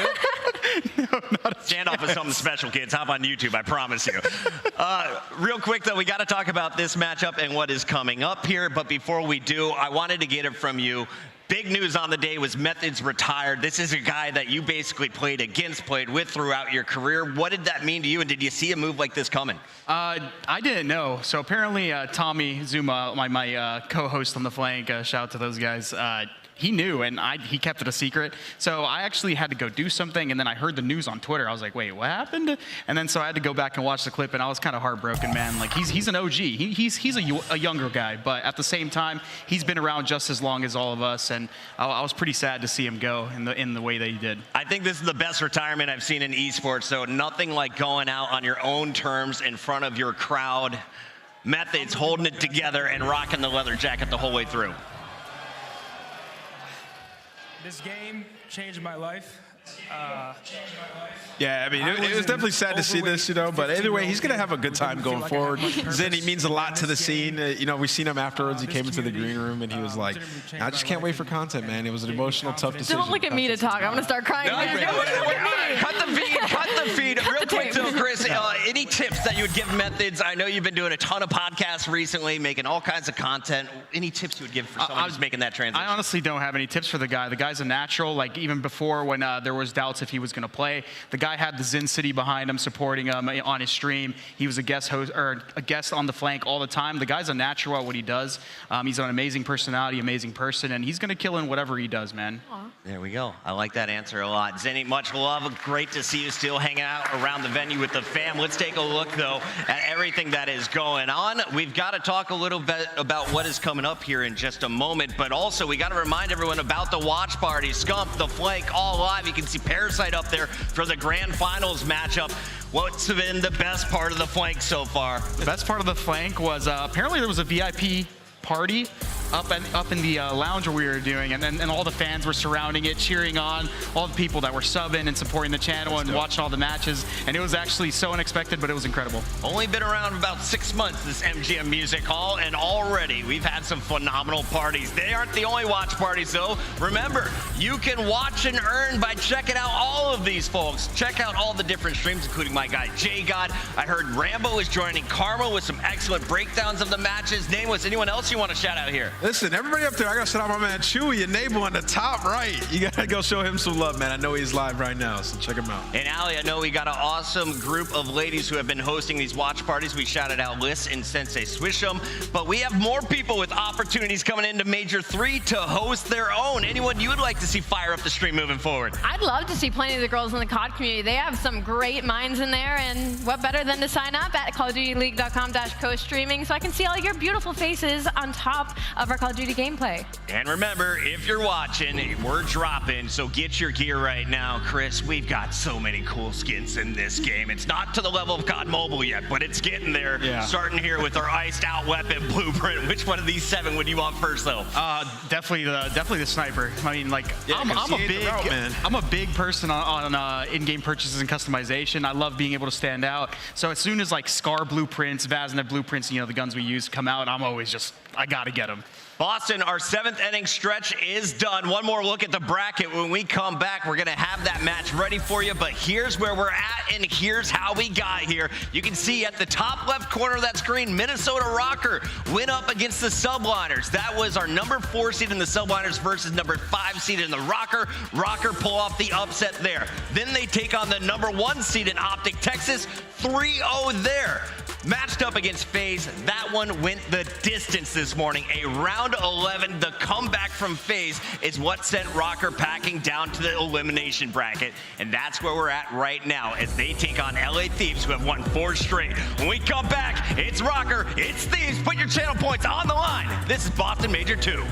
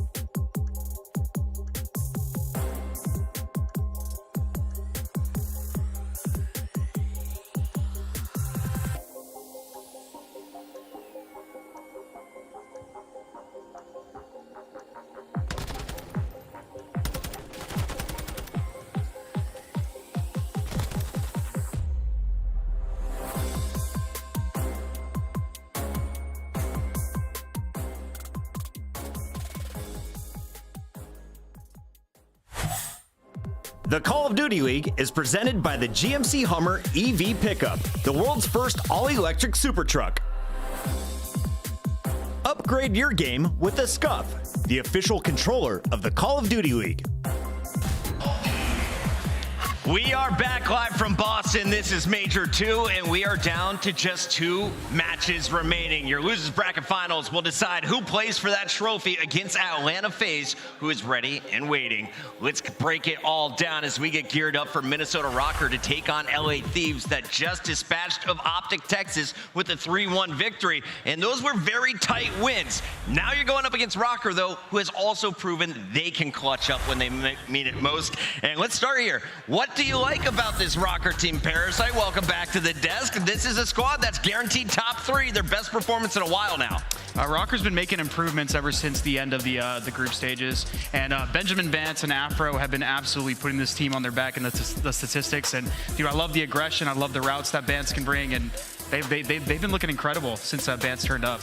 Bance looking like the best I've seen since Black Ops 3 when he was wearing a Splice jersey, and aLLeY, Reddit was giving him credit. It's great to see someone who looked like they declined in their career, maybe plateaued, rising right back to the top and playing for a title potentially.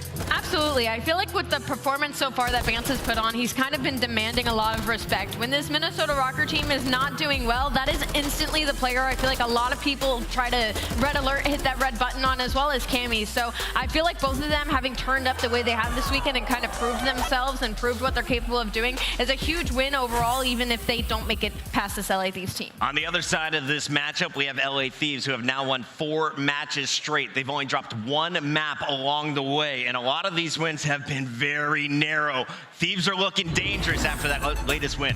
Yeah, they're looking dangerous. And, you know, talking about the series as well, we talked about the maps, looking like their map pool is expanded. The teamwork is on a different level, man, and Search and Destroy has also improved a ton.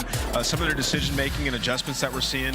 Envoy's playing with the squad now, not as much on an island. I just love what I'm seeing out of the LA Thieves, especially going into this series after Minnesota struggled in the Search and Destroys versus FaZe. I mean, they gave them, it was 7-14 in total first bloods throughout that series. That's something that the LA Thieves can definitely exploit.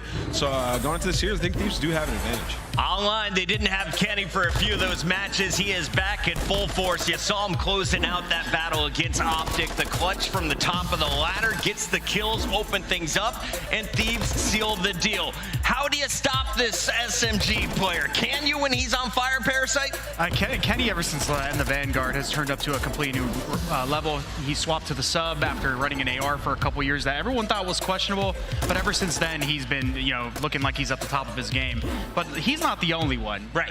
You got the human turd on that team, and yesterday, he was a big proponent as to why they were able to make the run into Sunday. So I'm looking at those 2 guys to, you know, turn up and get these guys to a grand final. Scariest thing for me is listening in with the LA Thieves. I hope we do it in this series because no one repeats. No one is making false calls. It is nothing but pure communication. Let's take a look, though, at our maps and modes because everyone is going to need to be playing at the top of their game to move on to our grand final. aLLeY, you've got the stats. I've got the maps. It's Hotel, Fortress, Mercado, Embassy. How's it break down? I really liked that little rhyme that you just came up with. I really actually like this map set. I think for both sides of things, the only thing I'm worried about when it comes to Minnesota Røkkr right now is that their hardpoint hasn't looked as clean as it did during the Major 2 qualifiers, and LA Thieves is on the opposite end of that. Their Search and Destroy has looked incredible, so keep your eyes on those map 2 and 5s. All right, it's time to make our predictions. Let's start with you, Parasite. What are we feeling? I got the Thieves, man. They've just been looking too strong. Final score?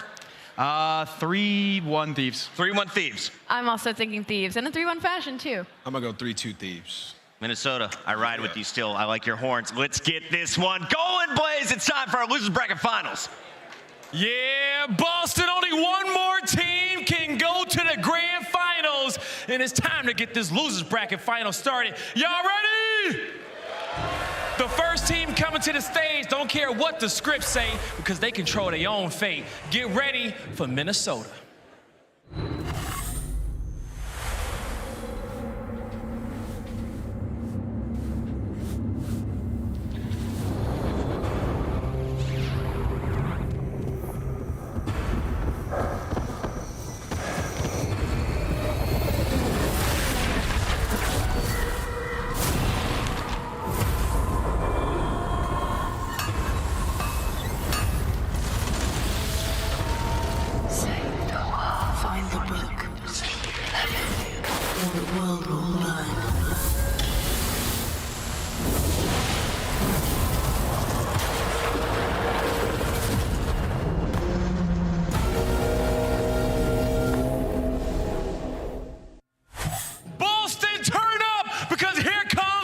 Minnesota Røkkr.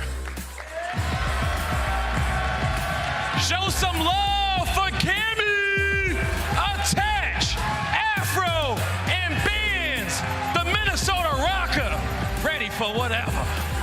A team I don't think many had in the conversation of making it to the top 3 of this event look to fight their way into the grand finals. They sent many teams home with nightmares, and now they have to do it to our back-to-back champs from last year. They need to end that run right now to make it their way to Atlanta FaZe. Let's bring them on out, Blaze. We'll see if they can, because this next team has so much history and legacy, and they ready to get another chip. Here comes your world champions.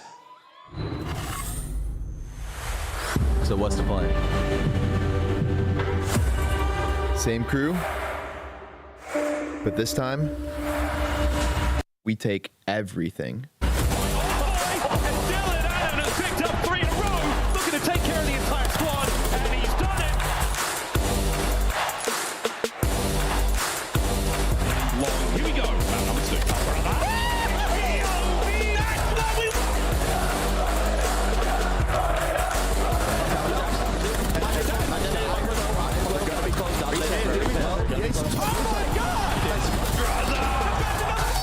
It's all coming in. They haven't got the first thing yet. Kenny on the flank. Kenny on the flank. Kenny!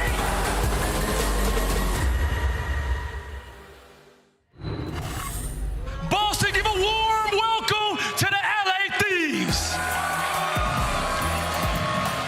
Here comes Envoy, Kenny, Drazah, and Octane. The LA Thieves ready to run it back.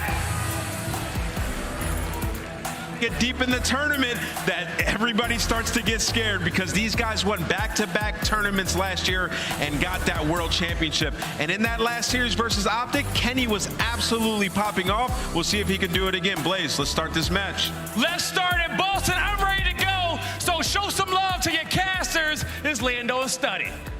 Let's do it, Boston. Let's end out at least our run with a good match. Let's end out this elimination bracket with a fantastic series as well. The LA Thieves taking on the Minnesota Røkkr. No pressure, Jay. It's only a difference of $40,000 between who wins and who loses this game. Oh, yeah, there's a lot of pressure, though, Lando. There's definitely a lot of pressure. Both of these squads want to make it to that grand finals. Obviously, on the side of Minnesota, tough loss versus Atlanta. All the way in round 11, losing 2 search and destroys is the biggest thing that stood out for me. Yeah. And then on the opposite side for LA Thieves, that was just clutch after clutch after clutch in those final 3 maps, man. That's the world champion, so this is going to be a battle. Oh, it absolutely is. And this is really where it feels like the mental kind of gets tested for Minnesota. Like you said, considering that the LA Thieves are on this wild run where they've got a 12-1 map record right now. As you said, it feels like every time they're out of a series, they come climbing back in really multiple different maps, multiple different modes. What do you think is the biggest point of emphasis for the Røkkr, who, as we said, coming off of a loss, a very big loss at that in the Game 5 round 11? You have to start off high. You have to come into this map number 1 and do the same exact thing you did versus Atlanta FaZe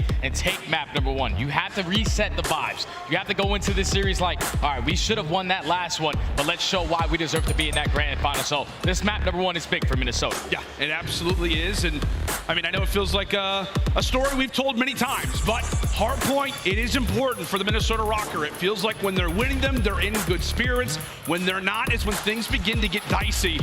But the other side, Jay, this LA Thieves roster, how many times have we talked about this team rolling over, dominating in hardpoint? It feels like we're seeing the Thieves of last season and last year, buddy. A lot of their success came from this very mode. A lot of their success starts in towards the hard point, but them starting off on the better side. They're going to be able to get a lot of time off of this P1. Minnesota doing a great job of keeping the kills stagnant. They're able to find the break and now control the spawns. All of LA Thieves spawning out towards Kitchen. LA Thieves looking with the quick spawn out, P1. A lot of time that we've actually started to see teams begin to accrue here on Hotel. Normally a very dicey hard point, not one that we're going to see a lot of seconds begin to get locked down. But right now the Thieves, 20 uncontested seconds off the rip. Røkkr, as we said, wanting to make sure that they've got the more preferred map positioning for the moment. And it appears, Jay, for right now, both teams have got what they want. Yeah, both teams have got what they want. And to touch on this map a little bit more, I want to just focus on the SMGs, because we saw the performance out of Afro and Bance all weekend long. But what Kenny was able to do in that last series, he stepped it up to a whole different level. So it's going to be LA Thieves getting a nice chunk of time off of this P1. The the rotation is going to go in favor of Minnesota, the #1 rotating team on this map, and it showed early. It absolutely has. Great work so far from Røkkr, at least to kick off this hard point, making sure that they did not allow for a break to occur. But with that pressure of allowing for so much time to go over at P1, now you got to lock things down. Now you got to hunker forward. And right now, Bance picking up from where he has left off pretty much in every single series, does eventually drop off of the 5 spree, and now here come the Thieves. So far, this has been a great hold, but the Thieves, they find the opening, pushing through Shandy. You just have to win the next couple of gunfights. Envoy's able to find 2. Last player closest to the point is going to be Cammy. He gets taken care of. Octane finds the final. Octane finds 3, and that's going to be LA Thieves with the final 20. With the final 20, and also potentially with the rotation as well. You've got player 5 who already finds himself in kitchen. Kenny is finding 2 off of the cut as well. This is a phenomenal moment in the game already from the LA Thieves. This lead can start to get broken up. However, Røkkr are winning a majority of these fights. This has got to be a W, and it's going to be Bance who comes away with the crucial 1v1. Sweat off the brow already from Minnesota. Yeah, right there. If you're the Thieves, you have the numbers. You just have to play it tight. You don't know how many players from Minnesota can be pushed out towards the back as the trades go in favor of the Røkkr. They're able to hold the setup so far in towards kitchen, but the pitch is coming in. All of LA Thieves just fly in, they find the break. And this has been their game plan, right? This is what they have done pretty much since the title has begun, is not really rotate a whole lot, but when it comes to breaking, they are top of the league and showcasing why that is their strong suit. A lovely 3-for-1 exchange. More points now toward the Thieves. Jay, they can hit 100 already. Already, LA Thieves, the #1 breaking team that we have so far at Major 2. Gonna give themselves a nice little comfortable lead. Octane able to win a huge one-on-one versus Attach, but now it's all about the battle for these spawns. One player from Minnesota in Cammy is gonna spawn out towards bedroom alongside Attach. Envoy eliminates both those players towards back. Spa, LA Thieves win the rotation. They're fully set up. Minnesota have to stop the bleeding. We have Codcaster, we have the mini-map. For God's sake, we can see arrows, and I don't even know how the Thieves have managed to do this. Back-to-back-to-back hard points. They're making it look easy so far in Hotel. And right now, the Røkkr need an answer. So many times it's been the SMG line. Can they do it again? A full-on headbutt right now in the bar. And Octane able to come away with 1. Octane able to come away with 2. Trying to take Minnesota down himself. The nade over the top very well could decide how this hard point goes. Another triple in the feed for Benjamin Bance. Røkkr now with 20 to go left. Those are some big kills right there from Minnesota. This 20 seconds can be theirs, but they're trying to set up the traps. They're trying to force all of LA Thieves to continuously spawn out the back towards P2. But one player in Octane is going to get a nice little spawn. He's going to be able to now flip it for his teammate in Kenny as well, and they should be able to win that rotation. Now Minnesota had to try to break on through, and Drazah's cutting them all down. And this is really the one guy, if you're a Minnesota fan, that you do not want to see begin to get going. Drazah eventually does fall, but he has had some amazing, amazing performances. Just went off versus OpTic Texas. But here comes the streak from Bance, having a phenomenal game to start. Can this streak have any impact whatsoever? And the answer to that will be absolutely not. Information, but that is about it. LA Thieves still locking down. Still holding down. Still only 2 players left in towards the point. Drazah, he does get traded. Now it's all on Octane. He falls. So Minnesota, they're able to find the break. But with 30 seconds left, you have to get these kills and you have to push through. You have to try to chain a couple hard points together to try to get back into this one. It's Envoy with another 2-piece. He's finding kill after kill every time. And right now for Minnesota, you got 15 seconds left. It's a matter of like, do we want to try to hit this for the final 10? Do we want to make sure we've got the roto? And for right now, they will invest a lot in trying to go for the final few seconds at Restaurant. Meanwhile, they'll put Cammy in a big spot. He loses that fight, and now that makes this 1v1 that much more important. Attach, who's able to drop that one. It's a big kill. So far, a slow game at 7 and 13. The same thing could be said for Afro. Not the greatest slaying performance from a few players here on the Røkkr. And once again, Jay, it is the Thieves with early time and another big gunfight there from Dylan Hannon. Yeah, and right there, it's just Minnesota. They're trying to locate where Drazah is. He's been causing them problems at this kitchen area. Finds another kill. They were just trying to find the opening, but they cannot. LA Thieves have been able to hold their setup, but finally you take down Drazah. You maintain the back spawns. All of LA Thieves spawning towards the middle of the map. Neither squad is getting time, but Minnesota have the favorable side. They're going to be able to get on it. We'll see how long it can last for when it comes down to these holds. 15 seconds to go, and Octane trying to contest late. It has been a picture-perfect start to this hard point. If you are a Thieves fan, And I'll tell you what, I think it was Puckett who was touched on this a little bit earlier, how great the Thieves comms are. Let's go ahead and take a listen in with those boys.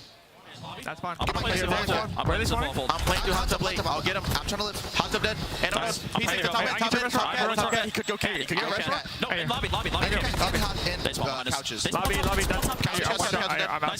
went out left. I spawn cat. One might be. I mean, hot tub. I'm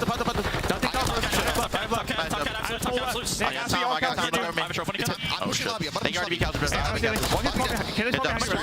I'm gonna spawn hot tub. I'm blocking pitch. Watch your couches. Dead. Oh my god. We're good. Hot tub dead. Okay, hit twice. Couches. I'm telling this guy. Go for it. Couches. One shot dead. Nice. This is dead time. He's dead. Hot tub. Restaurant. Already through? We're so good. I'll be top guy, Simp. He's cavern. Right above you. He went secret. Nice. Lobby, two secret. Ivy side time. Couch on me. And one's gonna be A control, bro. A control coming away. You can leave him looking in. He's control, so he stuck me. I got him though. Go right.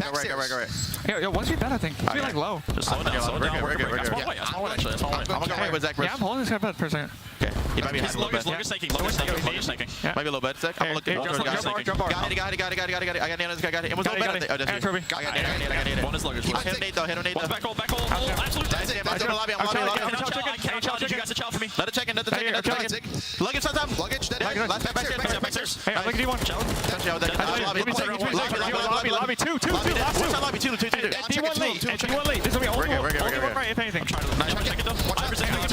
Oh, good. I'll spawn here. Live. One's Luggage, one's 6. One's up. Just slow. Check in. Lobby. That's fine. And the small talk right there from the Thieves is everything that you want to hear. You're reassuring where the spawns are coming in. You even hear the small talk when they were setting up the break at that P2. Octane says, I can't chow. And then the pinch comes in. That's perfect from LA Thieves, but it's all Minnesota. Finding that remaining junk time, now only down by 70 points. LA Thieves are off the rotation, should be fully set up, but there's one player trying to make the play. He gets cut down. LA Thieves hold the first push. Yeah, I'll say, man, I mean, just checking in with those comms, it was so great to actually be with the LA Thieves as they went for a break. There's no reason why they're not the best breaking team in the game when it comes down to comms like that. Already 30 points away from Colin's game here. And map number 1, Røkkr, they've got to break. They've got to rush forward here through Kitchen, but Kenny able to stun away with 2. Envoy on the other direction. He eventually drops. So it is Røkkr who are able to jump in for a moment. But Jay, they are hanging on by a thread attached. The captain of Minnesota trying to get the boys going, but that scoreline is just not looking oh so great. Final 15 looks to go their direction, but once more, it is the Thieves with preferred map positioning. Yeah, the scoreline's not looking great, and neither is the stat line for Afro. I'm pretty sure this is the first time I see him -10 all weekend. 12 and 22, having a slow start to this hard point, but this game is far from over. 60-point game, LAD's fully set up. You have a player in Drazah pushed out towards bedroom, so it's gonna make the break even more difficult for Minnesota. You just have to try to find a couple kills through the middle of the map, potentially set up a pinch through mid-single. See if they can establish that pinch. Drazah able to cut away for 1. Afro, he drops as well. That's going to be 3 down. Bance, the sole member alive, is at least able to find a double kill. So the spawns will flip. Røkkr are here. But nonetheless, the Thieves, they've only got a few more points in order for this game to be done and dusted. And Jay, I think that's what the communication is right now for them. Hey, how do we want to jump in? Okay, it's just Envoy. Give him the gun, give him the nade, and he will do the rest. Sensational hard point there from the Thieves in game 1. And Jay, that is just the way that they have looked so much throughout this tournament and oh so often in this elimination bracket. That was just big adjustments right there from the Thieves. They just played this map versus OpTic, and the reason why they lost it is because the majority of those hills, they did not have the preferred spawns. They were in control of the rotations. You get good time off of the P1, and then when they needed to find breaks at certain hills, they were able to do it. Slow start for Minnesota into this first hard point, especially out of my guy Afro. Double negative is not what you want to do, but S&D is where they need to respond.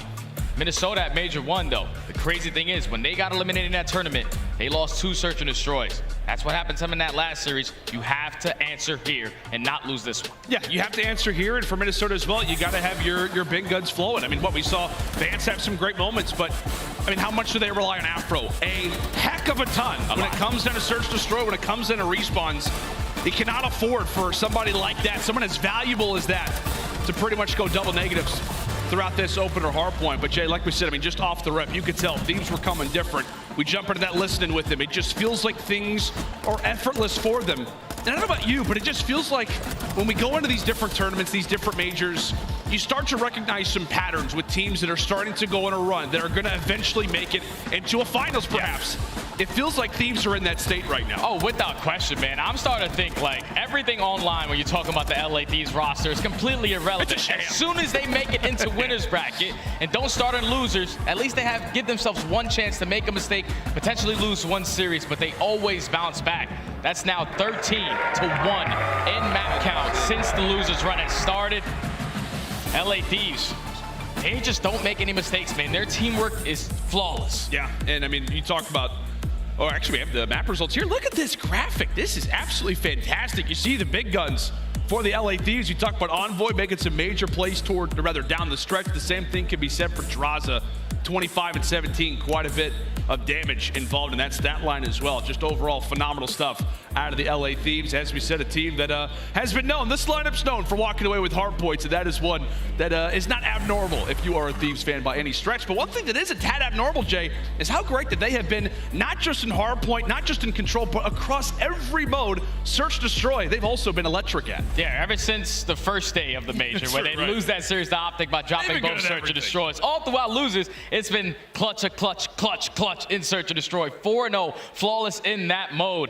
LA Thieves, it's just their teamwork, man. We just watched Minnesota play this Hotel S&D versus Atlanta FaZe. They fell short all the way in round number 11. And I think the biggest difference was when Bance's opportunities, his lanes started to get shut down. Yeah. When the Tiny Terror started to be aggressive, you forced them to play nice and slow, find that opening pick, and that's when Minnesota started to show some struggles. Yeah, well, I'm curious to see Minnesota when it comes down to this search destroy. I believe we're headed to, I think it was Hotel next. Is that right? So when we've talked about Minnesota previously, how do you feel about them when it comes down to this map? Players you're looking out for, things of that nature? I'm definitely looking at Afro because he's the guy that always shuts down that pressure towards that A-bomb. When he's sitting towards bottom bedroom, he makes play after play, but alongside Afro, it's got to be the playmaker in Bance. Bance is the guy that when he finds openings, when he makes those plays, pops that dead silence, gets behind enemy lines, he's able to change rounds. So not really the best performance in that map number one for either one of those guys, but S&D is where both of those guys need to step up. And one thing that I also want to chat about too is one player that we did not mention for the Minnesota Røkkr,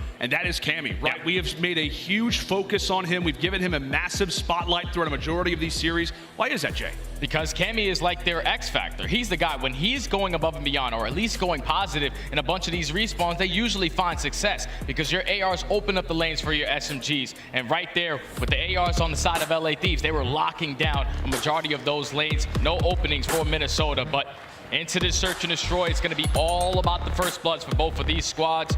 Don't really have a lot of success in the 3v4 situation. So early on, it's going to be LA Thieves on the defensive end. You see the records right there. First bloods in favor of LA. But it's all about the playmaking, all about what you can shut down and the information that you gain. We'll see if Røkkr can reply, starting things off on the attacking end. As we jump into game number 2, already from Minnesota, that hard point out of sight, out of mind, but quickly into the reticle they fly with Drazah and Kenny. That is a quick triple, and that is a statement round. That was 15 seconds at best. That was super fast, man. I don't even know how fast that damn was, but Octane, he holds down the push. He just saw Minnesota play this map. They like to get aggressive towards top plat. Finds the first kill. Kenny eventually finds 2, and then Octane finds the final. Very, very quick round right there. LA Thieves 1-0. If I'm Drazah, who like spotted the few, first few players off the rip, I'm like, okay, 2 players. Oh, the round's over. Awesome. Thanks, guys. Great job, guys. I love when that happens. A quick 1-0 start. Phenomenal answer off the rip here from the Thieves as they go up 1-0. Now it's their time to take a look at the deck. We'll see what the spread of the mini-map appears to be. You got 2 players toward the top, 2 players toward the bottom. This time it's been Benjamin Bance, who's able to land a nade off the start. And with that, the Røkkr will seize back and allow for the next play to come to them. So now in the 3v4. Just want to wait Try to see if you can pick up any ounce of information on the side of the Thieves. It's going to be Kenny who invests that dead silence. This might be his time to strike through mid connector, but Minnesota, they're not budging. They're holding their setup strong. They're able to find a kill on a Kenny 4v2. That's a frustrating gunfight to lose if you are the Thieves. You're already down in man count, and now you find yourself in a 2v4 up to Drazah and Octane, and right now, there for Drazah, he's taking the same gunfight that Kenny just did. Bance not willing to move. Another gunfight victory for him, and Octane will drop. A slower round, but in terms of statistics, that is exactly what you wanted, a direct answer. Direct answer as Bance finds 3. He's just been in like the MVP caliber all tournament, man. Like if Minnesota is able to make it to that grand finals and potentially win it, he's MVP without question for me. Gotta be. He's been going absolutely nuts when it comes to the S&Ds, to the respawns, as he finds 3 in that round and tied up at 1 now. I mean, what do you feel like has been the biggest difference for Bance? Like, we've talked so much about Minnesota Røkkr. You and I have had countless casts over them. And he always feels like the objective guy, always feels like the veteran on the team, the guy who's there to bring comms, but he's been the ultimate slayer. I told you, it just comes down to the knowledge of the game. When you know everything you need to know about it, then it's all about just finding those kills after that, and his gun skill has been stellar, but Cammy's able to find the first 2 kills from the pressure coming in from the Thieves through the middle of the map. Free B-bomb plant, should be able to get down. However, Drazah could be the only one to knock on the door. Hello, is the kitchen open? Nope, not today. Octane, well, he does have a sniper. This could be cool. I'm not so sure about the round success, though. That was pretty cool, Jay, I'll be honest. I thought he was gonna hit that. Also too, man, but it's Benjamin Bance nonetheless. At the end of that gunfight, just holds his pre-aim, spots the door get cracked. Use that Vaznev up close and personal to close out the round. Minnesota, 2 flawless rounds back-to-back, now up 2-1. It's been off the back of that, man. As we said, Bance hitting new levels. As we talked about it, just one of the best stories, without question, so far of Major 2 has been Bance's performance. Yeah, I think coming into the day, I'm not sure where he sits right now. A lot of matches been going down, but came into the day as the #1 KD. As we said, not known as the Slayer for this roster, but boy, have they absolutely loved seeing his productivity. Is into round number 4 we go. And Bance looking to be hyper-aggressive. Octane able to spot him. That is great work from the Thieves to pretty much set a trap and wait for someone to walk through. That is 3 players who have now fallen. Last man up as Attach. Attach in the 1v3 does have dead silence, but this might not be the best opportunity to pop it. Well. Oh, well. Jay, gonna prove me completely wrong. You're saying, Jay, you know who I am? I'm one of the most clutch players of all time. Oh, well. Well. Jay, you're smart. You're a smart guy, Jay. Yeah, it's a 1v3, man. Yeah, it's a 1v3 with the bomb planted. You have no bedroom control. You probably want to save that for the next round, but Octane, he was the playmaker this round. He finds a 2-piece for both players from Minnesota, trying to flank through middle, and then eventually closes out the round with the final. All even up now. At 2 apiece. LA Thieves back on the defensive end. Minnesota, they found success whenever they wanted, especially towards that B-bomb, so Thieves might have to switch up their setup a little bit. I'm just loving that last play, though, where Octane, who obviously just had a crazy round, finds 3. They just set up the trap, right? They just wait for Minnesota to bait, to jump on in, and they're able to collapse. We'll see who can win the first blood battle this time. Again, a big focus coming in at this map specifically between these 2 teams. And this time it's Kenny who's able to drop it. Bomb making the fast rotation from B, now back over toward A. We'll see how fast the Thieves are able to adapt. See, as Drazah's watching the cross, but Cammy's able to at least bait his teammate in Afro and find that kill, make it a 3v3. So now bomb is going to get planted. Does Kenny have a tackle? Potentially he's going to open this double door to try to catch the timing. Oh! He does. He's able to find that kill on the Afro. 3v2 now. Oh, but Attach is at least able to trade. Now brings it into a 2v2. Time to work with still if you're Thieves, but as you hear a timer continue to go, it just elevates your heart rate a little bit more. Octane, a tad antsy. He eventually drops, and now it is all on to Envoy. 1v2. Able to put in some nice shots over on Attach. Knows basically where Cammy is coming from. Weakens both of them up, but it will not matter. Røkkr with too many bodies, a bomb planted, and they win another round. Yeah, Attach just put himself in a great position right there to always find a trade when it was necessary, but then it was Cammy who wins a huge one-on-one onto Octane on the flank. Once you shut that player down, all Attach has to do is pick up the information where he's coming from. He stays alive long enough for Cammy to get into the engagement. Now Minnesota take the lead. I'll tell you what, man, I mean, Cammy's scoreline is exactly the reason why Røkkr find themselves up 3-2. I mean, how many times have we talked about where it's been Bance and it's been Afro, your guys who are the playmakers on this team. Cammy's talked about it at length at times, how he feels uncomfortable in search and destroy, but right now, he is king comfortable. Bance able to start things off. Great first blood onto Envoy. And really from there, it's one player who's able to escape already into their flank. That is going to be Drazah. So he could be granted a free kill here, at least if timing goes his way. Kenny's able to drop one. Afro able to make him pay. Into the 2v2 we go. And a lot of players, a lot of arrows very close to each other. Jay, now it's all on Octane. Attached, finds himself towards couches. He's able to take down Drazah. Now it's Octane, left in the 1v2. Does he have some magic? Try to tie this game up. As Minnesota are both going to play towards that B site. They're just going to play the buddy system. You want to play the trade, but with attached, picking up that information, this is where you can strike. Octane's just going to try to get this bomb down. Look, little dolphin dive. Unfortunately, has to see a dead teammate on the ground. Trying to pick up from where his fallen comrades have left off. 40 seconds to go. Can Sam LaRue lock it down? 40 seconds. He's going to invest his death silence. Might work out perfectly. He decides to re-pinch this. I don't know if Minnesota are going to read this play. He has the opportunity to get it done. Nothing but his wits and his rifle remain. 25 seconds still to go. Is he going to get the read on attach? You bet he does. One more to go. Afro. Is it a slower game up to this point? Needs a big round. He's trying to read where Octane has gone. But he's not left. He's remained in the same position. Now time continues to tick, and Afro is not going to be able to find him. A 1v2 that they needed. A 1v2 that gets them back in the game. And it's Octane who's able to deliver. Dropping the young gun and sporting a nice little line there in the KD department. 8-3 now, Jay. Octane just plays that round beautifully. He gets the information that both players are backed up towards B, and then pops that dead silence for the re-pinch, and then just plays the clock beautifully to clutch up the 2v1. He's on a 3 spree. Like you said, sitting at 8-3 overall.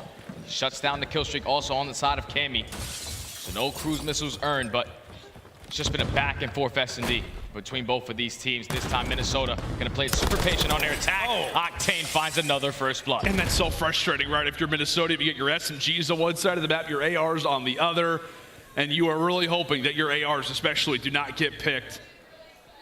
Because in gunfights like that, you're just not able to trade effectively. So the captain for Minnesota will have to sit out a round and hope that his boys can come away with the clutch.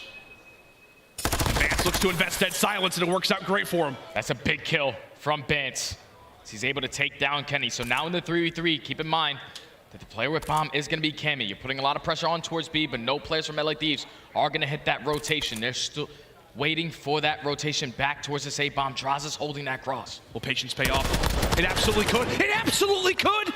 But Drazah, he gets found out. Now it's on to Octane! He's able to find one. Now in a 5 spree. 25 seconds left, and the Minnesota Røkkr are trying to hunt down where Sam LaRue has gone. And with that, the bomb is off to the races. Octane now makes it 6. It's all on to Bance. A 1v2, but Jay, he's managed to escape. This bomb can get planted at B. Yeah, this is gonna be a free B bomb plant.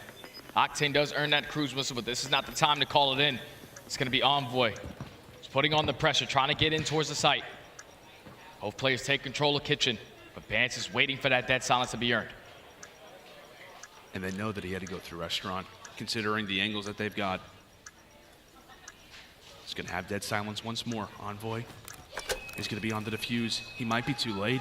He already might be too late for this. Here comes Bance, but Octane watching over for the defuse. And that is just excellent work there for the Thieves, Jay. No idea where Bance was hiding. They hop on it, and they pretty much, Jay, just hold their irons. That's it. That's the ace right there from Octane. 7 in a row, earns himself the cruise missile, laying down on his belly with that TAC 56. Gonna be able to get a couple kills with that weapon. But he's having a stellar performance in this search and destroy. More kills than his entire team combined. ×2. I was gonna say, for Envoy and Drazah, they're just hanging out in the Jansport. It was all about them and the hard point. And it's about Kenny and especially Octane here in the search and destroy. Octane has been absolutely phenomenal so far this weekend, as he'll go and look to invest the streak. And you see play call already come in, and you're using this cruise. You're probably not going to be able to get a kill with it, but you're getting every single ounce of information that you were looking for. Now Now you can get aggressive in towards the site, but you gotta take down Cammy. You can't afford him to take you down. At least make it a 3v3. Bance finds a trade. Oh, but he also tosses out a nade. Not able to officially wipe away a kill. So Thieves bring it out to a 2 versus 2. And considering how much noise that they've made at that B side, the rotation feels all but necessary. Kenny right now with the objective on his back. But something to consider is that Minnesota, they've also read this play too, Jay. Afro and Attach still alive. Yeah, Attach was able to at least spot them on the cross, so he's gonna send Afro on that late pinch. But LA Thieves, they're just trying to push right on through. Minnesota, I think that they read this play. Wow. But LA Thieves are gonna push right through that A site. They're gonna make their way back to B. Bomb is gonna get planted in a 2v2 situation. We could tell from Minnesota, they're like, where are these guys? We were just over at B, now we're at A. Where have they gone? To the kitchen they go. Bomb down. First player at ear's distance is going to be Afro as he and Attach are going to have to come away with the retake. Attach is hitting the long route. Gets some visuals from afar. Kenny says a prayer, tosses out a nade, and at least gets Attach out of the fight for now. 30 seconds. Afro trying to be the aggressor. Kenny's able to spot him. Time is starting to tick. You got to at least find 1 kill and then get towards this site. So they're able to get the hit marker with the nade onto Kenny. They find the kill onto Octane. Kenny in the 1v1. He can't clutch it. He was damaged by the nade. They go for the chow as Afro finds the final 2 kills on the round. Tie it up at 4, and that one's got to be devastating for the Thieves because you invest a cruise missile, you get all the information that you were looking for, but it still does not lead to a round win. Minnesota tie it up at 4. You could tell, man, Kenny, he was just snaking his heart out, just hoping that this round could exist for as long as possible, see that timer go away. But it is Røkkr who come out on top in a swing round situation. Drazah, well, he's joined the agency at least for now. We'll see if he can come online and maybe give the Thieves just that little bit of extra to cross the finish line, go up 2-0 in this series. Right into round number 9 we go. Utility toss, tacticals thrown, and grenades. They're gonna leave Hotel in a much worse spot. And right now, all 8 players just hunting for information. Yeah, no one wants to get picked. No one wants to be first-blooded. It's Minnesota just trying to get the information of how they're gonna be playing this setup. Envoy is gonna get spotted, Snake's going on, but gets the assist right there from Kenny to find that first blood onto Bance. Now you have to get aggressive towards this bomb. We saw a 3v4 clutch from Minnesota before. Can they do it again? That nade really landed right on the forehead of Cammy. Thankfully, he stays alive, but only for a moment. The bomb also does not get planted, so it's sitting pretty much in the open. Thankfully, Attach makes life a little bit easier, but in shooting, he reveals his position, and now it's all up to Afro. He gets found out. Thieves, 5-4. Just slowly picking them apart. They execute that game plan perfectly to solo out Bance. He was the only player in towards Diner. Once you get that first blood, you know Minnesota are going to be 3 stacking, especially in the cross towards bedroom. You allow that pinch to come in as Drazah finds his very first kill of the map. There it is. On to Attach, but eventually left in the 1v3. Afro stood no chance. LA Thieves at game point. We'll see how Røkkr can try to get back into this game. They absolutely need a round here. Going down 0-2 versus a very hot Thieves team would not spell well for them. It's a trade off the rip, but thankfully Envoy, if you are a Thieves fan, ends up cutting away Bance. So the SMG duo, the playmakers for Minnesota, have quickly fallen. Oh, and then Attach gets picked. Drazah finds the final kill. LA Thieves clutch up in the search and destroy. Take it in a 6-4 fashion. Teamwork was on point. Communication had to be on point. They made the mid-round adjustments and they worked out perfectly. Now find themselves in a commanding 2-0 lead. Commanding lead at that there for the Thieves. And how about the game? How about the performance that we have there out of Sam LaRue? Turret-like without question. We know him to be dominant in the hard points, to be dominant in the respawns, but boy, did he have a fantastic map there, Jay. Finishing off 14-4. Also involved in a few different first blood engagements, and that is a huge performance on one side and a massive lack on the other. Røkkr, they were banking on that search destroy to go their way. They definitely were, man, because now you find yourself down 0-2 in the series, and you're not going to play an easy team in control. Both of these guys are some of the best that we have in the mode. But for the last 7 in a row on the side of LA Thieves, they have won every single control. So a tall task ahead for Minnesota. Series is far from done, but they don't have an aLLeY control. That's usually the bank. Yeah, that's exactly right. I think so far at this tournament, they've only played aLLeY control. We've been waiting for one team to finally ban that against them, and it's the Thieves who come away and manage to get that fortress through. So a big opportunity here for the Thieves to close it out in 3.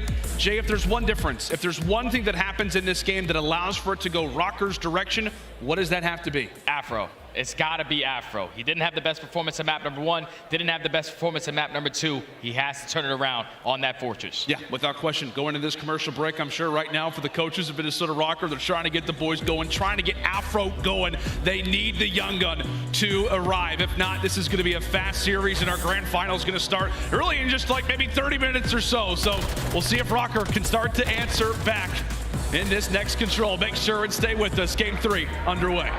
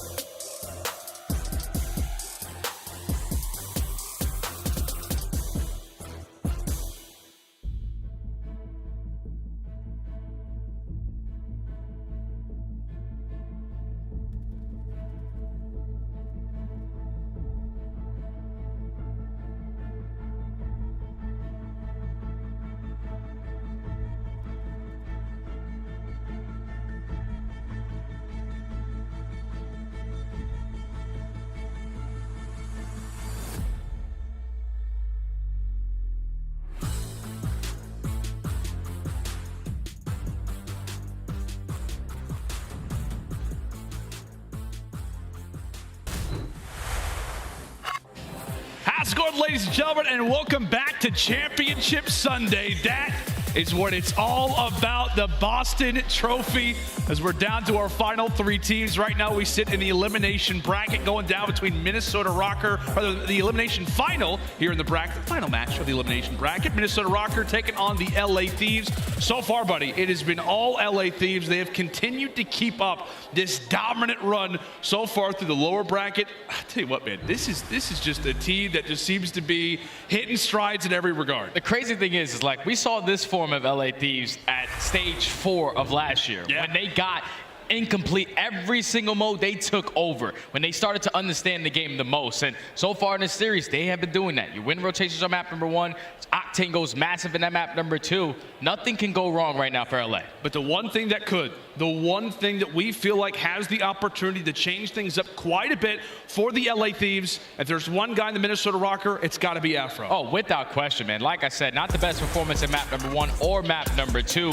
As we take a look at the stats so far in this series, 0.55, that has to be the lowest I have seen in quite some time from this young man, because he's a stellar player with that SMG in hand. He usually has that takeover ability, just hasn't shown it here, so he has to be the answer. And we've talked about it. I mean, when it came down to even in the offseason, when Afro was added to the Minnesota Røkkr, we thought, wow, this could be the guy to change everything for Minnesota, and he has, right? He is one of the reasons, without question, why they sit right now where they do. But you do wonder a little bit, right? Being a younger player, I think it's maybe his 2nd ever Championship Sunday. When it comes down to the pressure, when it comes down to the playmaking, it could be affecting him a little bit. Maybe the Thieves starting to silence him. I mean, you just wonder, that game 5 round 11 that you're coming off of, you're trying to get that out of your mind. You get punished by the Thieves' teamwork. It would be a huge moment if Afro can lead the charge, get this team. Might have just done some wonders. The coaches are able to get into his ear, reinstall that confidence into this young man. As it's going to be Minnesota on the defensive side. We saw LA Thieves clutch up an insane round versus OpTic Texas and already find an opening, making their way out through double doors. Yeah, as we talk about on Fortress Control, it is all about the defensive end. However, Thieves were able to come away with an attack that helped get them to that round 5 where they clutched up versus OpTic Texas. As we said, it's about teamwork to make your way through your base, to really punch your way through that setup toward the back. And right now the Thieves making great work already at that B zone, by far the more difficult of the 2. And right now, Jay, they are already halfway to completing it. Already halfway as Envoy finds another kill. That's 3 dead in the feed. Attach is able to take down 1. The second tick is about to come in. All of LA going to put the pressure on towards B. They want to get this one out of the way. The stack is there, and that's going to be B. Done and dusted. Time is going to be extended by a minute. Octane finds 2, and now that's 3 dead already. You have LA Thieves players in your spawn. You have to find these kills if you are Minnesota. Yeah, that's the worst part for Røkkr, is not only did they cap the point, but they also kept the players who just capped the point. Right now, Drazah trying to cause some havoc right now inside the base. That's going to be 3 down. 1 player off the spawn. It's going to be Cammy. Farthest pushed up player. Can he make a difference? Drazah with that SMG in hand. Defense has arrived, as that will be 3. First segment already in at A, as Røkkr are scrambling. Røkkr are scrambling. The second tick is about to come in. Kenny finds another kill. You have to go. You have to go. You have to contest it, but they cannot. LA Thieves are not making any mistakes. The SMGs are going above and beyond. And when Drazah whips one out, you can just tell that they're confident as hell. Beautiful start to this control. LA Thieves 1-0. My goodness, man. I mean, we're talking about Minnesota. We're trying to sell it right now for them. They're smiling, man. Thieves are having a blast. They're just like, wow, we just did that. We literally just went through Cat B. Drazah, you whipped at us up, and you absolutely fried, my good friend. 1-0 start here for LAT, as now they actually, believe it or not, walk into the more preferred side here on defense. We'll see if Røkkr can reply. Right now, they need something, Jay. Yeah, these kills are big right off the rip. You have to win these initial gunfights. Already 2 going in favor of both squads. They're able to stop that clock by getting onto the point. Just got to keep the trades going.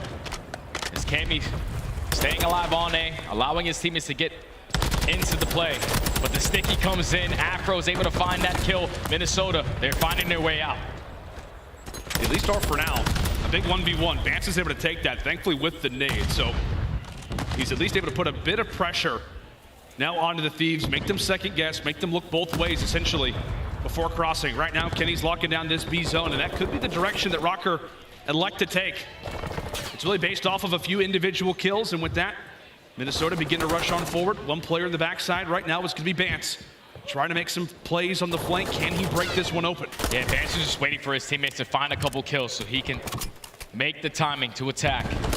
It's going to be all our pressure in through bottom arc. That's going to be 2 kills, make it 3. They take down Bance. Now all the players from Minnesota are stuck in the trap. They have nothing to show for it.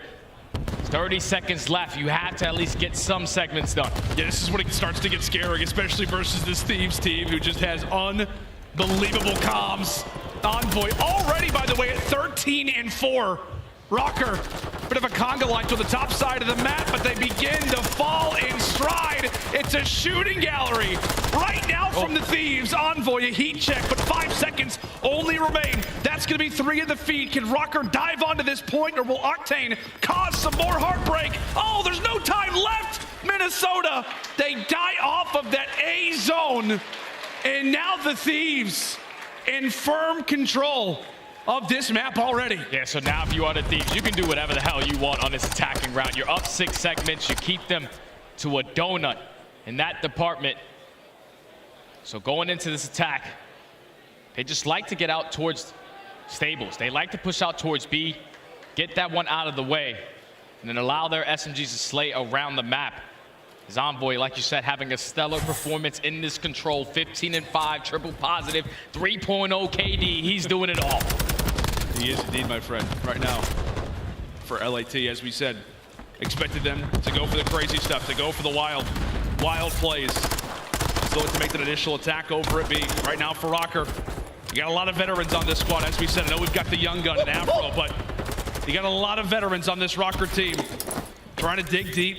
This is definitely the more preferred side for them. When we talk about defense, we'll see if they can dig their heels in, get those shots firing, and finally hold off Thieves for once.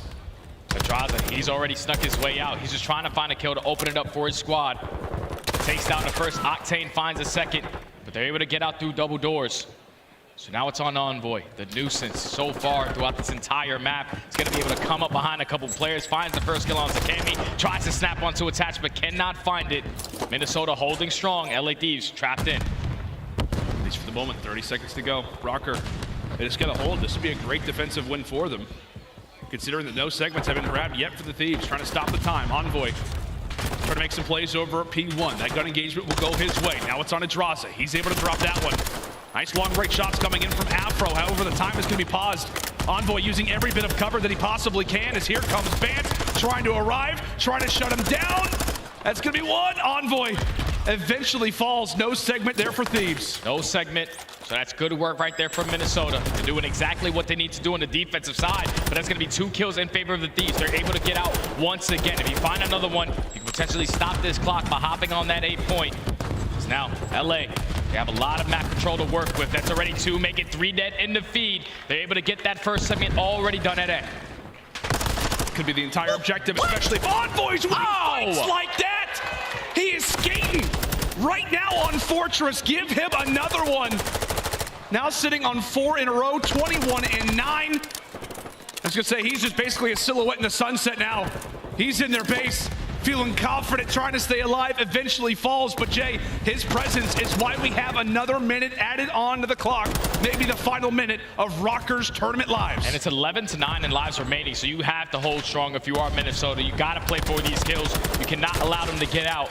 As Envoy finds another one, already makes his way into bottom art. That's 3 dead in the feed. Attach has to try to go big. Attach in the perfect position is able to take down 2. Bance with the 3rd. They shut down the push from LA. 35 seconds and only 5 lives remaining on the side of LA. Yep, only a few lives left here for Thieves. As Bance looks to get going, looks to get heated up, making that score line definitely look a bit better, but you're happy with what you saw. I mean, at the end of the day, you are happy with what you saw in that last round for Røkkr. At the same time, though, Jake, that's a position where they're supposed to do things like that. Yeah, they're supposed to be able to hold strong on the defensive end. But the only thing now is that they definitely would not have that defense going into round number 5, as LA Thieves have now completed 9 segments. So they have the preferred side, and back-to-back rounds, Minnesota need a miracle. Well, we've seen it happen previously. They've had crazier comebacks before, but I mean, we know what the story is, right? Attack, on control, We've seen LA Thieves do it. We've seen it happen a few different times already here in this tournament. What does Røkkr need to do, Jay? How do they stay alive right here? It's all about the kills off the rip. You have to find at least a clean 2 to 3 dead, stack one of these points and extend time by a minute, stay alive in the live apartment. Just play your life as the SMGs, roaming around, being nuisances in towards art, playing for a couple spawn kills. But it's all about these initial fights. Well, attach. Captain, right now from Minnesota, drops off the start. Envoy. Great team fire coming in from the Thieves. We said it's going to come down to this opening wave. And Røkkr, they're dropping like flies. They're dropping like flies. Envoy putting some damage in is now Minnesota trying to find an opening, looking for a lane. And every time they jump into one, it's just instant gunfire. It is shots from every direction. As another 2 fall, Røkkr, time continues to fall away. And not a single player from LA has dropped yet. Still perfect in the lives remaining. They have put them early on into this trap. Minnesota cannot get out of their spawn. Envoy is watching the cross. He watches 3 players cross. He's able to take down 2. He's just making plays. 30 and 12, Lando. Unbelievable performance out of Envoy. 30 seconds to go. However, 1 player has snuck through for Minnesota, and that's going to be Bance. Can he stay up, win a wild, wild gunfight? As he's going to have his hands full. 2 members already here for Thieves, waiting for a bit of teammate support. He's got 1 tick through, but he's going to need a heck of a lot more. He's lost a few reinforcements, but Attach is able to find 2. Envoy comes in with the streak, so Attach is gone. Bance, still the sole member alive. 20 seconds left, and he drops. Oh, he drops, and now it's all onto Afro. The farthest player pushed up. He's able to stop the clock, but from the top ropes, Kenny comes flying, able to take him down 10 seconds away from LA. Making it to that grand final. Oh, it looks like it is going to be the Thieves to come away with the 3-0. Is it about to be again? And yes, it will be. The heroic run through the elimination bracket continues. As you can mark it up, now 15 and 1 in maps. Incredible, incredible job here from the Thieves as they made this series look easy, Jay. They did exactly what was needed. When you come off of an insane series like the way they did versus OpTic Texas, momentum is heavily on your side. They came out swinging in that map number 1, made the adjustments, won the rotations. Like I said, Octane's performance in that search and destroy was above and beyond. Yeah. It's like everyone took their turn in this series. Map number 1, it was Envoy and Drazah. Map number 2, it was Octane. And then Envoy puts a nice little bow in it in that control to close out the series in a clean 3-0. Obviously, on the side of Minnesota, this is a devastating loss. You were one round away from making it to that grand final. You couldn't shake that one off. And unfortunately, you're going to get sent home 3rd overall at Major 2. That's unfortunate for them, man, but a great tournament from them overall. Yeah, that's exactly right. I think you have to absolutely give your props, your flowers over to the Minnesota Røkkr. I don't think many people expected them to be here on Championship Sunday, let alone to walk away with the placement that they have. However, you feel for them, right? You feel for them in that last series, how close they were to making it into the finals. They then drop into the elimination bracket and just run in. So one of the historic runs that we've seen this Thieves franchise make previously. As we said, now at 15 and 1 heading into this final. I feel like it's always LA Thieves making some insane losers bracket run. You can think about past Call of Duties as well. Like, they always know what's needed to make it all the way to the very end. And their teamwork has been stellar ever since they make it to losers. You can't make mistakes or you go home. And they have not made a single one and now find themselves in a final dance with Atlanta. Yeah, that's going to be a fun one, right? We've seen that matchup a few times previously, without a doubt, but that's going to do it for myself and Jay. A dominant win here for the Thieves as they've got themselves a date now with the Atlanta FaZe in the finals. That's going to do it for us. We now send it over to Puckett and the desk. Take it away, guys. Is anyone better than the LA Thieves when it comes to a lower bracket run? I think not. 15 and 1 after 5 match wins straight. They are looking like they're putting the rest of the league on notice, and there's only 1 match to go if they want to raise that Boston trophy. We got Maven on the desk here, and Maven, we thought we'd be seeing a lot more games. The Røkkr showing potential in that game 1, but you can't stop Sam LaRue and the rest of his crew. I didn't think it was going to be that many games because I really think, like, Joe and I talked about this at the beginning of the year with how it went for Thieves last year. Like, they're a team that wants to play in a system. When it starts to click for them, it takes a little bit of time. When it starts to click, they are a terrifying force. I'm not saying they're there yet, like the end of last year for them, but, bro, they're getting there. They are getting close to being a nightmare for everybody, bro. Yeah. LA Thieves win again. Let's take a look at one of those winning moments. This is Control, and this is one of the early rounds, though, but they come out and they set the tone, Ant. Yeah, I mean, it's beautiful. It's an initial offensive round. Like, they just make plays. And, you know, we talk about the fundamentals on the side of LA Thieves, how good they are, and what was holding them back throughout Major 1 of some individual performances. Well, now you're getting kills like this. Like, Drazah's coming out and just taking over games. Envoy has a crazy performance. 3-piece here out of Drazah to start things off. They're able to capture that B point instantly, and then he gets a 3K, backs up with the stack, and they get A to win an offense off the rip and set the tone here on Fortress Control. Once this happens, like, not only are you up 2-0 in the series, you want an offense on Fortress, the series is done at that point. Right.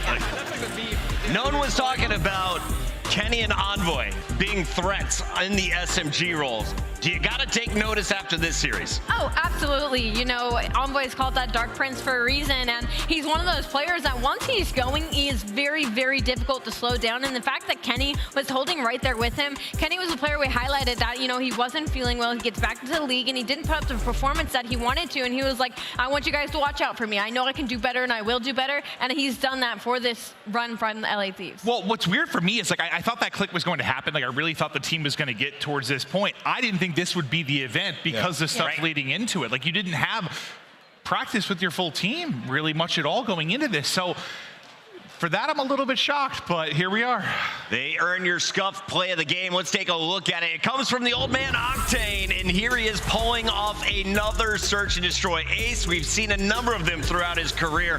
This was a big time to do it, aLLeY. Walk me through this play.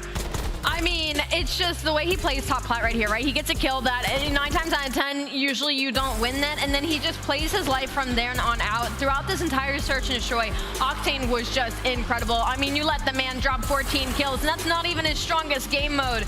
So I think this is terrifying, especially as a backbone for LA Thieves, and Sam is definitely a player that gets overlooked sometimes just because of how solid and consistent that he is in these games. We showed a lot of love to the LA Thieves, but we also have to say goodbye to the Røkkr. They are now out in 3rd place. They get the bronze medal for this one. Nameless, I feel like they showed us a lot, especially in the winners bracket run they made. 100%. I mean, this is a Røkkr team that, you know, up until the midway point of the qualifying stage, we were like wondering if they should make a roster change. Like, what do they need to do? Well, they turned it around tremendously. The search and destroy coming into this event has been way better. One of the backbones of this Røkkr franchise. And then Bance also, like, he's been dominating, like, was having an MVP performance throughout this tournament. They just ran into a really hot LA Thieves. Man, it's tough when you're down there and you drop down to that loser's bracket. Look at Thieves' run. They were on fire. Røkkr definitely have a good foundation to build upon. We got to take a look at the bracket one more time because that finals match is coming up. Will FaZe take the full 40 minutes and ice out the Thieves, or is this match going to start early? Don't worry, we got all kinds of content ready for you, and of course, we've got a ton of highlights to go through after the break. Before we get there, quick reminder, there's some sick gear in Call of Duty right now, Maven, and the fans at home, they can have some right now. Get in on some of this action. Do it. It's a wonderful idea. I love it. Look at that. That's super heat. I like the name of it. That is sexy. You know, I'm all for dub skins. I've been grinding all the titles within Warzone, DMZ, multiplayer. I want it all. Give me it all, Chris. All the skins, all the time. Maven will be joining us as we come back. Don't go anywhere. One match to go from Boston. It's Major 2. We'll be right back.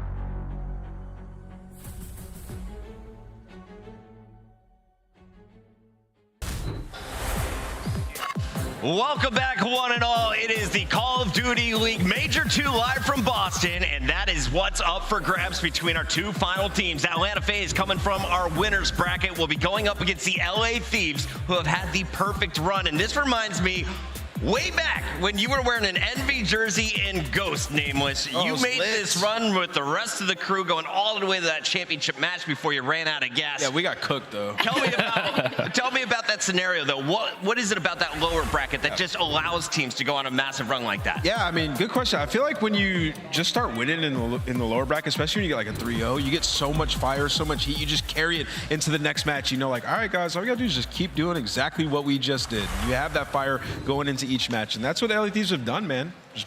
Thieves have made it 5 straight. They have been crushing their way through with a 15-1 record. But before we get to that matchup, we got to welcome Tun back to the desk here. And Tun, we had so many epic moments this week. It started with one of the most epic opening days that we have seen in a winners round 1, where 19 of 20 possible maps were played. Yeah, and the ones that weren't played were obviously during my series. Everybody else is getting game 5s, but it was really, really cool to see what was an amazing day to kick off our major here in Boston. That was a rude 3-1 from Toronto, but looking through it, I mean, OpTic Texas versus LA Thieves, that was the matchup we saw just a few minutes ago, or an hour or so ago.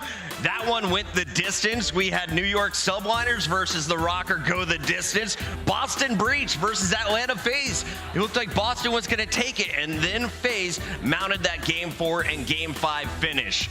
Crazy times here at day 1, and that wasn't it. Tons of excitement, especially with this crowd, aLLeY. Yeah, the crowd throughout the entire weekend has been amazing, and I think what's caught me mostly by surprise was there seemed to be support for just about every single squad that headed up onto that stage.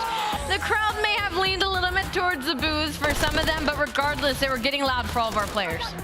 Yeah, it's been an incredible weekend, Puckett, honestly. And also, like, I spent the first 2 days, obviously I was sick and I was watching, but the love on Twitter and in the chat has been unreal. We've had peak viewership the last couple of days, people showing love from all over the world, man, and the crowd here has been awesome. One of the best venues we've ever had, to be honest, in the way that it's set up. I've been enjoying every second. Yeah, people were saying that this game was kind of quiet last year. I don't believe it, man. We are getting loud, and it continued. We saw a full day of 3-0s on Saturday, the opposite of our Thursday, where it was a 15-0 finish. All of their teams closing it out.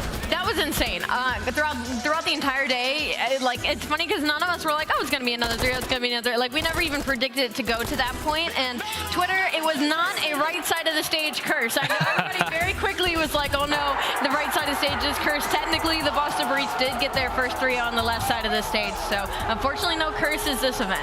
The story of the weekend, though, has to be the LA Thieves. They barely got that 8th seed to get into the winners bracket. They didn't win their opening winners bracket match, but that set them up for the run against the number 9 Mutineers, the first victim to fall 3-0, and after that, so many teams followed them. Yeah, the Thieves have absolutely looked lights out, and I think the one that got a lot of people believing was the game against Subliners. When they come out 3-0, our current champions from Raleigh, that was what set the pace up very, very nicely to continue the run. And not only that, dude, they beat our number 1, 2, and 3 seeds in this tournament. That's actually insane. Wow. They beat Subliners, they beat Ultra, they beat OpTic, they beat Røkkr now, so they got one more in their path, right? And it feels like everybody on Thieves is just in full form right now, which is terrifying, Puckett. Great tournament for the LA Thieves, but a disappointing finish for some of our other top dogs. The Seattle Surge versus the Subliners. That was the battle for the Raleigh Trophy.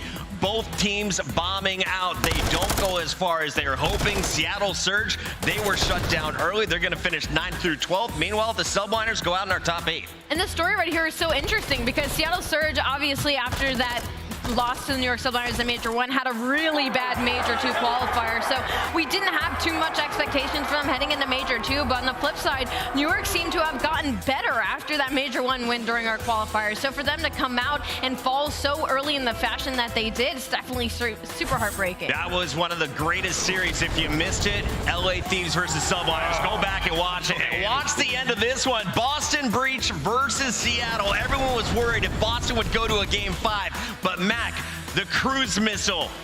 That is friendly fire, man. Taken out 2. It gives Boston that game 4, and Boston survived to a day 3. I know, just like Boston sports, man. Just some crazy stuff saving them each time. Rough finish for Seattle, but Boston feeding off of that energy.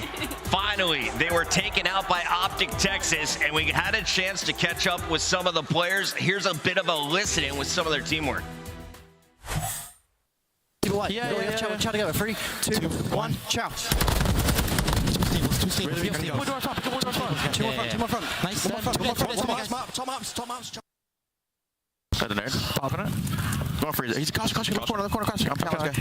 Good replay, you guys, too.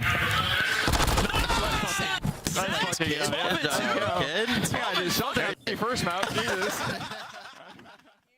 Honestly, that just felt like a testament of what was happening for the London Royal Ravens. Nothing going their way here in Major 2 from the qualifiers to now just frustration. We expect some things to maybe change before Major 3, but the LA Thieves, they went with a similar play, and they're finding massive success now with Kenny back in the lineup. Yeah, they're looking fantastic, the LA Thieves, and I think it's just the momentum we've talked about, the losers bracket side of things, just keeps on rolling.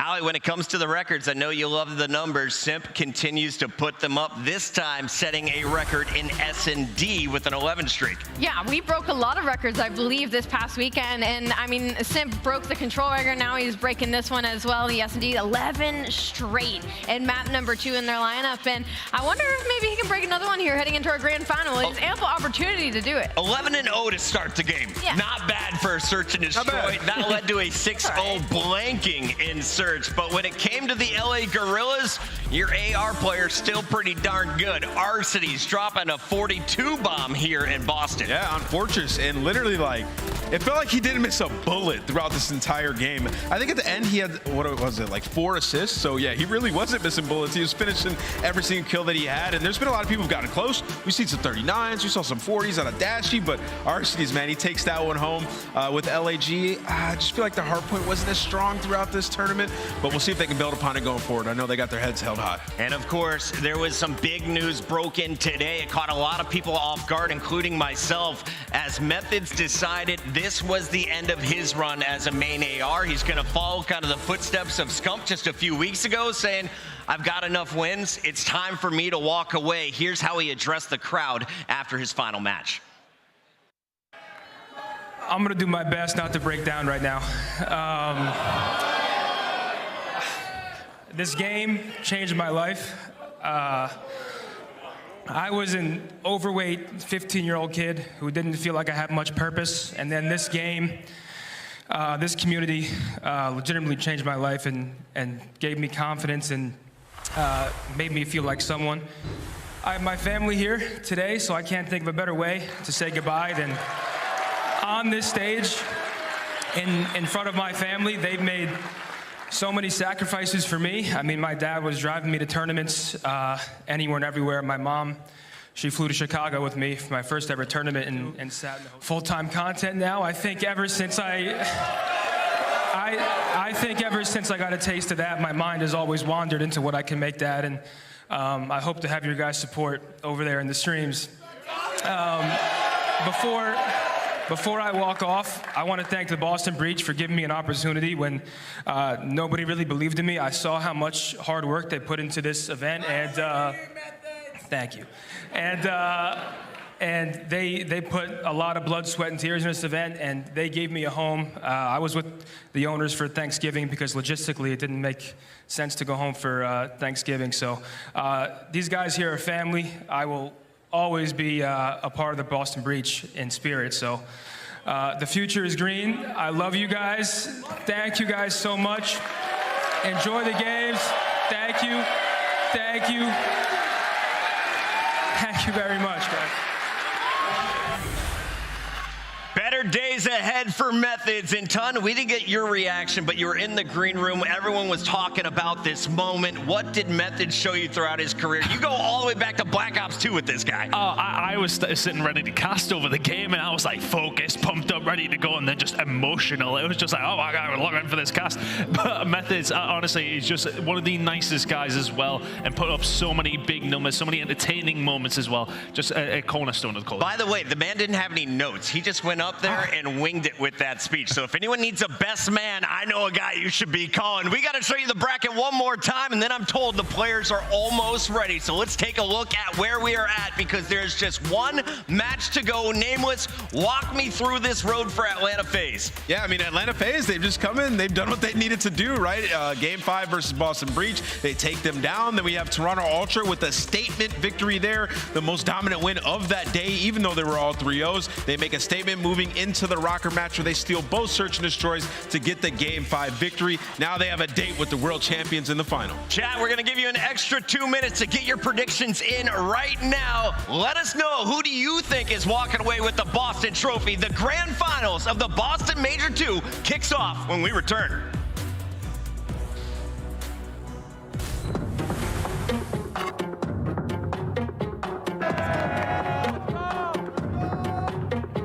Flames of power burn inside of me, beating past 1,000,000 degrees. They say I should follow to be free, but I don't aim to follow, I'm the lead. I am not the one you want to start this with, because when I do that would be nothing that can part in this. I set the flames to get bitter like an arsonist, and I have to wake up until I'm had no part in it. Hey, you can get down and lay down, you can call it you evil, leave with nothing to say now. Say you wanted to smoke, so I promise I'm not gonna play around. It ain't gonna be fun when I swing, this ain't no playground. No, this ain't no playground. Oh, you said you wanted to win, well, this the right fight. Perfect when the darkness comes, turn on your nightlight. Oh, you should have brought you a gun, cause we don't like knives. Since the power went to my head, haven't been quite right. Flames are burning, things are churning, knees are bending, ankles burning. I'm the teacher, you should learn it. I'm the judge, and here's your verdict. This is hell, and you deserve it. I'm feeling charged up, I'm feeling charged up. Keeping my guard up, you cannot stop us. I'm feeling charged up, I'm feeling charged up. I'm feeling charged up, I'm feeling charged up. Man, I cannot pretend the road is not tough. They tryna slow me down, they ain't with speed bumps. Constant on my mind, the ones I do love. They counting on me now, too late to give up. Lace my shoes up, I'm tired though, you should know. My race can be rushed, my rivals, they will fold. When they see me come out, I bet they gon' start running. I'm a stone to a giant, I ain't afraid of nothing. Grit in my left hand, vengeance in my right. Go straight up both, I ain't wasting no time. Fight for what's mine, you know it's only right. But I have it bad by the end of the night. You feel me? I'm feeling charged up. I'm a battery on full percentage. I got the green light. Keeping my guard up. I will not stumble no straight when they threaten my life. You cannot stop us. A force to be reckoned with. I don't recommend you try. I'm feeling charged up. Energized. I know my passion and purpose gon' take me higher. I'm feeling charged up. I'm feeling charged up. Keeping my guard up. You cannot stop us. I'm feeling charged up. I'm feeling charged up. I'm feeling charged up. I'm feeling charged up.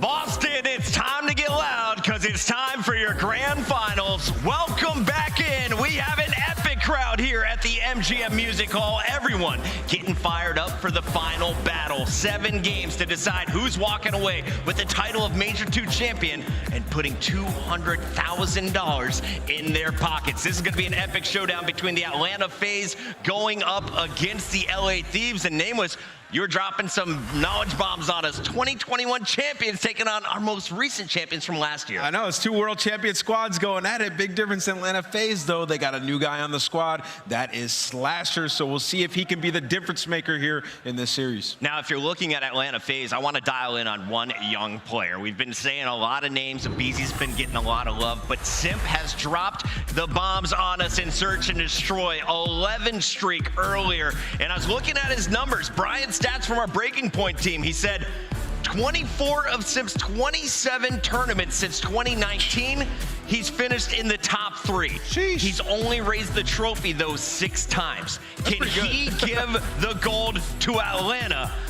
I think he is going to be a key factor in this one, but he's not alone on that front line. We got to keep an eye on him and aBeZy. aBeZy has been the one since the qualifiers that seems to be the firecracker, the match that this squad needed. Well, I want to say that we were talking about aBeZy in the green room, and so I said, no, he's coming out a bit flat, and I'm like, yeah, he's flat until he's not, and when he is not, he is one of the best, if not the best player in the game. When this man is frying, Atlanta FaZe become unstoppable.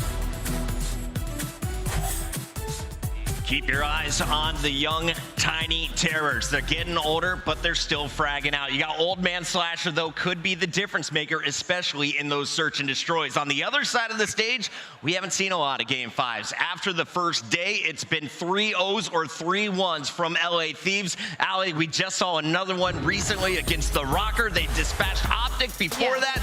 What are they showing you here on Championship Sunday? I mean, they've shown me everything. I feel like this LA Thieves squad, there's not a player, there's not a game mode, there's not a map to kind of single out when it comes to the success that they have had the past 3 days at this event. The LA Thieves team, since being handed that initial loss, we're taking absolutely everybody's names and sending them home. And I think the biggest standout for me has been Octane. Even last year at Championship Sunday, when they went back-to-back champs, you know, it was Drazah popping off, it was Envoy popping off. Kenny fell into his sub role finally and was feeling really comfortable. I think for me, Octane has been so consistent, but this event has been like MVP level for me right now. If they take this series on stage right now, he has been dropping the numbers on some of these maps and hitting some of the most insane routes for this team. So the LA Thieves look terrifying. Grand finals are no longer a best of 5. It's a best of 7, Nameless. How's this one playing out? Break it down for me for anyone new to the Call of Duty League. I mean, it's a best of 7, right? It's an extended series. I mean, we don't have any bracket reset or anything like that. You can see here, though, there are some bans that do come into place.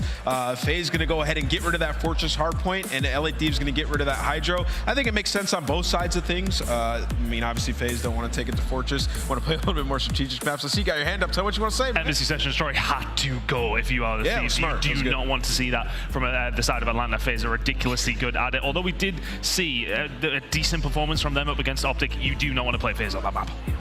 This middle side of the section, though, our 3-night stay hotel is pretty good. I feel like we haven't seen too much Mercado out of either of these sides, but to find ourselves in that map back to back to back again, LA, it's probably their stronger search and destroy map right now, but both these teams, they're going to battle it out. This is going to go forever. 5 straight wins for LA Thieves. Atlanta has made it 3, and that was a 3-2 against Boston, breached the 3-0 against Toronto, our number 2 seed, and then, of course, the Game 5 clutch against the Minnesota Røkkr. We have one more match to go, and it's time to get the predictions here on the desk. I want to root for Atlanta FaZe, but how can you not root for the squad that has been nearly flawless in the lower bracket? I think LA Thieves continued their run right here. I'm going to agree with you. I think they do as well. A 15 out of 16 maps over their losers bracket run tells a really big story. aLLeY, is the curse lifted from Atlanta? Do they finally take home a trophy here in 2023? I want it to be lifted so bad, and I am 3 for 3 on my breaking point, and I have Atlanta. I phased up this morning for the grand final, but the Thieves have changed my mind. I have to be going red. Bro, y'all keep doing this.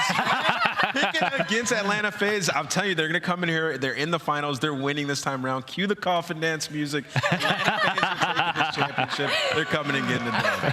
Players need an extra minute, so let's take a look at a few bonus numbers here. Ton, which one jumps out to you first? We're going to be comparing some of the players here, and I think, well, we've got some enormous performances. Hardpoint, though, on Sundays, not the best here for FaZe. We're going to see a few of them in this best of 7. I mean, that's notoriously been their biggest issue is coming to Sundays. I mean, they have been making finals. They have been going very far in tournaments because they're a very good team. But since that Cold War season, we haven't had that clutch-up ability from them. They haven't been able to do it when it matters. But today is a good chance to try and right that wrong. Players are ready. No more talking from the desk. Let's get it over to the stage with Blaze.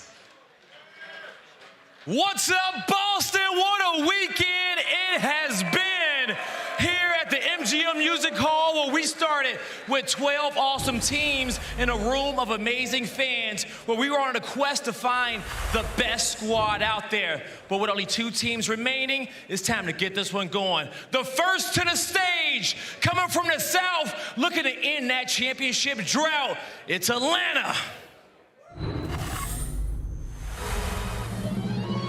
100 racks up in my safe. I've been dreaming of pulling up in that Wraith. Check the stats, I ain't got too much to say. I got Gucci on my belt, but my pants sag. Wouldn't be surprised if my biggest hater made a fan page. You taking orders from your boss, you man-made. Grown at getting touched up by the handshake. Don't think you hear me right, let me clear my throat. 100 racks up in my safe. I've been dreaming of pulling up in that Wraith. Check the stats, I ain't got too much to say.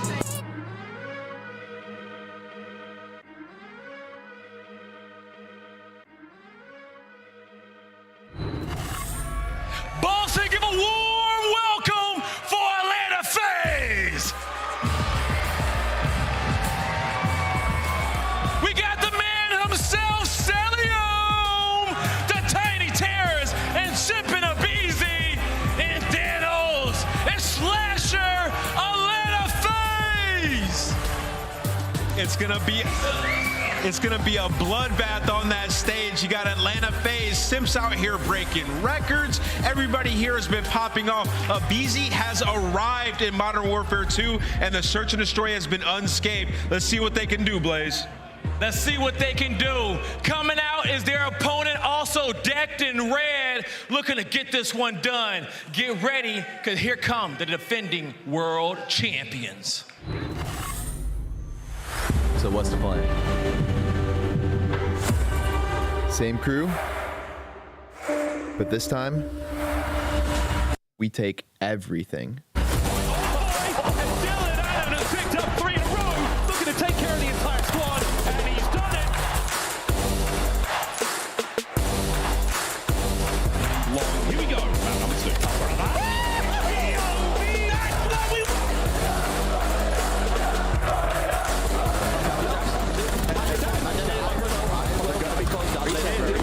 It's all coming in. They haven't got the first thing yet. Kenny on the flank. Kenny on the flank. Kenny!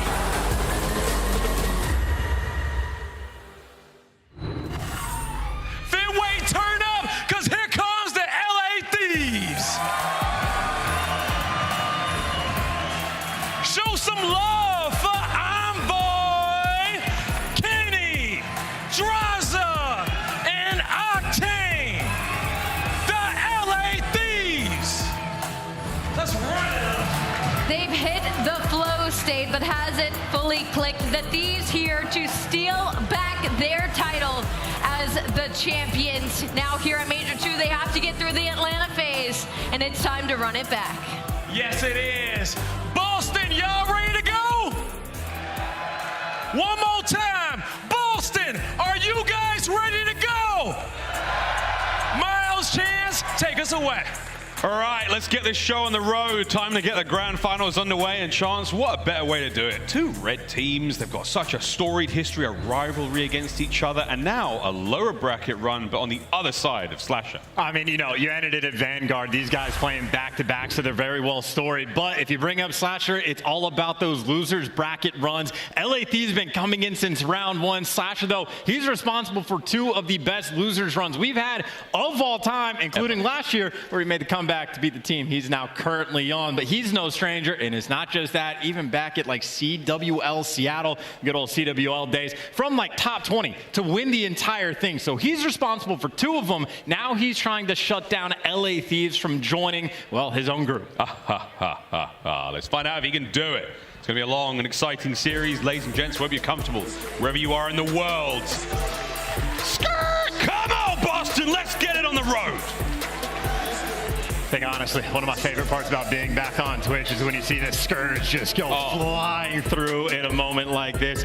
Always fun, and it is a fun map we are going to be starting on. Both of these teams love them some Mercado Hardpoint, and it is going to be just a, I don't know, slugfest back and forth, because the match we have for both of these teams, they've been on point throughout this major. They've loved everything that they have played on. Both of these teams looking nearly unstoppable. But there can only be one. Let's get into it. LA Thieves coming in very, very hot in this loser bracket run. They will be the white arrows on the minimap. Atlanta FaZe, they will be in red. And already off to a decent start. Both teams trading efficiently. No one quite able to make it into the hard point. Envoy, the man on the bottom side of the minimap, he is the most important player right now. This is so much emphasis just on the bottom side of the map. LA Thieves trying to keep everything nice and contained. They're taking things nice and slow. And while Octane gets traded, right now you have everything covered on the map. It looks like Atlanta are trying to break through the left side, but they're getting picked apart along the way. Nice little 3 down in the feed there for the Thieves. Run up the score just a little bit, and again, nice and secure on that rotation. We go from a little bit to a lot of it quite soon, as they've held on to P1 very efficiently. Our first hard point here on Mercado Las Almas. Many more to come. Second now above on the minimap. Right down there at the bottom, set up for success. Kenny, atop the awning. He's got the job of taking care of this back line here, and here comes the first. The second, dealt with handedly. LA Thieves hold the line, hard points there. Easy raise. There was a nice dead yell in the comms as well. So LA Thieves, I mean, they've been going on a tear. This is their 3rd match they have had today. They have all of the momentum and just trying to carry that energy through. Cellium, you know, he's in the back alley, but Atlanta FaZe, they're trying to hit this hill from every single angle. For the moment, though, Thieves, they got it covered. Doing what they can. LaRue from up top on a 3 spree right now. Spots a few more, takes care of of another. He is ripping his way through the members of Atlanta FaZe. Zo's Drazah downstairs on a force spree of his own. Crazy stuff. And this is a dagger. There is 30 seconds left on this hill, and Atlanta are already forced to rotate. And this is just time for LA Thieves, not just to collect, but be able to set themselves up on the rotation. And you got Octane, maybe Subtane on a 5. He's looking for the cruise, and he's not going to get it, at least not just yet, but still more time to go for the rotation. Well, that would have been it, and it almost was a race between he and Drazah. Who could get it first? Drazah, though, still in the running. And there it is. Cruise missile secured, and already an insane lead, and it's going straight in. And how good is his comms? Because number 1 actually just spawned behind Octane, so can he make the turn in time? That is not the case. So Atlanta FaZe stable initially. They got the trophies, and they're going to be good on the hold so far. LA Thieves, they got to do it with their guns. Yep, 2 very small openings there in the warehouse, able to get those through. Not able to land it this time. And now FaZe in the hard point with that time. Slowly but surely ticking forward. Cellium on the inside. Good shots. Octane's going to get that open lane now for his boys to work with. Forward they go. Can aBeZy hold it? No, he's stunned up. He's in trouble. Here comes Slasher from upstairs. Good work on the first. It's a clean 3 down now for the LA Thieves. And what a way to stabilize the game for Atlanta. Now Cellium maybe trying to be the guy to make the pinch, but he gets found out, so no easy rotations here for Atlanta, but you get the full 60. You get right back in the game, and for both aBeZy and Slasher, they're on sprees of their own, and they have 3 bodies down by the cantina looking to break these spawns, but Thieves keep it under lock and key. The rotation will be theirs. Slasher on a 4 right now. Oh, damn, loses it there. Drazah ends that spree, takes care of business. Bottom side of the minimap once again. Next up points up. Envoy massive. Wow! 3 in the feed. The last man's there. Is he going to square up and go for it? Unbelievable shots. Envoy versus the world in this moment. They got to get past him again. And hey, Slasher and the Sun are able to get it done. But now Kenny has easy directions to look. The nade is not going to help FaZe on this break. It's going to slow him down that much more. You get one good try, especially without the extra man. Here we go. Octane trying to hold this one down. In the bubble shot we go. Crazy work out of Octane and Drazah to find those kills. Cellium somehow finds the last one. Envoy there immediately. Takes care of business. 20 seconds left here on the barbershop. 12 and 8 overall there from Envoy. Outstanding stuff, but FaZe slowly but surely getting back into this one. Rotations down. They've got control of it. The only section of the map Atlanta have had success on. This is where they got to get it done again. Difference for LA Thieves, though, they don't have to get inside this building. You don't have to challenge Slasher just yet if you don't want to. Stun doesn't connect, but they're squaring up. It's the triple coming through. Slasher reads the scatter push and enough to get it done because Simp and Cell are there for the cleanups. This map, or at least this side of it, has been Atlanta's. FaZe decimate the LA Thieves on the push there. Now the quick turn, Octane still gets it. Hard point though. Soaking up that time is aBeZy. 6 and 11, no problem though. He's looking at almost a minute of hard point time. This is an important fight to Envoy now, who pushes his way towards the hill. And dude, Octane gets one random spawn where he actually spawns in between the pinch, and that's the only reason LA Thieves are able to get inside, and they are making the best of that situation. Simp though looking for a couple trades, and he hasn't gotten traded just yet. Beat down fight wins it, and Atlanta are gonna be good for the scrap. Fisticuffs there with Drazah, comes out on top. We'll see if there's a round 2 later on in the series. For now, it's Slasher and all sorts of dangerous things being thrown his way. Hard point about to move once again. Top side of the cantina now though. Atlanta FaZe, they are set up for it. Here come the Thieves. Many of them on the outside here of the building, and aBeZy downstairs wins his first, Cellium on the outside as well. Good work, great hold. 2 members of Thieves left. Yeah, that stun didn't make a bit of difference, and well, that's the first player for Atlanta falling. Drazah trying to pierce the setup himself. Can only pick up 2, but now you have the opening. His teammates now putting on the pressure. 5 and 6, Envoy and Kenny working together, trying to find their way up top. It's so hard to get upstairs. There's a few ways in. You can climb through the stairwell, up through that open window, or that far right-hand side where aBeZy is right now. So far, perfect work from Atlanta FaZe. The comeback is certainly on, and we could be looking at a lead change. I mean, they just shut it all down. Atlanta FaZe struggled early on, but they have had 3 good hills where almost all of them have been perfect holds. And, well, still 20 seconds worth of scrap time to fight for, but Slasher is going to be the one to take it. Welcome to the finals. Talk about a man that doesn't want a loser's bracket run to go the other direction. He opens up his game 16 and 8. Looking to get streaks now. 1 more is all he needs. Lead firmly in the hands now, Atlanta FaZe. They are swinging. Eyes towards New though. A streak here would be very handy indeed. Open parking lot. Not a whole lot of cover to hide behind. Oh my, Envoy, will you be his next victim? Ooh, run, son. Hard points up. LA Thieves in control. Here come FaZe. Oh, his teammates are getting picked apart. Slasher did, though, just secure the cruise missile, which, unfortunately for him, might have to try to invest straight away, but he's getting chowed and tagged up. The comms there from LA Thieves to hunt him down when he's one shot. They are on point, trying to run up the hill of their own. And Atlanta FaZe, they do have a bit of a split, so there's the opportunity, but you have to make it coordinated. Lead change. LA Thieves now in the driver's seat. Here comes the cruise. I'm not sure if this is going to find a lot. There's plenty of trophies out and about. And there it is. Off the top of the surface, Octane in the feed, absolutely rolling things. Kills coming through. Now you got Octane. Well, he was 1 kill away from the streak of his own, but he ends up getting dropped right there. FaZe able to make the break on this old time. FaZe making the break, looking to get the lead back. Let's see how things are going with a quick listen in with Atlanta FaZe. Nice, good up. Deep then. Let's go. Put him in the deep in here. They can be dark. I can get time. Deep on me. Deep on me. I have a trophy in the MC. I got 2. I don't see anything gate. Kenny's deep. Please. I have blue and gate. I have blue and gate. I have all of blue and gate. I hear you. I have dark right now. I'm standing up. I'm cut on you, weak. Absolute. I'm watching I need you. Nice. Watch out. One could be gate on me. I'm watching your gate. I'm watching gate. I'm watching yellow van, right? Yellow van, watch out. I'm watching gate. I'm watching L. Nice. He's probably gonna be cut on. Another one gate. Nice. One more Kenny. One more mid. Barber. He's like Pocky. He went towards Barber Truck. Barber Truck, weak. I'm spawning P2. Barber Truck should be dead. To be cut on me. I'm nading time. There's one key. Barber Truck. Let's go. I'm running. He's going out. I'm short. Absolute dead. I'm staying pocket, okay? I gotta watch your Barber side. I'm trying to watch it. I don't see anything mid. Atlanta FaZe now in firm control of the map. They've got a bit of a lead to work with now, but that's P2 all theirs. And this is moment of the game right here. If Atlanta FaZe can hold on, they're going to be in prime position to get the win. Thieves, though, they got the pinch cooked up. Cellium holding it together. Stay alive. Slasher's got the boys covered from upstairs. And on the point, Drazah wins another big one. Trades it down. You're over 200 points now for FaZe. Keep control of that bottom side of the map, and you're all good.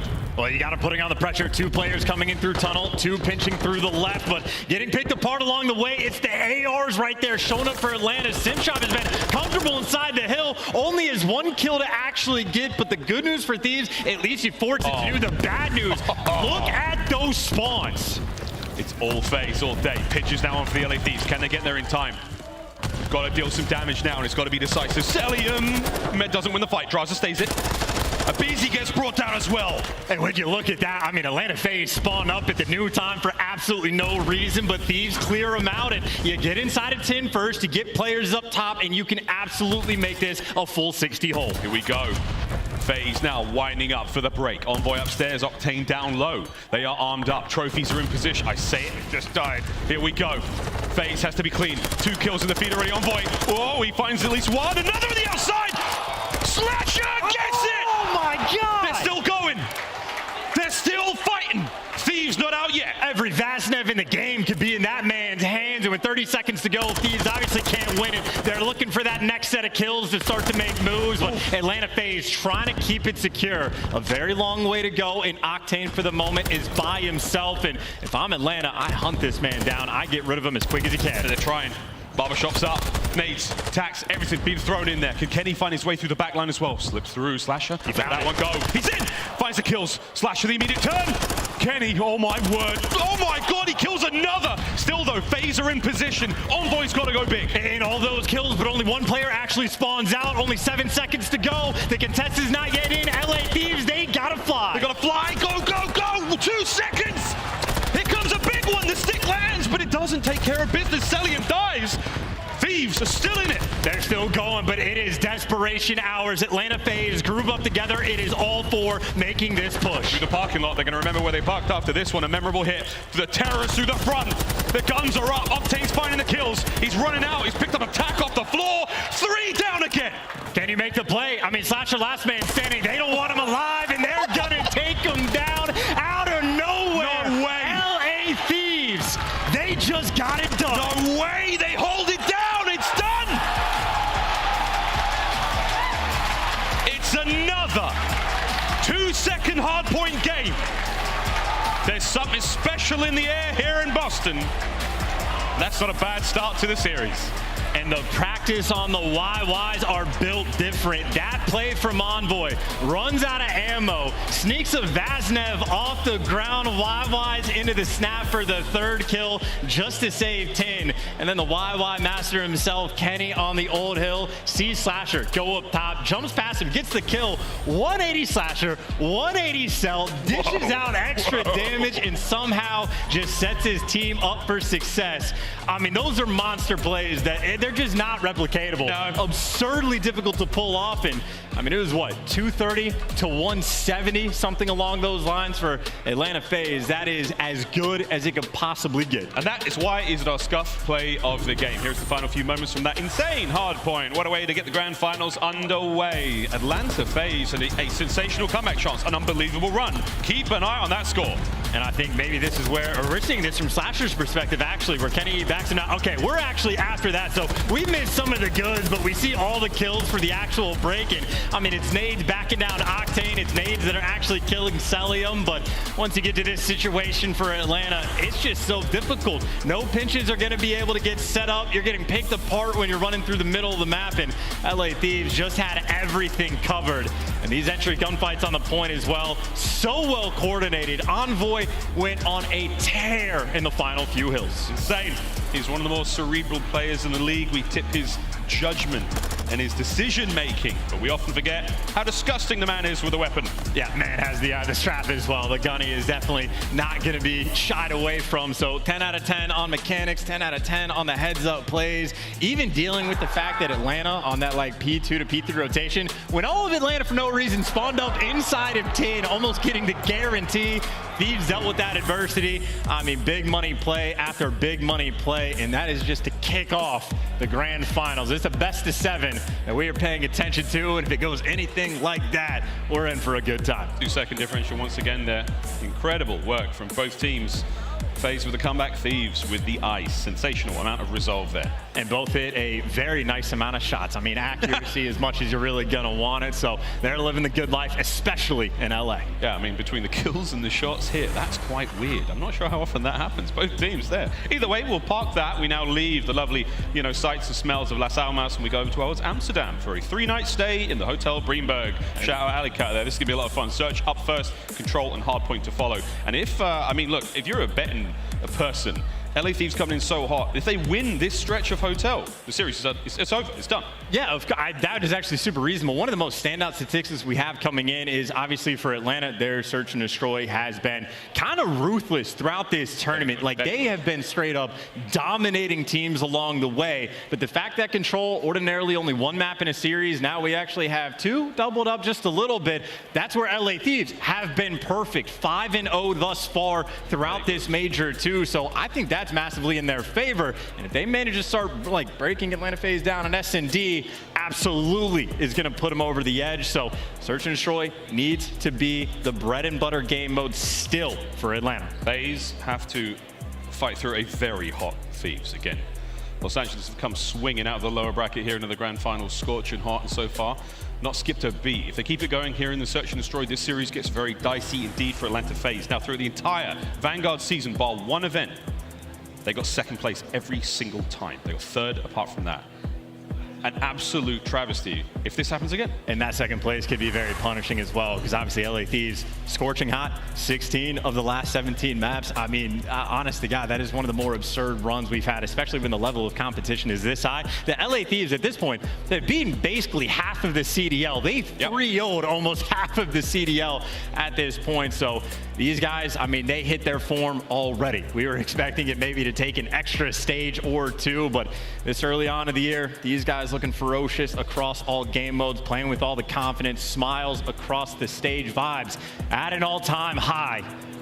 LA Thieves as good as it gets, but the good news I would say for Atlanta, search and destroy has been perfect. I'm almost tired of talking about how good aBeZy is at the First Bloods, but shocker, best in the game right now at First Bloods throughout the major by a mile. And even Simp right next to him. If it wasn't for aBeZy, Simp would be that guy. Terrifying duo, nearly unstoppable. And then, of course, Cellium right behind him has a 1.8 search and destroy KD. So LA Thieves, they might have the edge right now in this series. They might have won 16 of their last 17, but Atlanta FaZe very much ready to bounce back, and especially with a 4-man hit towards B. Well, that's all 4 players going towards a single bomb site. Envoy is going to sense something's up. Here it comes. Takes care of 1. I was waiting for it, but he couldn't get it done. His teammates are in position, though. Simp gets the pair of them. With that, an open bomb site now by the kitchen. And that's that dynamic, man. Even when aBeZy falls, Simp is just as good, if not better, at the first blood as well. Just doesn't have to do it ordinarily. And now for the break on this site. Good luck with the 2v3 retake. Oh, Octane's already gone. Slasher takes care of that. Kenny alone, nothing. It's a perfect opener from FaZe. And there is simply nothing you can do. Atlanta FaZe, when they get to snake inside a kitchen, no one's going to be able to break that down. So Simp basically just wins in the round, able to collect 3. And again, even throughout this tournament, the number of times like where Simp opens up a game with an ace or the big play, when aBeZy falters, he picks it up instantly. Atlanta FaZe have not lost a step. One of the sort of recurring traits here of the Boston 2 major is that no search and destroy lead is safe. Nothing is sacred. Everything can be taken away from you. So whatever happens in the first sort of 4 rounds of this search and destroy, don't worry, ladies and gents. It could all change on a dime. 3-0 so far from Simp after that wonderful opener. Now looks to be another B-bomb site hit, but this time LA Thieves. And it's aBeZy that gets to deal with it though, and he's stunned and tagged up, but that just means he can call to his teammates where the pressure is going to be, and no one's actually rotating to back to help aBeZy in this moment. He's going to have to do it all by himself. Well, let's see what he's got. Tags are in, can't get anything done. Here comes Cellium, finds himself 1. Softens up those attackers just enough. Here comes the rest of the reinforcements now for Atlanta FaZe. Across the map they fly. And Cellium's going to be shooting through walls when Simp is piercing through the middle. And now if you're LA Thieves, you are not feeling safe. You know, you've put yourself in a pinch, and Kenny trying to get out with the play and able to deliver. Kenny dolphin diving away, and this is dead silence across the board. Simp has not yet been able to hunt him down. He heard the nade though. He may have seen his shoulder be thrown there. Octane's the next target for Simp, looking to get his 5th kill in a row, but Kenny might just be able to make a move over towards the A-bomb. That's kill number 5. Can Simp get it done? It's a 2v1. And I think Octane's dead silence literally just ran out, and Kenny, well, now he has to chase, but no dead silence. And Slasher spotted him as well. Atlanta, they got the intel, 20 seconds to work with, and almost nowhere to go. Kenny is doing the best he possibly can. 15 seconds, here comes the opening fire, and that is kill number 6 in a row for Simp. And Simp, again, is the guy that is making the play. Cellium gets the trade from the failed first blood of aBeZy, just because LA Thieves overwhelmed, but 2 rounds, Simp is 6-0, already has a cruise, and he's the man that made the solo play through the middle of the map and found that extra entry to put LA Thieves in the pinch. Simp right now having a nice little bailout search and destroy performance. See what they do now on offense here in round number 3. He's doing a lot, man. He's doing it all for the team. Including taking the bomb. Cruise missile in the back pocket as well. Here we go. And we're going back to B. Well, this might just be like homework being done. If they're going back towards B, they might just send aBeZy in first and almost go for the exact same strap. But LA Thieves are the ones mixing things up. This time, they took the fight to Atlanta. And unfortunate about the team kill, but you still have the man advantage. Up by 1. Cellium and Slasher, they are separate, poles apart right now for the LA Thieves. It could be easy pickings unless they get a little bit antsy. Now they know the bomb's down there in the restaurant. Yeah, you have to, right? Both the SMGs are the players you kill. You set this up and play it like it's a hard point. And now they got to go retrieve that bomb. Drazah, guns up. Oh my, lets it slide for just a moment. Easy kills. Now Cellium. The Ubermensch in the 1v3. Well, it'll be a minute and a half basically before he gets in the mix, but I just love the play call coming out of LA, right? 2 rounds don't go your way, but you just try to punch them in the mouth and shut them down. Team kill doesn't make a difference, and Thieves get a confident and overwhelming bounce back. And I think that's the type of round that Atlanta are going to have to be concerned about, right? That aggression towards B only worked once. Gonna have to start pulling new tricks out of the bag. Yeah, you're very confident after that round if you're the LA Thieves. You know, you make the perfect read on that hit towards B. The restaurant kills were all great. The setup was solid. What do you do now, though? Atlanta FaZe, again, a very deep playbook. And it's also based on whether or not you have trophies available, right? Because if you're working towards the A site, you know the crews will be in the back pocket, so you have to be particular about where you choose to go. And if you don't want to worry about the crews, maybe towards B, but they're playing picks, or playing 4 picks, with a 4-man split setup. And it looks like FaZe, they've read it. Oh, aBeZy guns it. Can he get another? No, Drazah's there for the trades. 3v3, here comes the bit of a protracted battle. Then Octane, he's got 1 HP left. If you cough on him, he's dead. Well, no one else has been sent in LA Thieves again playing for picks, happy to keep the pace slow. And Kenny, he's crept his way up the map, but look at the errors from Atlanta FaZe. They are very concerned about mid. And if shots are ringing out, they know where Kenny's here. He just dolphin dives across, and I don't even know if he got spotted. He didn't. He doesn't make a sound. Dead silence has enabled him to get this far, and he wins the fight. That's a big win. That's the A-bomb site now open, and Simp's dead. No crews. Yeah, one thing Kenny never lacks is confidence. Literally just diving across for those chows, and no bomb plan just yet either. They're trying to get the information. They spot one man inside a luggage. So they have all the information, and they send Kenny in to hunt them all down. 1v3 for Cell. 1v3. LA Thieves moving with purpose. Tags are there. And here comes the Anaconda squeeze. The Thieves get back in it. I mean, trying to choke the life out of him as well. I mean, that's all Kenny. Kenny's the guy towards the middle of the map, literally just diving across. I think he had to have just gotten some ridiculous timing, because I don't think he got spotted when he moved over to couches, fries Simp for like that sort of entry pick, and then just goes and starts hunting players down.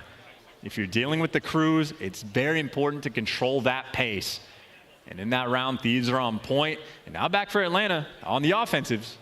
They've been 2 for 2 with trying to be aggressive towards that B site. I think this might be the round where they maybe not mix things up. Old Faithful. And the rock, paper, scissors world, we call this the Avalanche. 3 rocks in a row, 3 Bs in a row, and Envoy, he's like, no way, man, no way they go back again. Well, let's find out. Here they come. This time, Envoy's a little bit more prepared. The nade lands just perfectly. Takes care of some HP. Oh, boy. Kenny now on the flank, gets involved. Cellium, is he going to go toe-to-toe with Kenny? Pops it. Here comes the fight. Kenny, though, brings a nade. Doesn't take care of Cell. Oh, and Cell's able to get out 1 HP. He's getting chased for the moment. Drazah looking to hunt him down. How good are your reads? Cell's just a little bit better. So sneaky. Now Octane, always in these situations, another 1v2. Oh, he's got to move a little faster than this. There you go. Great work, Atlanta FaZe. The old Avalanche drowns out the LA Thieves. They take the lead. And that's just like, I mean, even honestly, like an Avalanche, this is the trades back and forth, back and forth. Cell is the guy that's able to get out 1 HP, reposition, and catch Drazah. In a game with 2 teams that have been on point, like they have been this entire tournament, it's the little things that are the difference maker. Cell was able to pick it up in that round. 3-2 FaZe. Get quite rowdy here in Boston. Will it be rowdy in this round? LA Thieves now bomb in hand. Looks like we might be teetering a little bit more towards that A-bomb side of the map this time. Drazah, the solo man, the island, over towards B. And here we go. All sorts get thrown at this bar. Oh, Simp's challenge as well. Yeah, Simp's challenge had the dead silence popped and got the first blood. Octane does respond, but now you're at an open site and you know these FaZe players are behind you. Oh, not only are they behind you, they're on the flank as well. I'm not sure if they spotted him out, but here comes Octane versus Simp. It's a big win for Simp. It's 2 on the round. He's going to fly forward just under a minute to go. Envoy. Hey, he's challenge. Slasher, though, 1v2, very capable because he's able to play aggressive on this. Oh, my. Oh, my. Here comes the fight. Takes care of both. Oh, my God. Slasher rips and tears his way through the LA Thieves. Snapped on him with the snapback. Nice little 1v2, and what a big round to get. Could have been tied up, but FaZe much more comfortable with that 4-2 advantage. And what a moment. I think Octane, by the way, actually was able to get his first kill, but I know Simp twice now has just heard Octane stomping around and got him just off the sound cues alone. So Simp feeling great. Slasher after that, maybe feeling just a little bit better. And for the first time on offense, FaZe is mixing things up. LA Thieves, they read it, but they still take a player or 2 down with them. The bedroom riddled with bullets now. Not the Egyptian super cotton count. Yeah, that's right. Here comes pressure. LA Thieves not giving this one up just yet. And it's the playmaker, Simp versus Envoy on the middle of the map, and Simp is able to deliver again so many of these rounds. When the life count is even up, Simp is the guy out there making the play. And now you have to split if you're on LA Thieves. 1 man for either bomb site. You know where Drazah's at. And I think they're just waiting to catch a player off guard. They're expecting Kenny to be forced to make a play, and Simp again. He's the guy battling with Kenny in this area. Playing with your food. You got Slasher for the help that Simp doesn't need. That's the play call. Let Simp do everything. Problem is, though, Atlanta FaZe haven't moved too much. They're waiting to find Drazah. Where is he? Dead silence activated. They don't know where he is. They can't hear him. And oh my God, what a play this is. What a play from Simp. If in doubt, lay prone. Let him fly by. Map point. I mean, this is truly just like feeding all of the information to Simp. Send him down the middle of the map. Let him make the solo plays. His dead silence plays have been perfect this entire game. 12-4 right now. Triple positive. And I'm telling you, Simp this entire tournament has been different. Chris Lair, one of the most impressive individual players we have seen in Call of Duty. His debut into the professional scene, unforgettable. Looking to add another trophy to the cabinet this event. Can they do it? In the CDL alone, 24 total tournaments. He's been top 3 in 17 of them. I'm not going to do the maths. Here we go. Cell, he will be the first man into the fray here. Trophy's going to keep him safe and sound. Here comes the reinforcement. Simp lands a decent amount of damage there, but not enough to get the kills. It is a very solid engagement towards the middle of the map here. The bomb has been planted. Here we go. And this is perfect for LA Thieves because they got 2 players pushed out on either side. Simp trying to break him down on the flank, but long term, you're running out of time. Not going to use this cruise missile. And even if you called it out, I don't even know what you say to your teammates. This is so much time being wasted just for the flanks. Atlanta FaZe, they have to collapse at the perfect moment, and it's looking like they're not going to be able to get it done. 2v4, Simp's going to do what he can from the top of the bar side. Here goes the fight against Drazah. Oh, perfect equipped for the battle. No, one more bullet would have got the job done. Still, time has come to a close. That bomb will detonate whether Simp dies or not. I mean, he's thinking about doubling up on the cruise missiles as well, but again, for LA Thieves, might be massively down in the round count, but they have success with these aggressive play calls. Again, they're making the confident pushes, flying out to this site, not a care in the world about that cruise, and obviously the trophy's in the mix as well. Difficult one to get for LA Thieves, still a long way to go. And for Atlanta, I think I might be going back to that B site.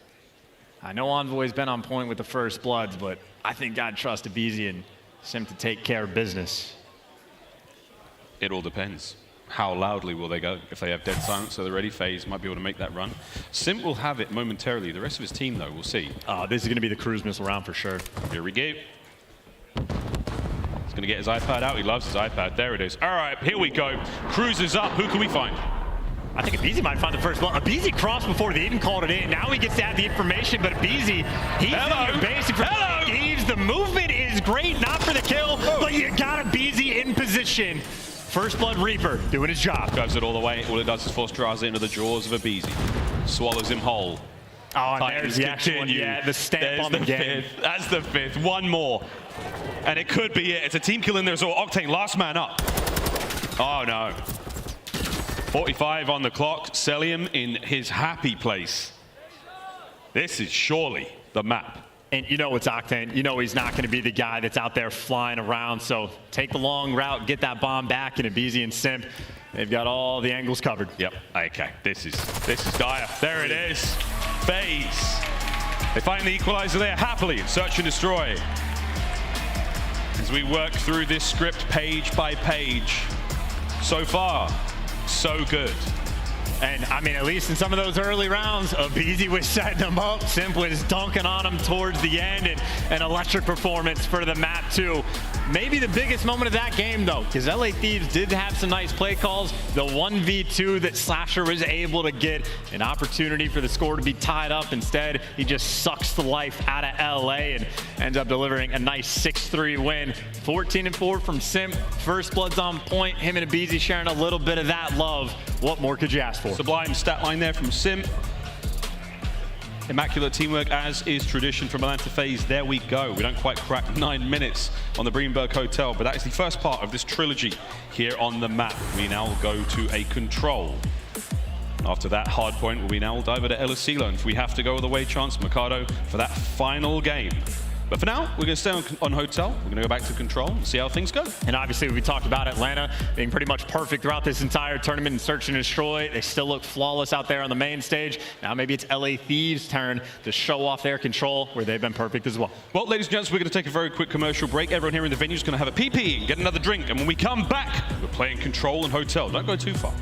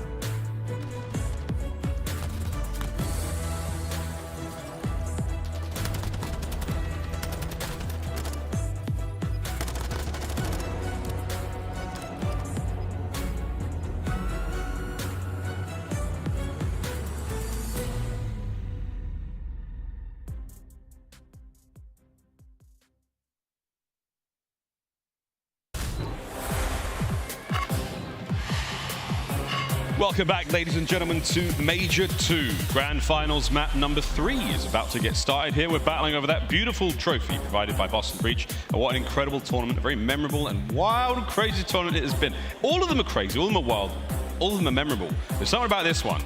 Batshit crazy. It's been like particular. Like we had a day of 5 matches, nothing but 3-0s down the line, which LA Thieves have been responsible for quite a few of those, but a strange one for the ages. And if LA Thieves are able to make the losers bracket run, just makes it that much more historic. And of course, we're going to be pushing this narrative all day long. That's exactly what Slasher wants to stop. A bunch of his former teammates, a former member of the Thieves, doesn't want them to have any fun, wants the glory for himself.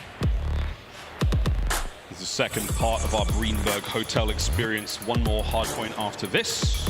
For now, Control, an interesting mode for both teams, but thus far at the major chance, it's been all LA Thieves. Haven't dropped a single one yet. And it even goes back like prior to the major as well. LA Thieves have won 8 controls in a row, but you did see the records, you saw the offense and defense incredibly comparable between these two teams, and a first blood fight between these two has been present on this map the entire time, but looks like Atlanta FaZe nice and secure for the moment on offense. We got everything covered. Especially those dumps. Oh my God. Double headshot there from Slasher. Here in Control, 30 lives on each team. Capture both zones to win the round. The capture of the zone adds an entire minute to the clock. And so far, aBeZy 3-0. I mean, honestly, at this point, they're just trying to drain the lives, right? Only one player from Atlanta has fallen, and for a life advantage, nothing crazy, but this is looking like this A zone should be nice and secure. All their bases covered, and looks like LA Thieves are, in fact, chalking it up and trying to just get set up. That map control, Kenny pushed out past bedroom. It looks like Drazah going to join his father, so 2-2 split for LA Thieves on the defensive end. So far, great work out of FaZe there. That's the first segment with the first zone A gone. Over to B now, all that's left. But great fan out across the map now from the LA Thieves. They're going to try to identify this attack. Cellium, he's going to play this very slow. Anyone who comes outside, they're dead. And you see Kenny getting the first kill on the deep left side of the map, and actually more players for LA Thieves are going to help him out. You had Envoy get left by himself, and he does get traded. And I think Envoy is going to end up spawning behind a couple of these players and an opportunity to shoot him in the back, but obviously Atlanta going to be on top of that, waiting for the push to come through. It's a meticulous push now. Whoa. From Atlanta FaZe, waiting for this perfect timing. There's the pinch. Slasher's in. Teamwork about. Now an open B zone. You're able to get on this one now if you are FaZe. Trophy's there. They are setting up this position of fire. They're going to be able to lay it down. If anyone from the Thieves hits their way forward, it's going to get dicey real quick. Almost like a round of search and destroy, only trying to protect one man, but it looks like LA Thieves going to come out on top. Chip Skylark able to pick up 2. The shiny 2-piece in him, and now you actually players spawning kind of all over the map. Octane going to get caught, and I think right now it's sort of operation trying to hunt down Cellium as him and aBeZy roaming around your base. Oh, here he is. Oh my God, he's still alive. Simp's there to help out. Great coverage. 2 members now alive. Oh my word, you're literally spawning on each other's laps. It's a spar, but there's nothing relaxing about it. Atlanta FaZe, though, if they can make this happen, if they can clear out bedroom at the same time to let Cellium actually go for the pinch. Cellium right now, he's just trying to stay alive. And obviously, great hearing and great reads. 4 in a row while his teammates again are still trying to deal with the players in bedroom, but they cannot get it done. LA Thieves on defense, they've been clean. And somehow Cellium escapes this again. We are still on board with the Cellium saga finally comes to an end. It's 3 clean kills there in the feed for the LA Thieves. I do believe we have streaks, and now we have just about 20 seconds, and the round's done. And it's the father-son duo as well. Kenny's got his, Drazah looking for his as well. But still for Atlanta, you know you can snap in position and jump on this point and capture it quickly, but with 10 seconds, it's looking like a near impossibility, especially with players cornered up. Not an easy read to make, and Kenny's still here. 7 in a row, and almost no time left on the clock. But Atlanta FaZe, this might be it. The 3-man wipe and the 3-man stack. We were so ready for it to be done. Can Octane end it? Trophy's going to be there. Simp's going to be the man on the stairs. Take care of him. Here comes Simp. Gets on top of it. Second segment on the way out. Oh, Envoy! He gets 2, but it's not enough. They get off the point. It was enough. I take it all back. The way the text and the timing comes through, you feel like you're on the zone or the hill or whatever in time, but if you're off for a moment, that extra tick just rolls over, and Cellium just an inch too far away. A nail-biter finish, but LA Thieves, who were on point the entire round, take care of business, get it done, have a cruise missile in the back pocket. So a lot of good things going right for LA Thieves, who again, 8 control win spree. It doesn't matter how many lives you've got.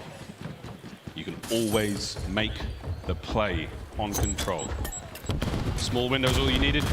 So close it came though. Segment count will come to that later. It may determine who gets the final round if we have to go that far. But for now, LA Thieves, what's up? Oh, yeah, you got a Simp behind you as well. It's the same thing as Search and Destroy. He's just taking those solo routes over by the A zone and just piercing the setup every single time. So same map, Simp will be annoying in the exact same way. And Drazah though, he's challenging. He's feeling pretty good. Feeling pretty great after that one, 7-5. His teammates finding kills also, as we are slowly but surely getting the job done over by B. Cleaned up now. Eyes on the spawners. Drazah, beautiful move, stays alive. Yeah, speedy in those situations. Able to get out, and he is getting hunted, and just doing a little dance to keep things alive. Only one player on the zone right now, so Thieves, they're playing to just get these kills and keep Kenny safe. Progress, though, helps. They will not lose that if the player falls off the point. Drazah there, great coverage. aBeZy finds himself 2. Back on towards the A zone, you now go. Counterattack now from FaZe. Trying to get these boys up. You can stack this one up, hopefully get rid of this.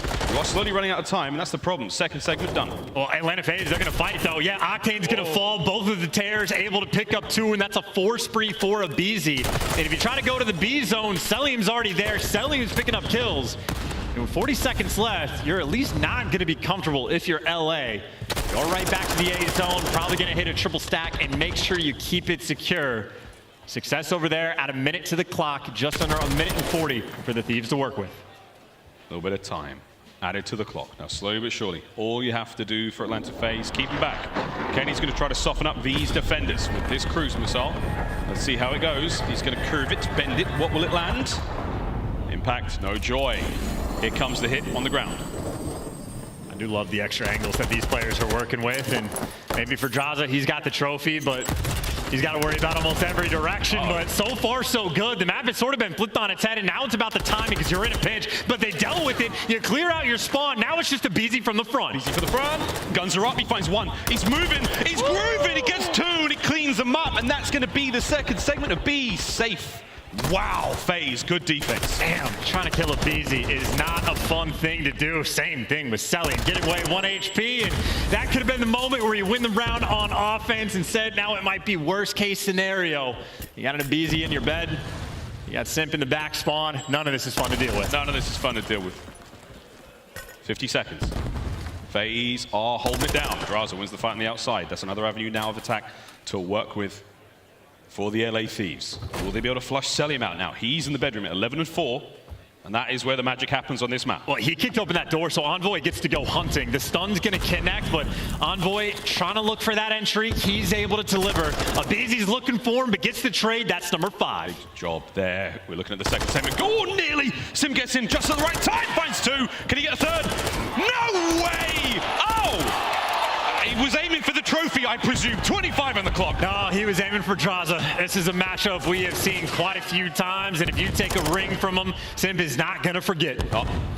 Simp's now 2-0 in the fisticuffs here in the series. Guns up from Cellium, but wait, there's another hit here. LA Thieves can get on the point. They can stop the clock. aBeZy though on the flank. Oh, Jesus, this is how it ends. Diving in. Kenny got to win this fight. Can't get it done. That's the round. Out here. Wait a minute. Starred by the tears. Okay. World starred by the tears. Okay, that really is the round. A 3-piece for aBeZy to get everybody in position, and Simp just wants to one-up his boy. 3-piece body shots, gets the trophy. And here's your second look. Oof. Oof. He's got Drazah's number, man. He really does. And I tell you, it's the same thing like all the way back in Cold War when players start snapping on trophies. Know they're in the zone, but this is the tiny tears, man. 18-12 on an 8 spree for aBeZy, 16-13 for Simp, who just dropped 14 on this map in Search and Destroy. It's only tied up 1-1, so a lot of control left to be played. Atlanta FaZe, everybody roaming towards that. Yeah, we played first to 3 here in control. So far, aBeZy, this 8 spree, still rolling.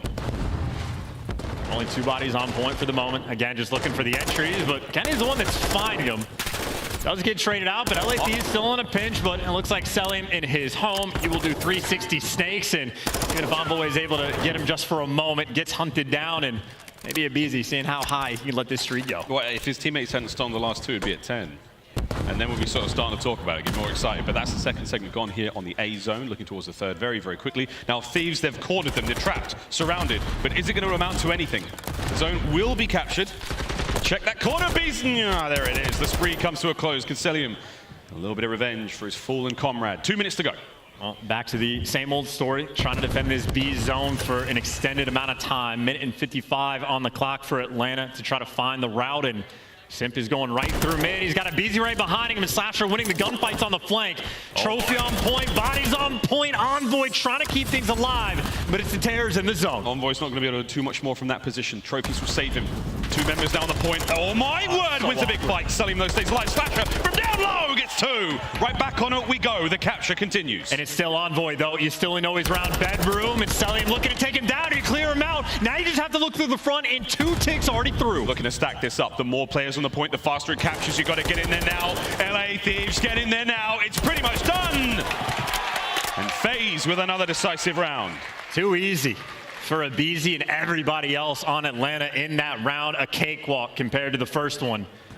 Look at the final kill, where aBeZy would have chopped them all down if they had been able to get out. The stack was in. Atlanta FaZe on point, and they are looking to kill and end the streak for control that the Thieves have built. Thieves not out of this yet. Attacking round for them. Sprees, though, continuing across the board there from Atlanta FaZe. 17 and 7 on a 4 currently Cellium. These boys are cooking. Yeah, just joining him, right? It's not just the Tears, everybody getting in the mix at this point. LA Thieves, though, they're looking to hit this B zone quick, but Atlanta FaZe on defense, they're here to meet him. Yep, there you go. You're going to get met by Slasher. What can he do? Oh, he's been gunned. Kenny gets in. Cellium manages to keep the zone open for now. Drazah's in next. Cellium, good damage. Here comes the stuns. Here comes the lethals. Surely you can take care of him from there. And Simp has been such a problem as well, because on the flank, he was able to catch Envoy. So Atlanta FaZe, the setup always too good. They go for the cheeky B hit off the rip, but they get absolutely nada. Back towards that A zone we go. aBeZy, though, just lying in wait. Get an errant kills if it goes his way, but so far this is exactly how Atlanta want the defense to go. Yeah, you let rid of A fall apart quite early on, no problem. Simp, whoa, cuts him down. Still got numbers here. 2 players left up here for LA Thieves. Envoy and Kenny, they'll complete the capture at A, or will they? Here comes Cellium. Oh, A's pretty good, Lord. Just taking turns. 21 and 7, triple positive. You love the KD, and you love the kills when you get them. An extra 2 are going to fall. The A zone does get captured, but everybody on LA Thieves paid the iron price. Got to reset off spawn, but still plenty of time to work with. Exact same as it was for Atlanta. Just under 2 minutes on the clock, and Drazah trying to open things up, working his way through mid. Strong work in the 1v1 fights. Next challenge is going to be Cellium.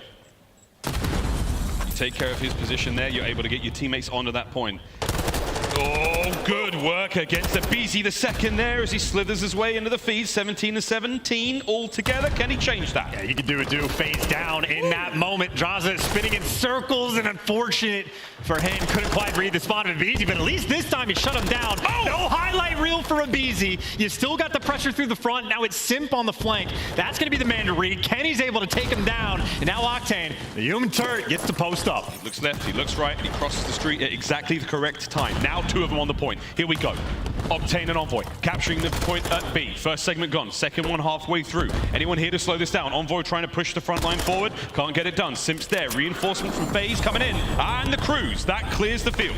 Well, back on the point. This is nearly the second tick through, but Octane by himself. He's waiting for the reinforcement. Trying to dance and stay alive. You at least get the trades, and a team kill comes through for Atlanta. The next one lands for Envoy. Slasher's the last man standing. It's a freebie. Got to stay alive on the point. Get the capture done. Slasher's got to go big. Can he get anything out of this Envoy coverage? aBeZy dives in. Gets 1 and 1 only. We go to a final round. I feel like nearly every single one of these rounds has been settled based on gunfights between like Envoy and one of the Tears. Because it was 2 different moments towards the end, this being the first where he shuts aBeZy down and sets him up, and even towards the end, Envoy gets the trade. If you can test and contend with the SMGs of Atlanta, you're gonna have a good time just to force that round 5. And they've traded offenses and defenses, so this one could go either way. What FaZe? They managed to capture more segments. They have got defense, I think, anyway. Crazy. I don't know, bro. Let's just get into this one. Here we go. Final round here in the control. I think we've seen A hits, we've seen B hits, and now working their way through mid, but maybe just a quick roto over towards this A zone. And again, you take down Simp, you're gonna feel a little bit more relaxed on the map. 2 players on the zone for the moment. Octane's got mid-map covered. Him and Drazah putting on the work, and you actually have pressure on the B zone as well, so that's where Drazah was. He does get taken down, and you see they're looking for the moment. They're trying to like set up the push through the flank, and if they ever get a clean wipe, they would go and jump on that B zone. It can be risky though, because you have less bodies over towards A, and it opens up the door for Atlanta to try to defend this point. As the gunfights resume back to the 50-50, it looks like aLLeY Thieves able to keep things under control. It's not about to be 50-50 for long. Simp is absolutely murdering. Oh, what the hell? It ends. The trades are there. Simp with a ridiculous 3-piece. Back onto the A zone we go though. Drazah slowly but surely getting this one done. Reinforcements arrive in the form of Octane, and A should go. It should. Here come FaZe. Well, Cellium already got the first 2, so you're going to be set up in a pinch. And they're going to clean house again, and they're leaving Slasher over towards bedroom. Atlanta FaZe right now applying all of the pressure. They're trying to just stuff him out. Ooh, nearly gets Octane as well. Tags it there. Octane flying in. LaRue with 2 on towards A. We now go. They're going to make him earn it, man. Atlanta FaZe are fighting tooth and nail on defense. I mean, there has not been a moment in this game where the Thieves have been able to relax, and that moment is not coming anytime soon. Atlanta FaZe a full spread across the board, and more importantly right now, a 6-life lead. Atlanta FaZe right now doing it all. Trying. Envoy keeps his teammate safe on the approach now towards the next point. Simp's a little too twisted, nearly lets his teammate have it there. 19 lives for FaZe remaining, 1:20 on the clock. Here we go. Simp playing it slow and sensible. Envoy winning a big one now. Can he stay alive? No, aBeZy's there with the coverage. You still have streaks to play with. And you have to kill aBeZy in this spot. This is the man behind enemy lines. This is going to be the guy that is a nuisance in your base, and that disruption continues. He's on the 3 spree, and aLLeY Thieves not even grouped up together. It is spread across the map. Simp towards mid, able to make those solo plays. And the ARs right now stagnant for Atlanta. Same thing for aLLeY Thieves. They're just trying to find the tears because Simp's going on the flank, and aBeZy, he's found his corner. It's the final minute. Here we go. 16 up for FaZe. Whittling them down slowly but surely. Simp now on the flank towards the top side of bedroom. He's going to be able to cause a lot of damage here, but Cellium and Slasher, they have cleaned it all up. It's all down to Kenny now. Kenny's got to go huge in this fight, and he can't. Cellium wins it.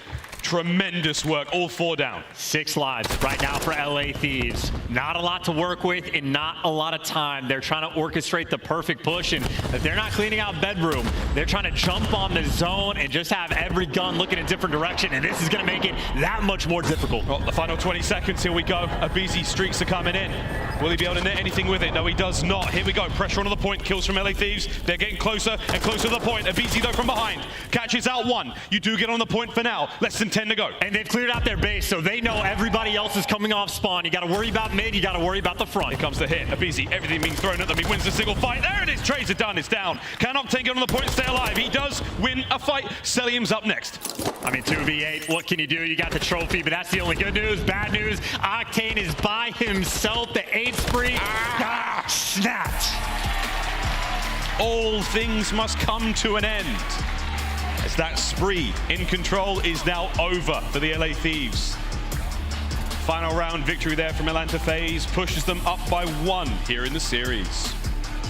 Great looks the whole way through, and that is sort of the name of the game. You can make the argument for a best of 7. Control wins championships. They are that much more important. There's 2 hard points, 2 controls. So the series is unique in that regard, but for aLLeY Thieves, when it's been their backbone, Atlanta FaZe is able to take him to task. 36 from aBeZy, 32 from Simp. The Terrors happy to bounce back and continue their disruption from that game number 2. And exceptional teamwork again. I mean, it's just the right place, right time, decision-making, communication has to be on point. Atlanta FaZe clicking so brilliantly now. After what for many was considered an early exit from Major 1, they have bounced back with a vengeance. aLLeY Thieves, though, far from out of the tournament yet. This is going the distance, I think, my friend. That might not be the case. It depends in my mind on how this next map goes, because 2 maps away is going to be one where Atlanta FaZe have been looking untouchable. A CeeLo search and destroy. So it's this next hard point on Hotel. LA Thieves, statistically, they have the edge, but obviously we're not expecting it to be by an insurmountable margin. A 2-point game in game number 1, as close as could be, and obviously a nice little round 5 we just saw on Hotel Control. An incredibly important one for Thieves to get. In my opinion, if they don't get this next one, this series is going to go maybe 90-10 percentage-wise to Atlanta FaZe, so odds not quite in their favor. Here are the highlights from the Control, and this will be the final highlights we see from Control here, or at least on Hotel, before we now dive towards the hard point. A little bit of a break here in the series as things resume normal pace. And LA Thieves, a valiant attempt, great attacking rounds, a solid bit of defensive work, but in the end, it just comes down to a few gunfights on that crazy B zone. It really feels like this has been a series of moments, right?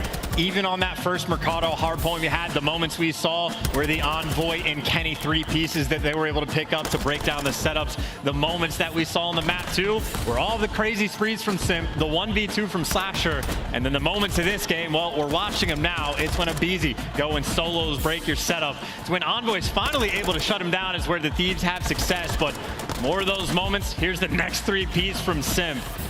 Atlanta FaZe just creating just a little bit extra and putting that team over the edge.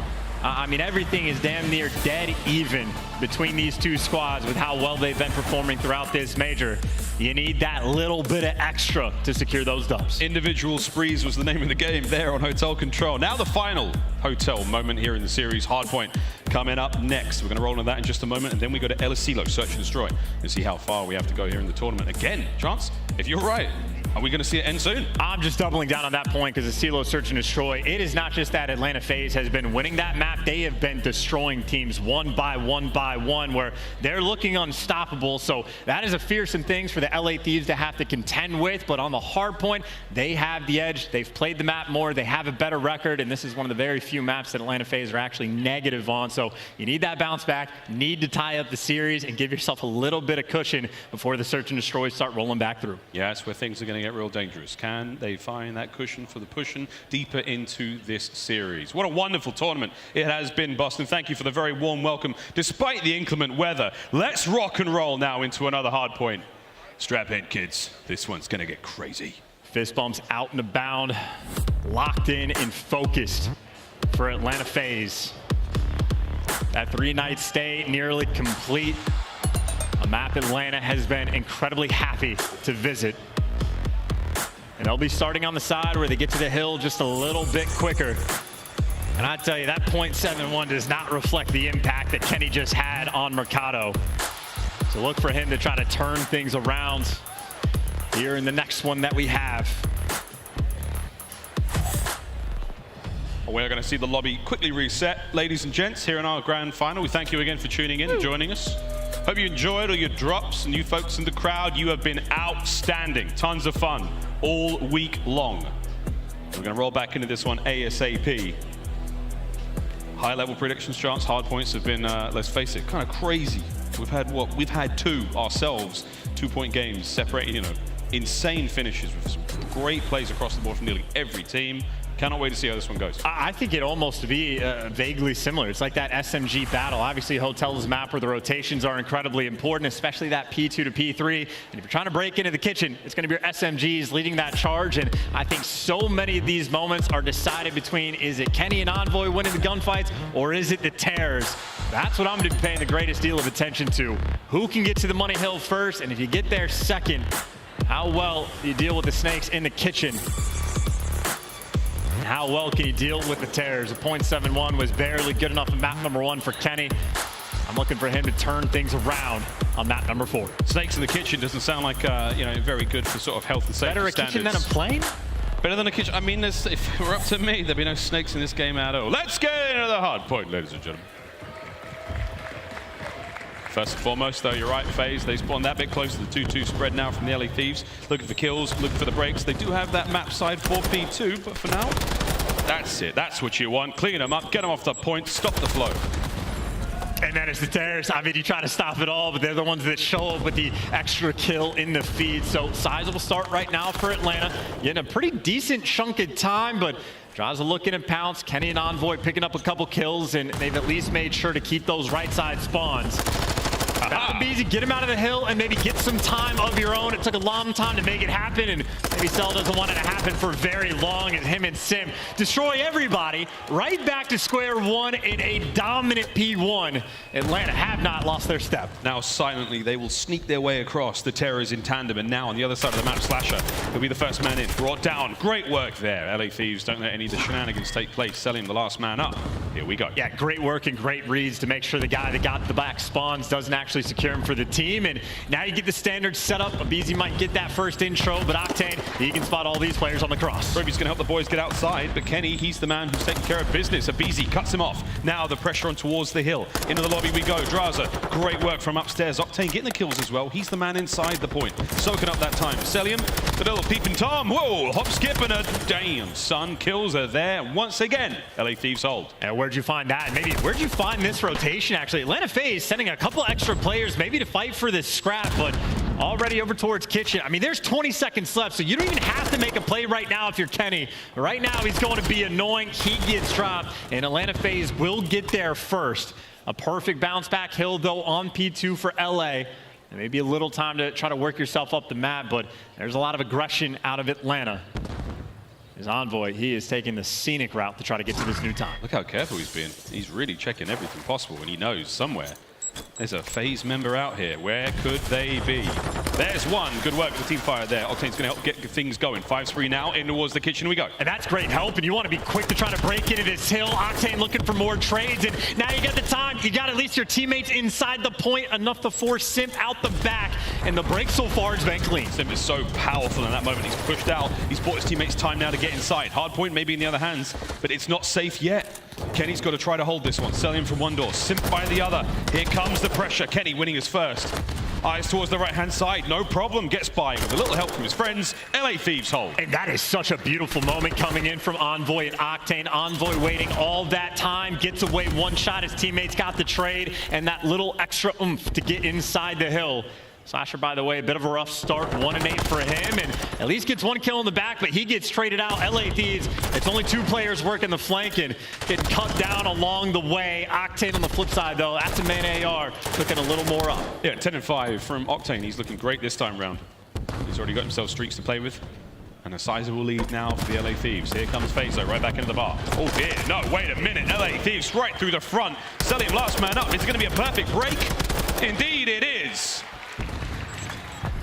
Counter-attack now from aBeZy, better late than never.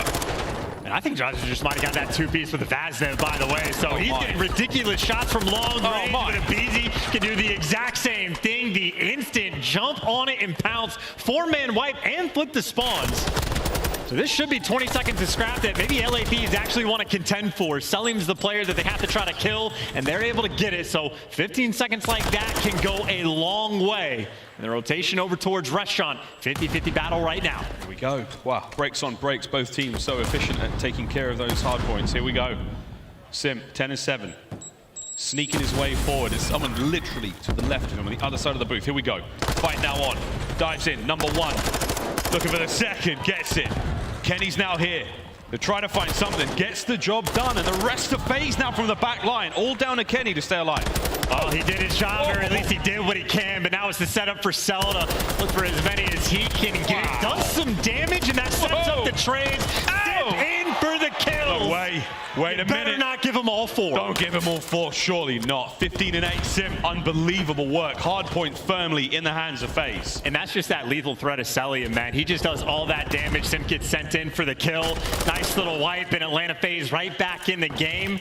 aBeZy, though, you see LA Thieves, they want this time. They're sending everybody this direction because it's not just the scrap, it's the rotation as well. LA Thieves going to be applying all the pressure through Kitchen, and it's all 4 players right now of Atlanta FaZe ready to square up. I think Cellium might get forced to rotate and be the guy to collect the time, but the battle, make no mistake, it's happening in Kitchen. Streaks will be coming in soon. A possibility for that one from LaRue. Here it is. It lands towards the backside of Kitchen. It does not take care of Slasher. It only makes those players from FaZe move. So now hard points in their hands, working on that comeback. And this is just such a deep spread towards like the back spawn of the map right now, and not a lot of openings. Kenny's down low, but unfortunately the van blows up and takes care of him. Contest inside the point, and Cellium's gonna fall. So LA Thieves, it doesn't always happen this way, but they're trying to bully their way just through the front. Great hip fire there from Simp, now trying to keep the hard point safe and sound. LA Thieves still not giving up on the push here. 25 seconds remain on this point. And Simp, he's roaming. Dead silence reset. Here comes Octane. Wow, good work from the team there. They make their way forward. And this is so good from the LA Thieves, by the way. Just to take away the scrap time on a hill, Atlanta FaZe had the clear-cut rotation through and just bullying through the front. So they ended up coming on top of this hill and securing themselves more time. And even long-term, Drazah's in your base. He's behind you. I'm looking at the minimap, and Simp has been trying to find him, but so many things right now for Atlanta FaZe. Yes, they have the hill, but they're in a massive pinch. Here comes the second set of hard points. We go back over to the middle of the map.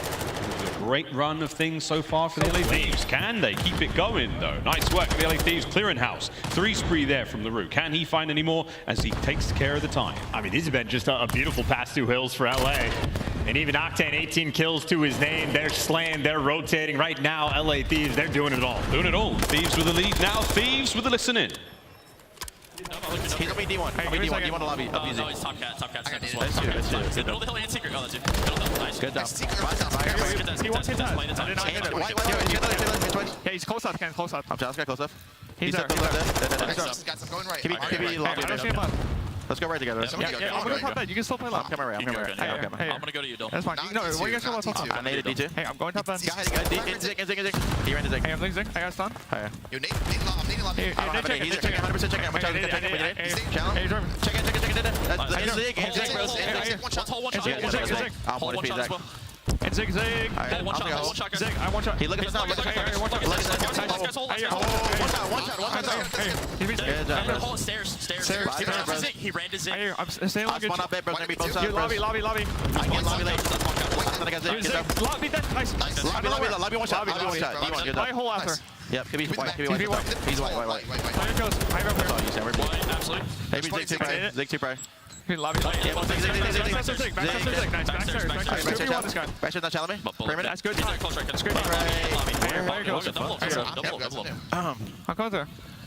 I spawn bottom bed. I spawn back gold, bro. I gotta live. I spawn back gold every day. Where is he coming? Austin could be the back. I spawned on the bottom bed. I'm coming. Hearts on like contest spot. Hey, player kills. Trying to. Hey, I'm here with you. Austin, Nice. One was contest. Another one freezer probably. I have all the front, bro. He can be freezer. Moment of the game right now. This is a hill. LA Thieves were able to break, and now it's Atlanta FaZe's turn to try. If they fail, this game is going to fall. Here we go. Octane's got the backside covered. He's in trouble now. That pistol ain't going to do a whole lot. Slasher cuts him down. The break is good. It is so squeaky clean.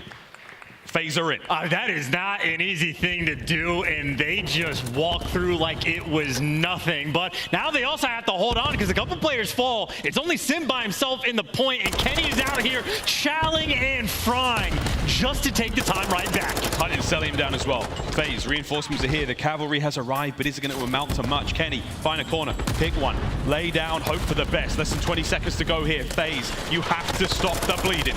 Oh my God, Kenny's looking to fry. Oh my. Trying to set up his teammate right now, and Drazah able to get the next. All this time matters. Drazah can do it too. Gets the kill in kitchen and all that extra time to LA. 230 to 177, and they have the rotation. The row down. This is the bar. We're up. FaZe holding it down for now. Kenny gets in.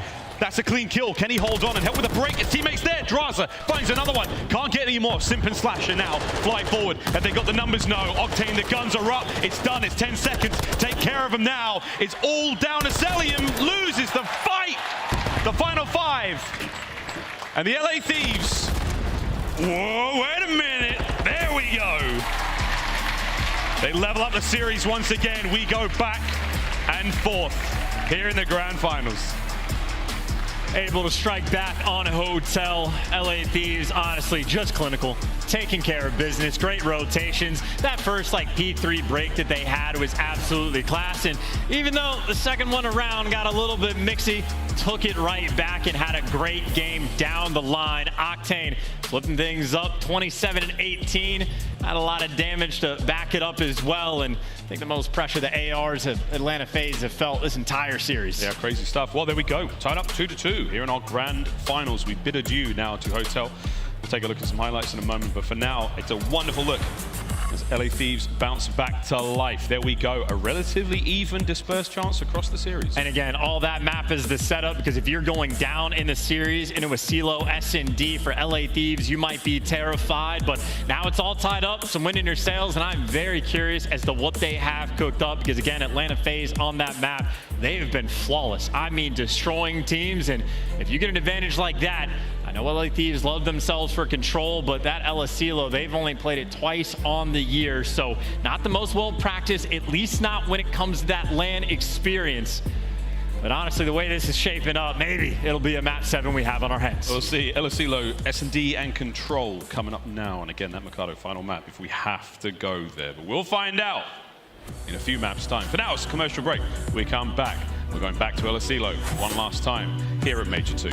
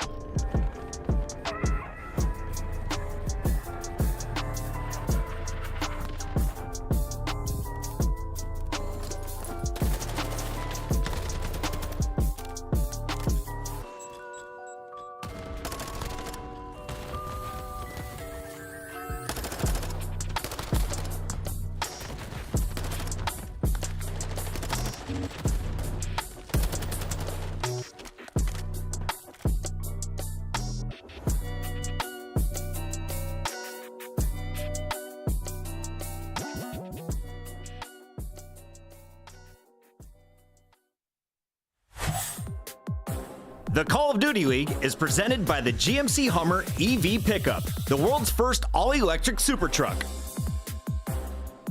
Upgrade your game with the Scuff, the official controller of the Call of Duty League. Here we go, ladies and gentlemen. Let's get right back into this one. The grand finals here at Major 2, coming at you live at the MGM Music Hall in Fenway here in Boston, Massachusetts. What a beautiful time it's been.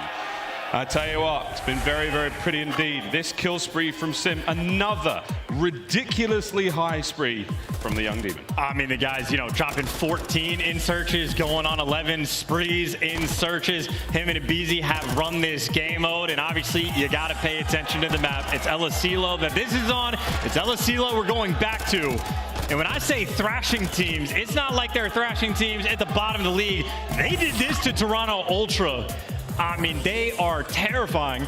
Maybe some good news on the side of LA. You know the game plan's going to be. The Terrors are going to run down low. You got the ARs posted up, watching either side. Cellium is going to be maximally up, doing weird things with a pistol. Can't deal with that. Really nothing you could do. So you know what's going to happen. The question is, can you execute the game plan? And again, I know aBeZy is the first blood Reaper, but 10-3 on the opening duels. Like, what a crazy team that Simp is the guy that's planting your bombs. Yeah, I mean, it sounds strange. And I love what you said about it. Seems like that should be unacceptable. I mean, look, get a guy that can do it all. I'm sure he can dance. I'm sure he's a wonderful painter.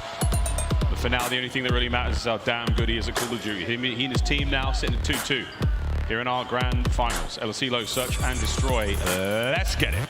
Not only the jack of all trades in Call of Duty, but also the master. Literally at everything. Simp is utterly godlike, has been since he burst onto the scene, and aBeZy will be leading the charge to this A bomb. Envoy wants to be here, but Envoy will see an early death already. First blood. They stuck to the script, no improvising needed here. aBeZy first blood. Slow and steady approach, again combing the halls of aLLeY now. Many nooks, many crannies on the approach to that A bomb site. B, not as popular, it's in the great outdoors. And right now, we're gonna get on in towards A, and here comes the plant. Yeah, just getting to work. Terrors doubled up inside. Not a fun thing to try to deal with for LA. They're trying to set up the pinch, and Kenny at least gets an entry. You know, both of them are going to be back-to-back, and aBeZy too quick on the Chai, does get traded for the 2v2. 2v2, though. Plenty of time still to go here. FaZe have backed right on up. They're playing upstairs. They're going to be keeping an eye on that bomb from the safety of the balcony. Drazah now has to try to get upstairs, clear out that top spot. 25 to go. Cellium, he's repositioned, roaming the halls. Oh dear, he caught an ankle. Not quite enough. Slasher, pistol, nut.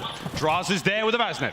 And Cellium, this is it, 1v2. Can he deliver? There's the first Octane. He knows where he's at. He's got him stunned. He's got him naded. Now you just got to gun him down. And after round, however you dress it up, FaZe strike first. And that is a bit of a misstep for LA too, because there's opportunities maybe to try to defuse that bomb, because it was not planted for the typical clutch spot. So LA, they were looking to clear out the AR to the top building, but instead Cellium found his home inside.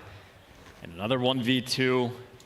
Another explanation is why FaZe are so dangerous. Everybody can clutch. Any given moment, yeah, any of them. And do something unspeakable to your favorite player. Here we go, round 2. LA Thieves will be on offense, bomb in hand. We'll see if they go straight in towards A. And again, not a whole lot of dead silence available, so this could be quite a leery round. See how things go. There's on the inside, ARs on the wings. Slasher maybe going to get soloed out. That might be the clay call for LA, and they're making moves, and that's going to be the case. Slasher gets first blooded, but of course aBeZy ready for the trade. Yeah, behind door number 1 there's aBeZy. Kenny on the upside. Silently now, we will swoop across aLLeY.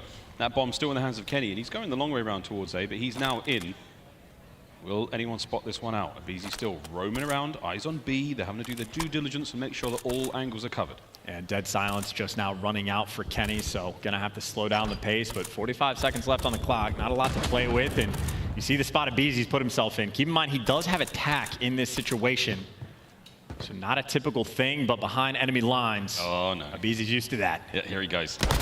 That's great work. Bomb carrier now down. It fall directly in the middle of the map there. Oh, good work out of Drazah. The trades are on point though. It's now a 1v1. Cellium versus Octane. We're running it back. Just like it was in round 1. More pressure on Octane, though. He's got to grab the bomb, and let's see how good Cellium's hearing is. Well, good news for Octane, had dead silence popped. But I think for Cellium right now, as soon as the bomb goes down, he's just going to try to trap him in. Yeah, here he goes. Bomb planted. Octane. Nowhere is safe. So he just runs straight out. No, you're not safe! We told you, Sam! You're not safe anywhere in there. Just leave. Vacate the premises. Cellium. It doesn't give him a slither of hope. Oh, man. I mean, it's a nerve-wracking thing, I have to imagine, where you're a 1v1 and you feel like you don't want to make any noise and the other guy just starts shooting at you from nowhere. You're like, that's just brand new. You think you can chow, but then you just run into a pre-aim and an unconventional round, but conventional for Cellium. 3-0 start. 2 clutches in a row. Atlanta FaZe, their destruction continues. Seems quite simple, though. It's like, I can't see him, I can't hear him. I know, I'll feel him out. Bullets all over the place. Hit markers get the job done. It's just so annoying to play against. I can only pray it never happens to me. Might do unranked coming up on the 15th. Here we go. A lot of pressure on this flank right now for LA. Toying with the idea, but no dead silence popped, and I think that might have been a hard read to try to catch a player on Atlanta off guard. Again with the attack right now for aBeZy, so a little bit more difficult to fly. And does get out with his life, so nice little reset on the round. 55 seconds, plenty of time to work with. But Kenny has found his corner. Kenny's got a corner. It's a good one. Gets one out of the light. Gives himself the ability now to pop dead silence. He can use that to move relatively freely across the map, as long as it's not Cellium, whose many senses tingle all the time. Now it's a 2v4. And they're just a collapse right now. You got the bomb down, you got the storm in sight. It's the AR's last man standing, and he kills Cell as well, so great news on that front. No clutches in this one. You know where Slasher's gonna be. Slasher able to connect on the first, but naded, stunned, tagged up, shot through a wall. LA Thieves get one on the board. Good comms, good lines of sight there from the LA Thieves, and again, you sort of sing hallelujah as soon as you see Cellium appear in the kill feed on the right side for you. Good work there from LA. Get themselves back into this. It's very, very easy for aLLeY to spiral out of control. And I do like the idea that LA Thieves brought on offense for round 1, right? Isolate Slasher, get some nades out, you trap them out when it goes over towards the tower. So I think Slasher might be making an adjustment, and I think Thieves, without the success in that round, have to go a little bit deeper into the game plan. But we'll see what they do. We know they're going to have an idea. Typical fan here from FaZe. 2 through the middle. Terror's on the wings. This time it's actually the opposite. Drazah's in. There's the first sip. Oh my god, he gets 2. How? Well, Octane gets a kill as well, but now this is sort of like the part 2 of the plan. If Slasher loves to play the spot, do you make the read? They do. Falls into their lap, but last man standing in a terrifying sight. Surely he can't clutch 3. Everyone moving silently now. Bar Cellium here in this 1v2. And 50 seconds is a long time, but both members of the LA Thieves, they will silently plant this bomb. Cellium, we have given you your flowers. We have given you all the praise in the world. Let's see what you're made of here. Oh, and they know now. He threw the nade from up top. You know where he's at. Envoy waiting for him to drop. Immediate reposition now. Octane's going to try to cover him from the window. Envoy may be the hitman. He is the insurance plan right now. As soon as Cellium hits the ground, here's the gunfight. Wins the first!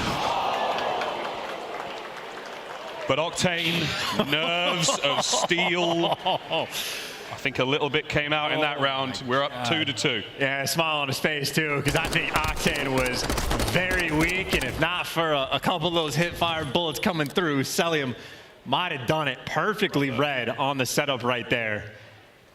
Brother. And say a prayer. Good night. Well, tied up 2-2 though. So good look. They had the idea. You do trade Simp out even though we picked up 2. And you do not let Cellium clutch. And great reads on Slasher. So LA Thieves are playing heads up Call of Duty. Yeah. That does not make it easy. No, none of this is easy.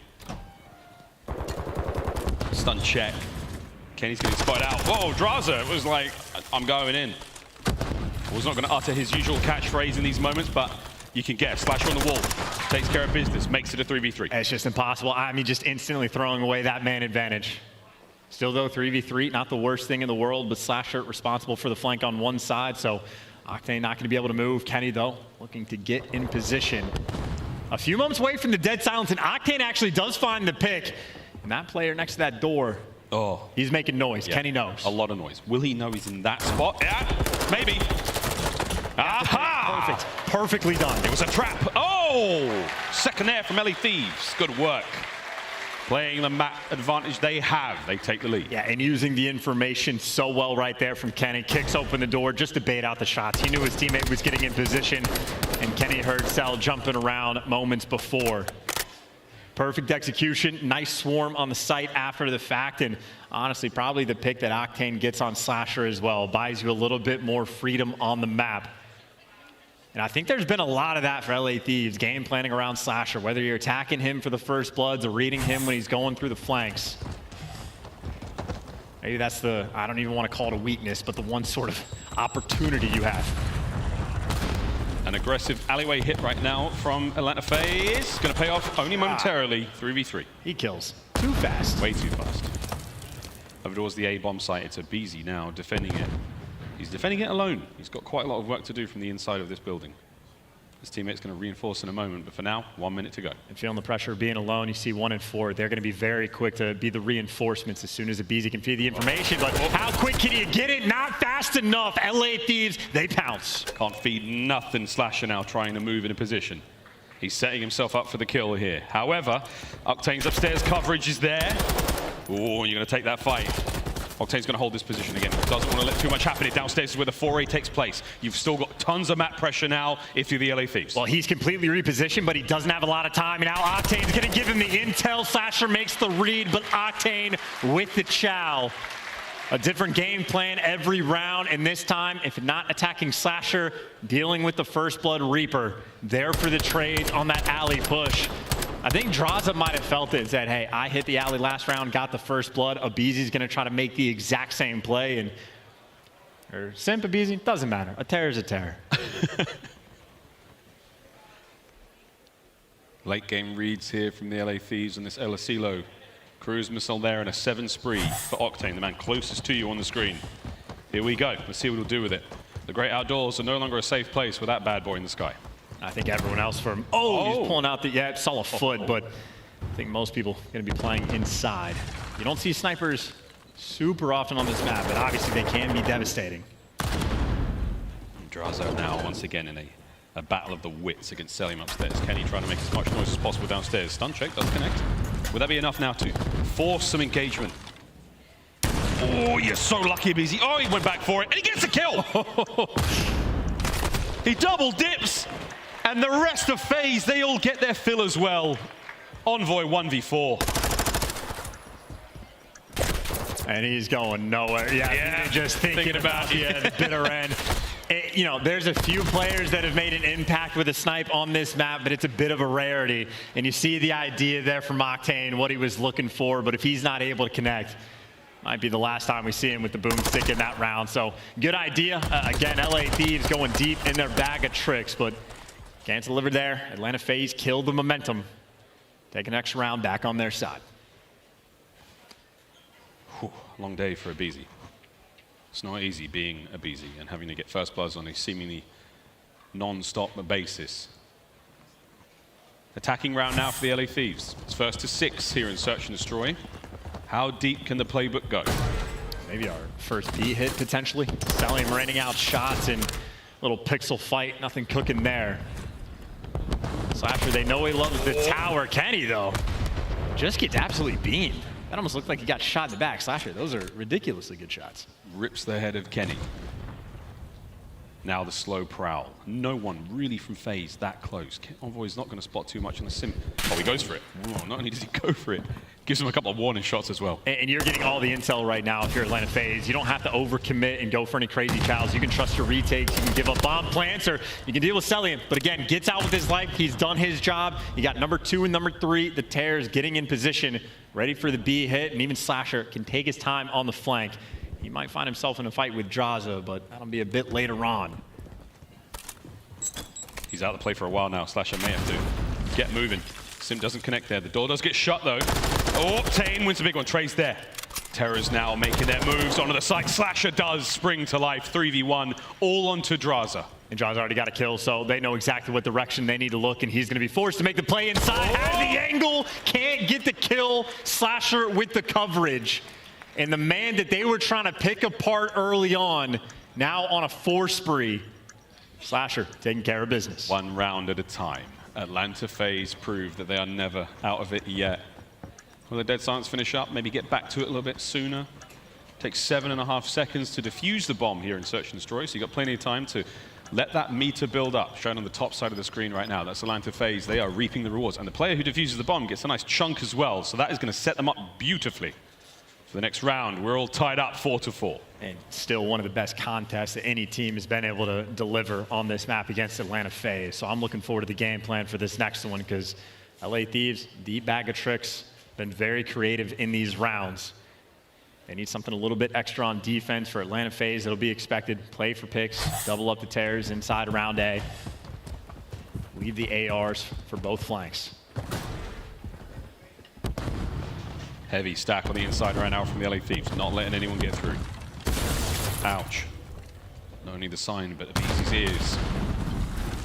We're going to start to run out of things to throw at each other soon, lads. You're going to have to bring the guns and the knives to the fight. And Drazah, he's going to eat that one. Will that be the sign? Will that be the call to action right now for FaZe? Well, they know there's at least one player inside. It's on multiple. Envoy though goes for the challenge, rips ahead and flies at him. That was the round 1 strat, this time done perfectly. Slasher in a 1v4, and Slasher just wants an extra kill if he can get it. Envoy will play this so patiently. A masterclass. Dylan Hannon there, outstanding play. 3 on the round, now map point, LA Thieves. And I'm telling you, it's that battle. It's been that all series. Envoy versus one of the Terrors in a first blood fight. You know it's against aBeZy. Round 1, aBeZy takes him down. The round is easy for Atlanta after that. This time, Envoy just makes the play. And I don't expect aggression like that. I get a first blood, I hide in a corner and wait for my teammates. Envoy flies and instead just single-handedly wins his team the round. Big plays and 1 round away from being the first team all weekend to take a search off FaZe. It's only fair. FaZe took the control of Thieves. And Octane. That's his favorite 4 league club. Something's going on here. Here come the streaks. Going to force everyone from FaZe to the inside of the map. Kenny, will you read this? Yeah. Oh my God, nearly happened. Streaks now forced to the vent side. Will that be enough for Thieves to spring to life? That first blood helps a ton. FaZe are being aggressive though. I mean, they are making moves. They're trying to take the fight to LA. Everybody in position. The flank is there. Slasher, he's got the intel, but Dead Silence just ran out. Oh, he's going to make a little bit of noise though. Now can play with his food.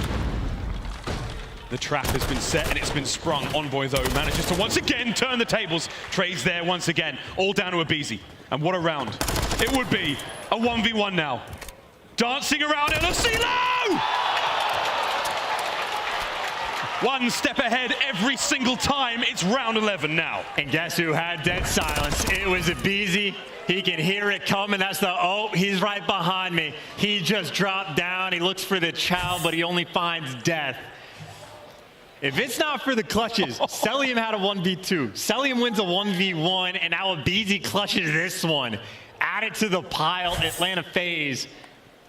Maybe impossible to put down on this map, but it's around 11. It's Atlanta FaZe on the attack. And if it ain't broke, you don't have to fix it, but now it's 3 players inside.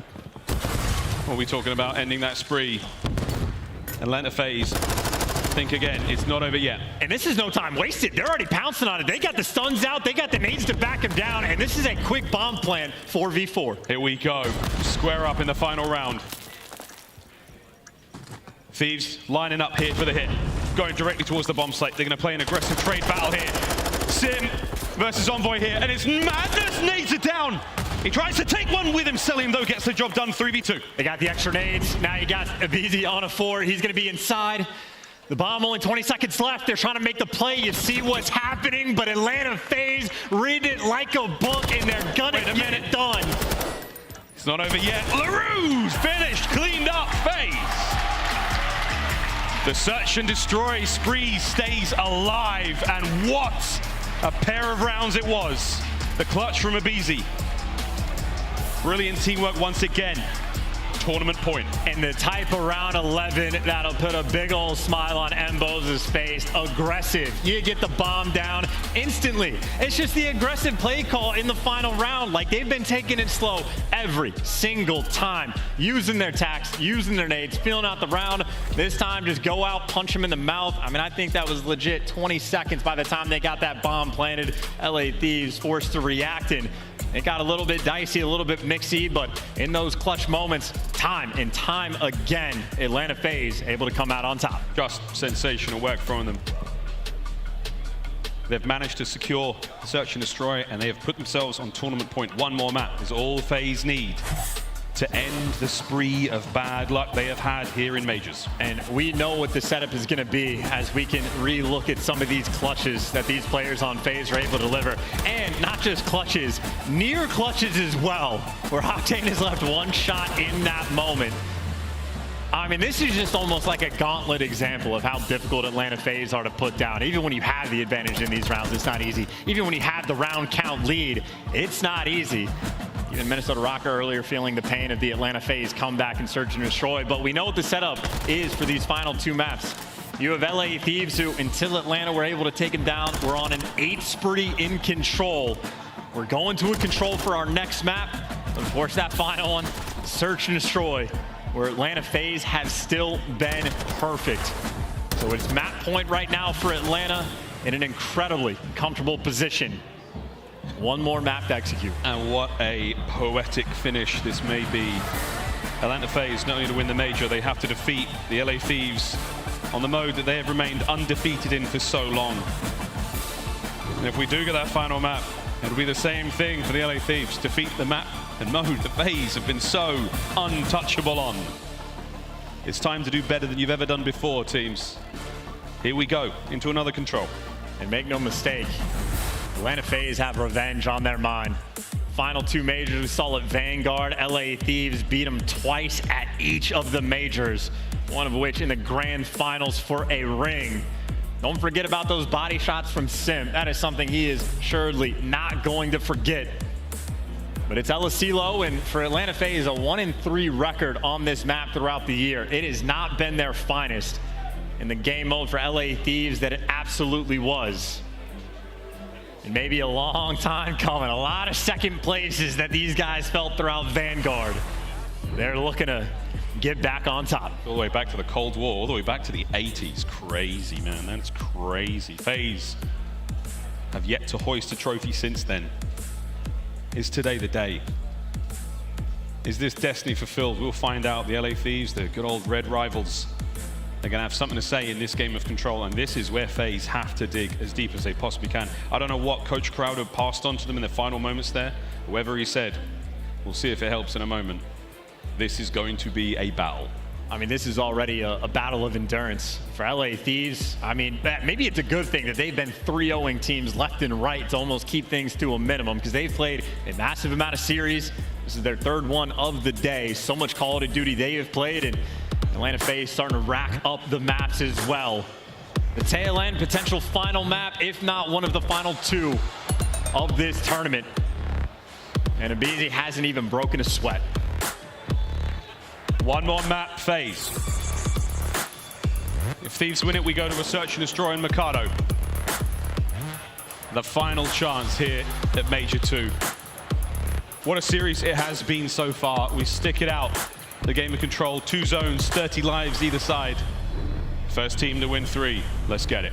In a map where even if you find yourselves down, you will never be out. How quickly these zone captures can come through. Always the opportunities when you're on the attack.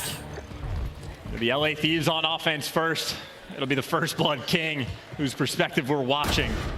If there's a kill on the map to be gotten, aBeZy's looking to get it. We're going towards A here on the attacking ramp for the Thieves. aBeZy reads it. Hello, gets first. Can't get any more out of it though. Good kills either way. Slasher at the top side of the map here by the pylon. He's gonna have great coverage.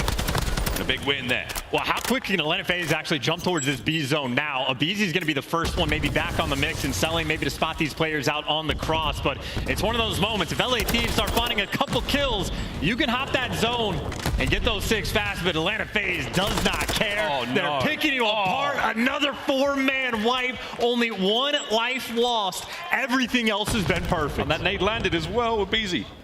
Slows down the progress here, and look at the aggression. Slasher is the man on the far right-hand side of the map. The LA Thieves, they are pinned. They are pinned down. They got the spot shot. I mean, they are literally at this point playing a pump. They have them contained to this section of the map. That tiny little green building, that is it. That's all they've got. Can they break out now? And there we go. They're still pinned in. Octane's doing what he can, but this is a fiendish trap out of Atlanta FaZe. This is suffocating. There is not a lot of air to breathe, and even if you make your way through the field, maybe the stun is going to help because you get past aBeZy. And finally, some sort of semblance of an opening, of a couple kills, of a stack on that B zone. 15.7 seconds, 3 members now of the LA Thieves on it. First segment, long gone. Second one on the way out. Here come the nades. The trophy's going to help out. Trades are bound. Kenny, just hold on, son. Hold on, stay alive. Second segment taken care of. And don't take that chow either. Maybe should have watched your back because Kenny's going to fall. And Envoy, it's the same direction. The pressure's always there. And only 10 seconds to go. LA Thieves so far away. And they just got bullied in round number 1. FaZe take the lead. An absolute whooping on iLLeY. We haven't seen that trap executed that well thus far in MW2. And it's scary to know that it's looked that easy. I mean, just getting tossed up like that, not a fun one, especially with who was it in the final moments. aBeZy shooting 2 players in the back. LA Thieves just caught a little bit off guard, falling a little bit flat.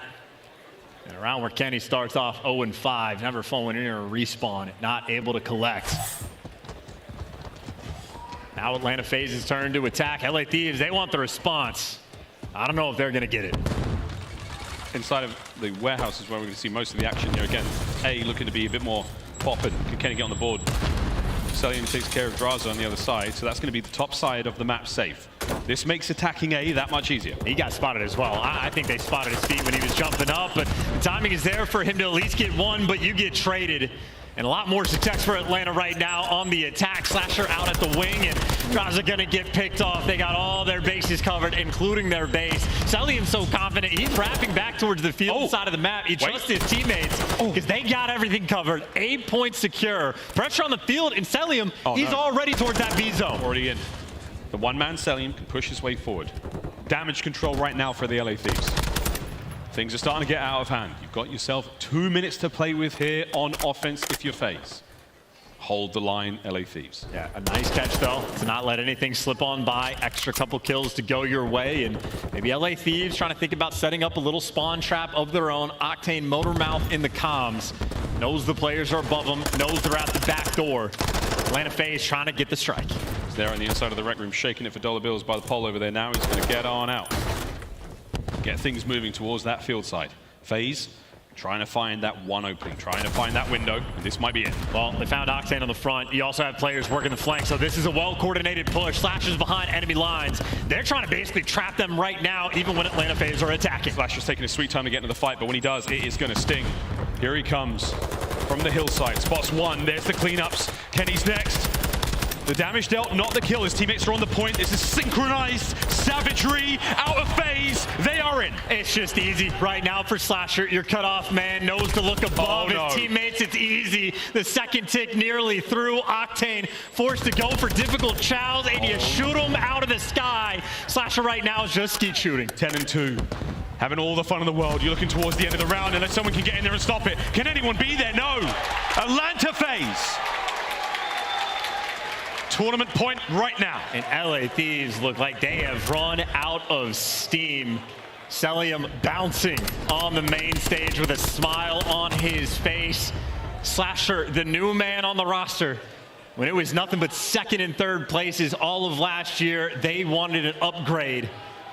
And in this game, Slasher looking to prove his worth on a 4 spree right now. The man that got himself in position.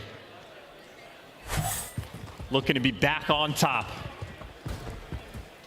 At this very major last season at the Vanguard year, Slasher hoisted the first trophy for a long time. Can he help FaZe find theirs? 1 round is all they need. And aBeZy into the mix, he certainly goes. Kenny caught unaware. Octane, you better run. Here comes aBeZy. What the hell, son? Physics in this game are crazy. Yeah, with force like that, you know aBeZy's gonna shred. He's kicking bodies into a different dimension. Man, shooting rockets as well. Envoy able to get a kill. aBeZy still down low. That's a 3 spree, but at least he gets traded. So much pressure on this B zone for LA. We're onto the B zone for now. Cellium, though, look at him. Top left-hand side of the minimap. He's been all kinds of sneaky. You do manage to get those players off the point. Kenny wins the fight on the inside. We're all good for now. Slasher, top the party. Gets another big win, 12-3. Yeah, finally back in the mix, but maybe gonna get hunted down. Kenny was looking for the chase, but he can't find it just yet, and aBeZy is there for the trades. So much pressure still on this B zone, though. At least you're not stuck in your spawn. Thieves, a lot of pressure, but that does not make it easy, and here comes Slasher again. Maybe the next one in line is gonna be Octane. No way. Doesn't make the read, but Octane let him pass because his teammates are going towards that A zone. We're running out of time. We are running out of time in 20 seconds. FaZe are your champions. They're flying forward. Can anyone now get on this point? Envoy, you have got to stay alive. Win this fight, great. Capture the point. That's the next objective, but this is getting real dire, real fast for the LA Thieves. Desperation hours, and it is just feeling flat. The 2-piece frag grenade, though, from Octane keeps your life alive, but 11 seconds left on the clock. It's only 2 men on the point. You gotta be perfect. FaZe can feel it. FaZe can feel everything just falling into their lap. They're starting to roll forward. Unstoppable confidence right now. One man left, Kenny. Stay alive. Envoy comes in, and Kenny is still clinging to life. He's got to finish the capture here. FaZe, they have arrived. One more kill could seal it. They're just gonna kill everyone along the way. This is it for FaZe. Wait a minute. Get the job done. No. 2-piece for Slasher. 16-6, and that time is ticking. Slasher holding it down. 5 seconds as the guns are still red hot. We've checked the forecast. The drought has ended. It has been an entire title since Atlanta FaZe lifted a trophy. Alexa, play We Are the Champions by Queen.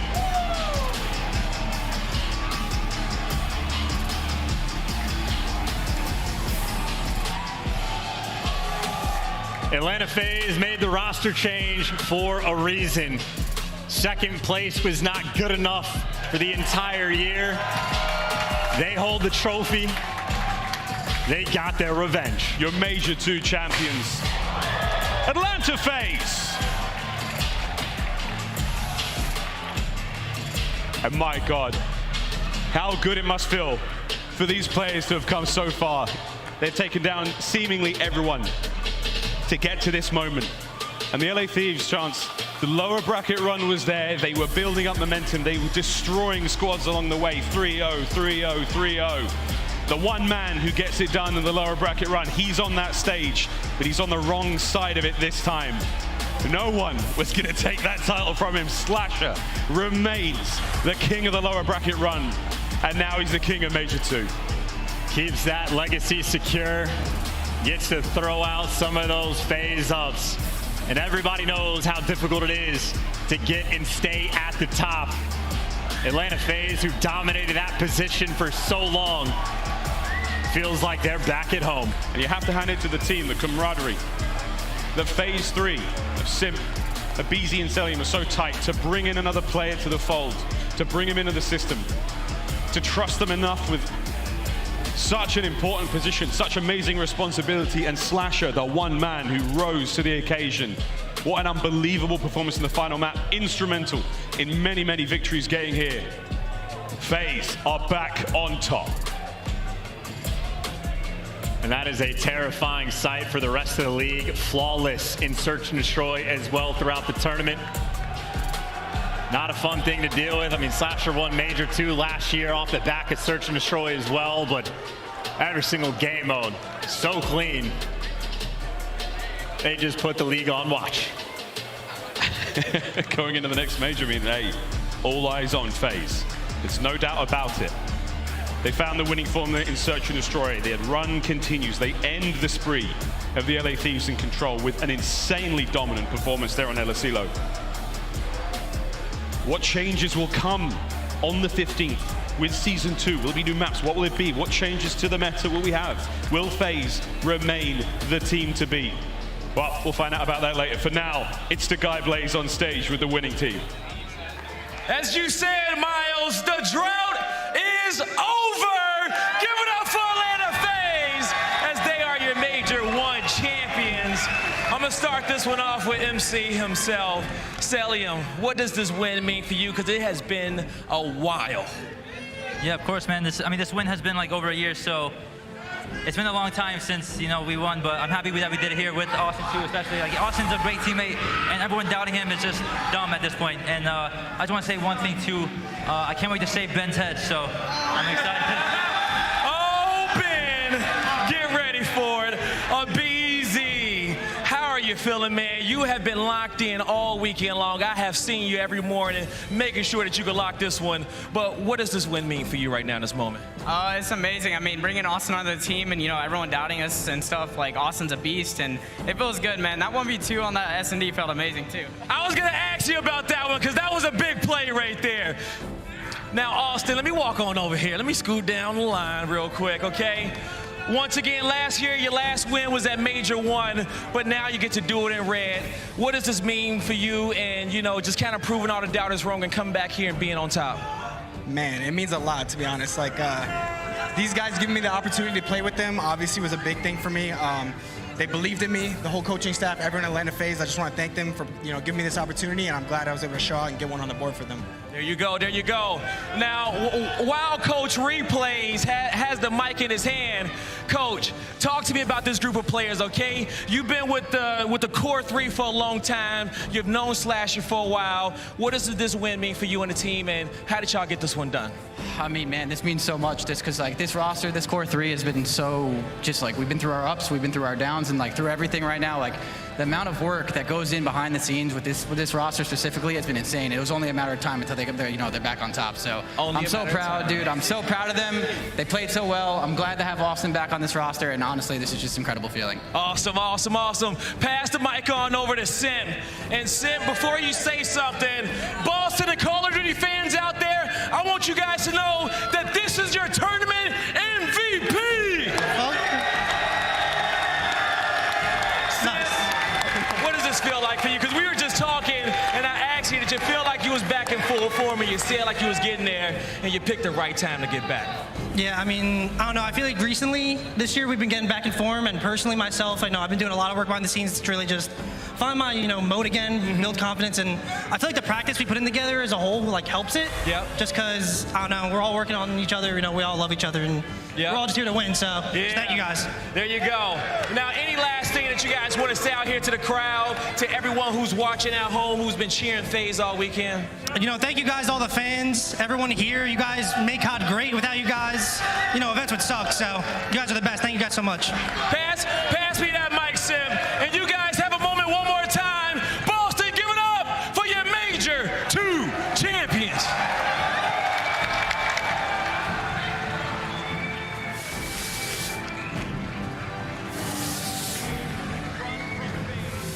Boston, as they completed against the LA Thieves, finally the Thieves' epic run through the lower bracket, shut down by the originator of the lower bracket run, Slasher.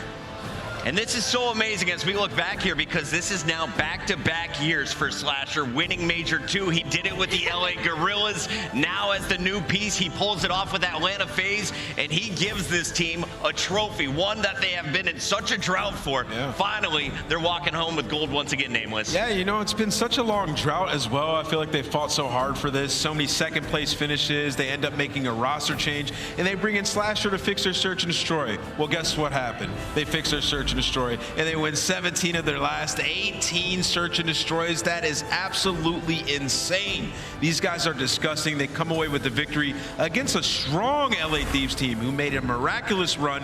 I mean, those are world champion squad they had on the other side of that stage, and they get it done. I absolutely want to give a big shout out to everyone who is leaving the venue right now. Boston, you all were incredible. Thank you for the vibes. You set the tone all weekend. And this Atlanta team, they put on a show for all of us at the end. Alley Cat, I want to come to you.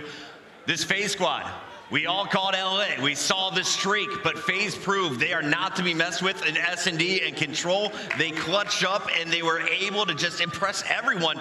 with their comebacks, especially in that final game 5. And that's been the kind of the tale of Atlanta FaZe is once that switch is flipped, they seem like a completely different team on the map. And I feel like we saw that after that map won in this series. They kind of fell a little bit short, and that switch was instantly flipped on the side of Atlanta FaZe. And it was just a long time coming. I'm very happy that they got this win. You know, we talk about teams and droughts. Obviously, teams can go through franchises and not end up coming up with anywhere close to a win. And we can call that a drought all we want. The Atlanta FaZe, it was second, it was second, it was third, it was second again. Even at champs, it was second. So not only that, they got revenge against a team in LA Thieves that cut them short so many times last year as well. It's just a big win overall. Ton, we all know their bank accounts are flush, but now their trophy case is a little bit more stuffed, and we have to take a moment and revisit one of the key moments. Shout out to my guy right there, world champion replays with another trophy in his case, the greatest coach in the game, if you ask me. But we got to take a look at what aBeZy did to give them a chance. They were in that second search and destroy. They're down a man after Slasher finds Simp at the start of the round. We see the epic push in.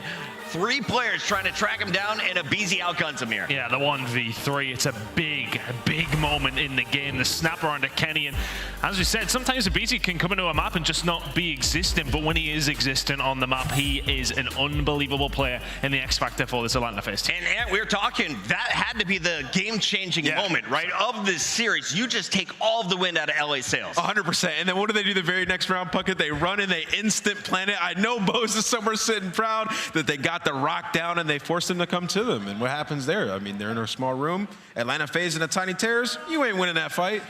Allie, our final map stats come with the look of this. Let's walk our fans through as it all started with LA taking the first map. They came in hot, but then it was FaZe in back-to-back maps. And it doesn't even really tell the tale of how insane that Mercado hardpoint was when it got to that final bar hill. It should have been all for FaZe, but LA Thieves miraculously make that break in and make that miracle last hill. I think for me as well, one of the massive turning points was the fact that, you know, we'd be talking about the side of Atlanta FaZe undefeated in Search and Destroy, but you look at that hotel control. Control is where Thieves have been so good all week. And when they lost that, I was like, they're in trouble now, because that's one of the ones they've been coming into. That's our banker. We should be able to win our controls. Let's see what else we can do. You lose that control, you're in danger.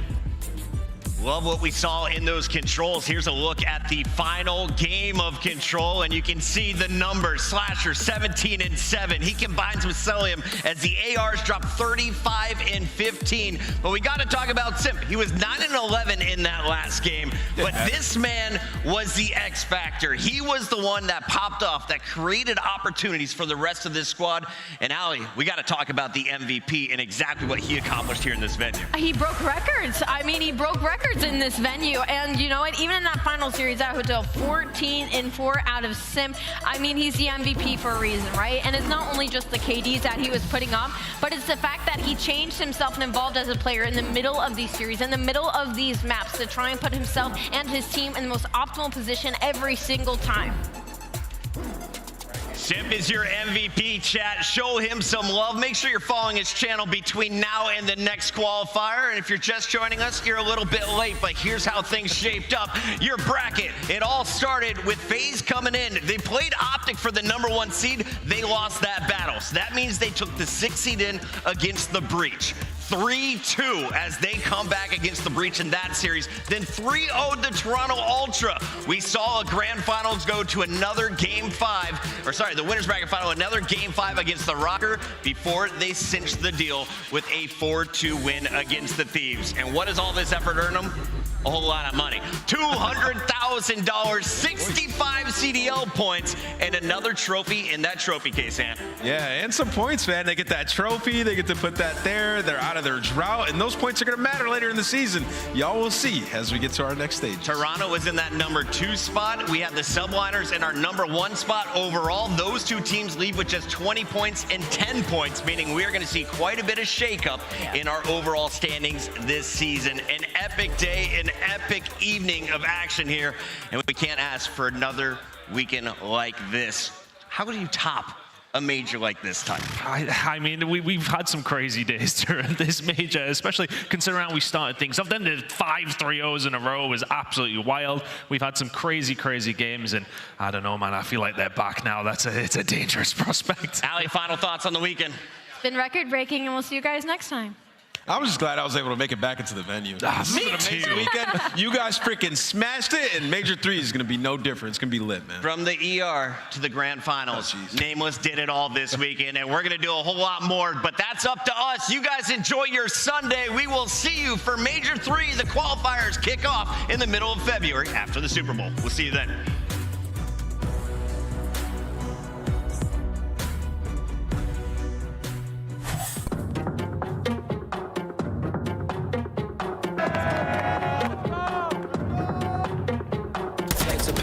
Inside of me, beating past 1,000,000 degrees. They say I should follow to be free, but I don't aim to follow, I'm the lead. I am not the one you want to start this with, cause when I do that will be nothing that can pardon this. I set the flames to get bitter like an arsonist, and I have to walk up until I'm hand no part in it. Hey, you can get down and lay down, you can call it you evil, leave with nothing to say now. Say you wanted to smoke, so I promise I'm not gonna play around. It ain't gonna be fun when I swing, this ain't no playground, no, this ain't no playground. Oh, you said you wanted to win, well, this the right fight. Perfect when the darkness comes, turn on your nightlight. Oh, you should have brought you a gun, cause we don't like knives. Since the power went to my head, haven't been quite right. Flames are burning, things are churning, knees are bending, ankles burning. I'm the teacher, you should learn it. I'm the judge, and here's your verdict. This is hell, and you deserve it. I'm feeling charged up, I'm feeling charged up. Keeping my guard up, you cannot stop us. I'm feeling charged up, I'm feeling charged up. I'm feeling charged up. Man, I cannot pretend the road is not tough. They tryna slow me down, they ain't with speed bumps. Constant on my mind, the ones I do love, they counting on me now. Too late to give up. Lace my shoes up, I'm tired though, you should know. My race can't be rushed, my rivals, they will fold. When they see me come out, I bet that they gon' start running. I'm a star to a giant, I ain't afraid of nothing. Put in my left hand, vengeance in my right. Go straight down both, I ain't wasting no time. Fight for what's mine, you know it's only right. But I have it bad by the end of the night. You feel me? I'm feeling charged up. Battery on full percentage, I got the green light. Keeping my guard up. I will not stumble, no straight when they threaten my life. You cannot stop us. A force to be reckoned with, I don't recommend you try. Energize, I know my passion and purpose gon' take me higher. I'm feeling charged up. I'm feeling charged up. Keeping my guard up. You cannot stop us.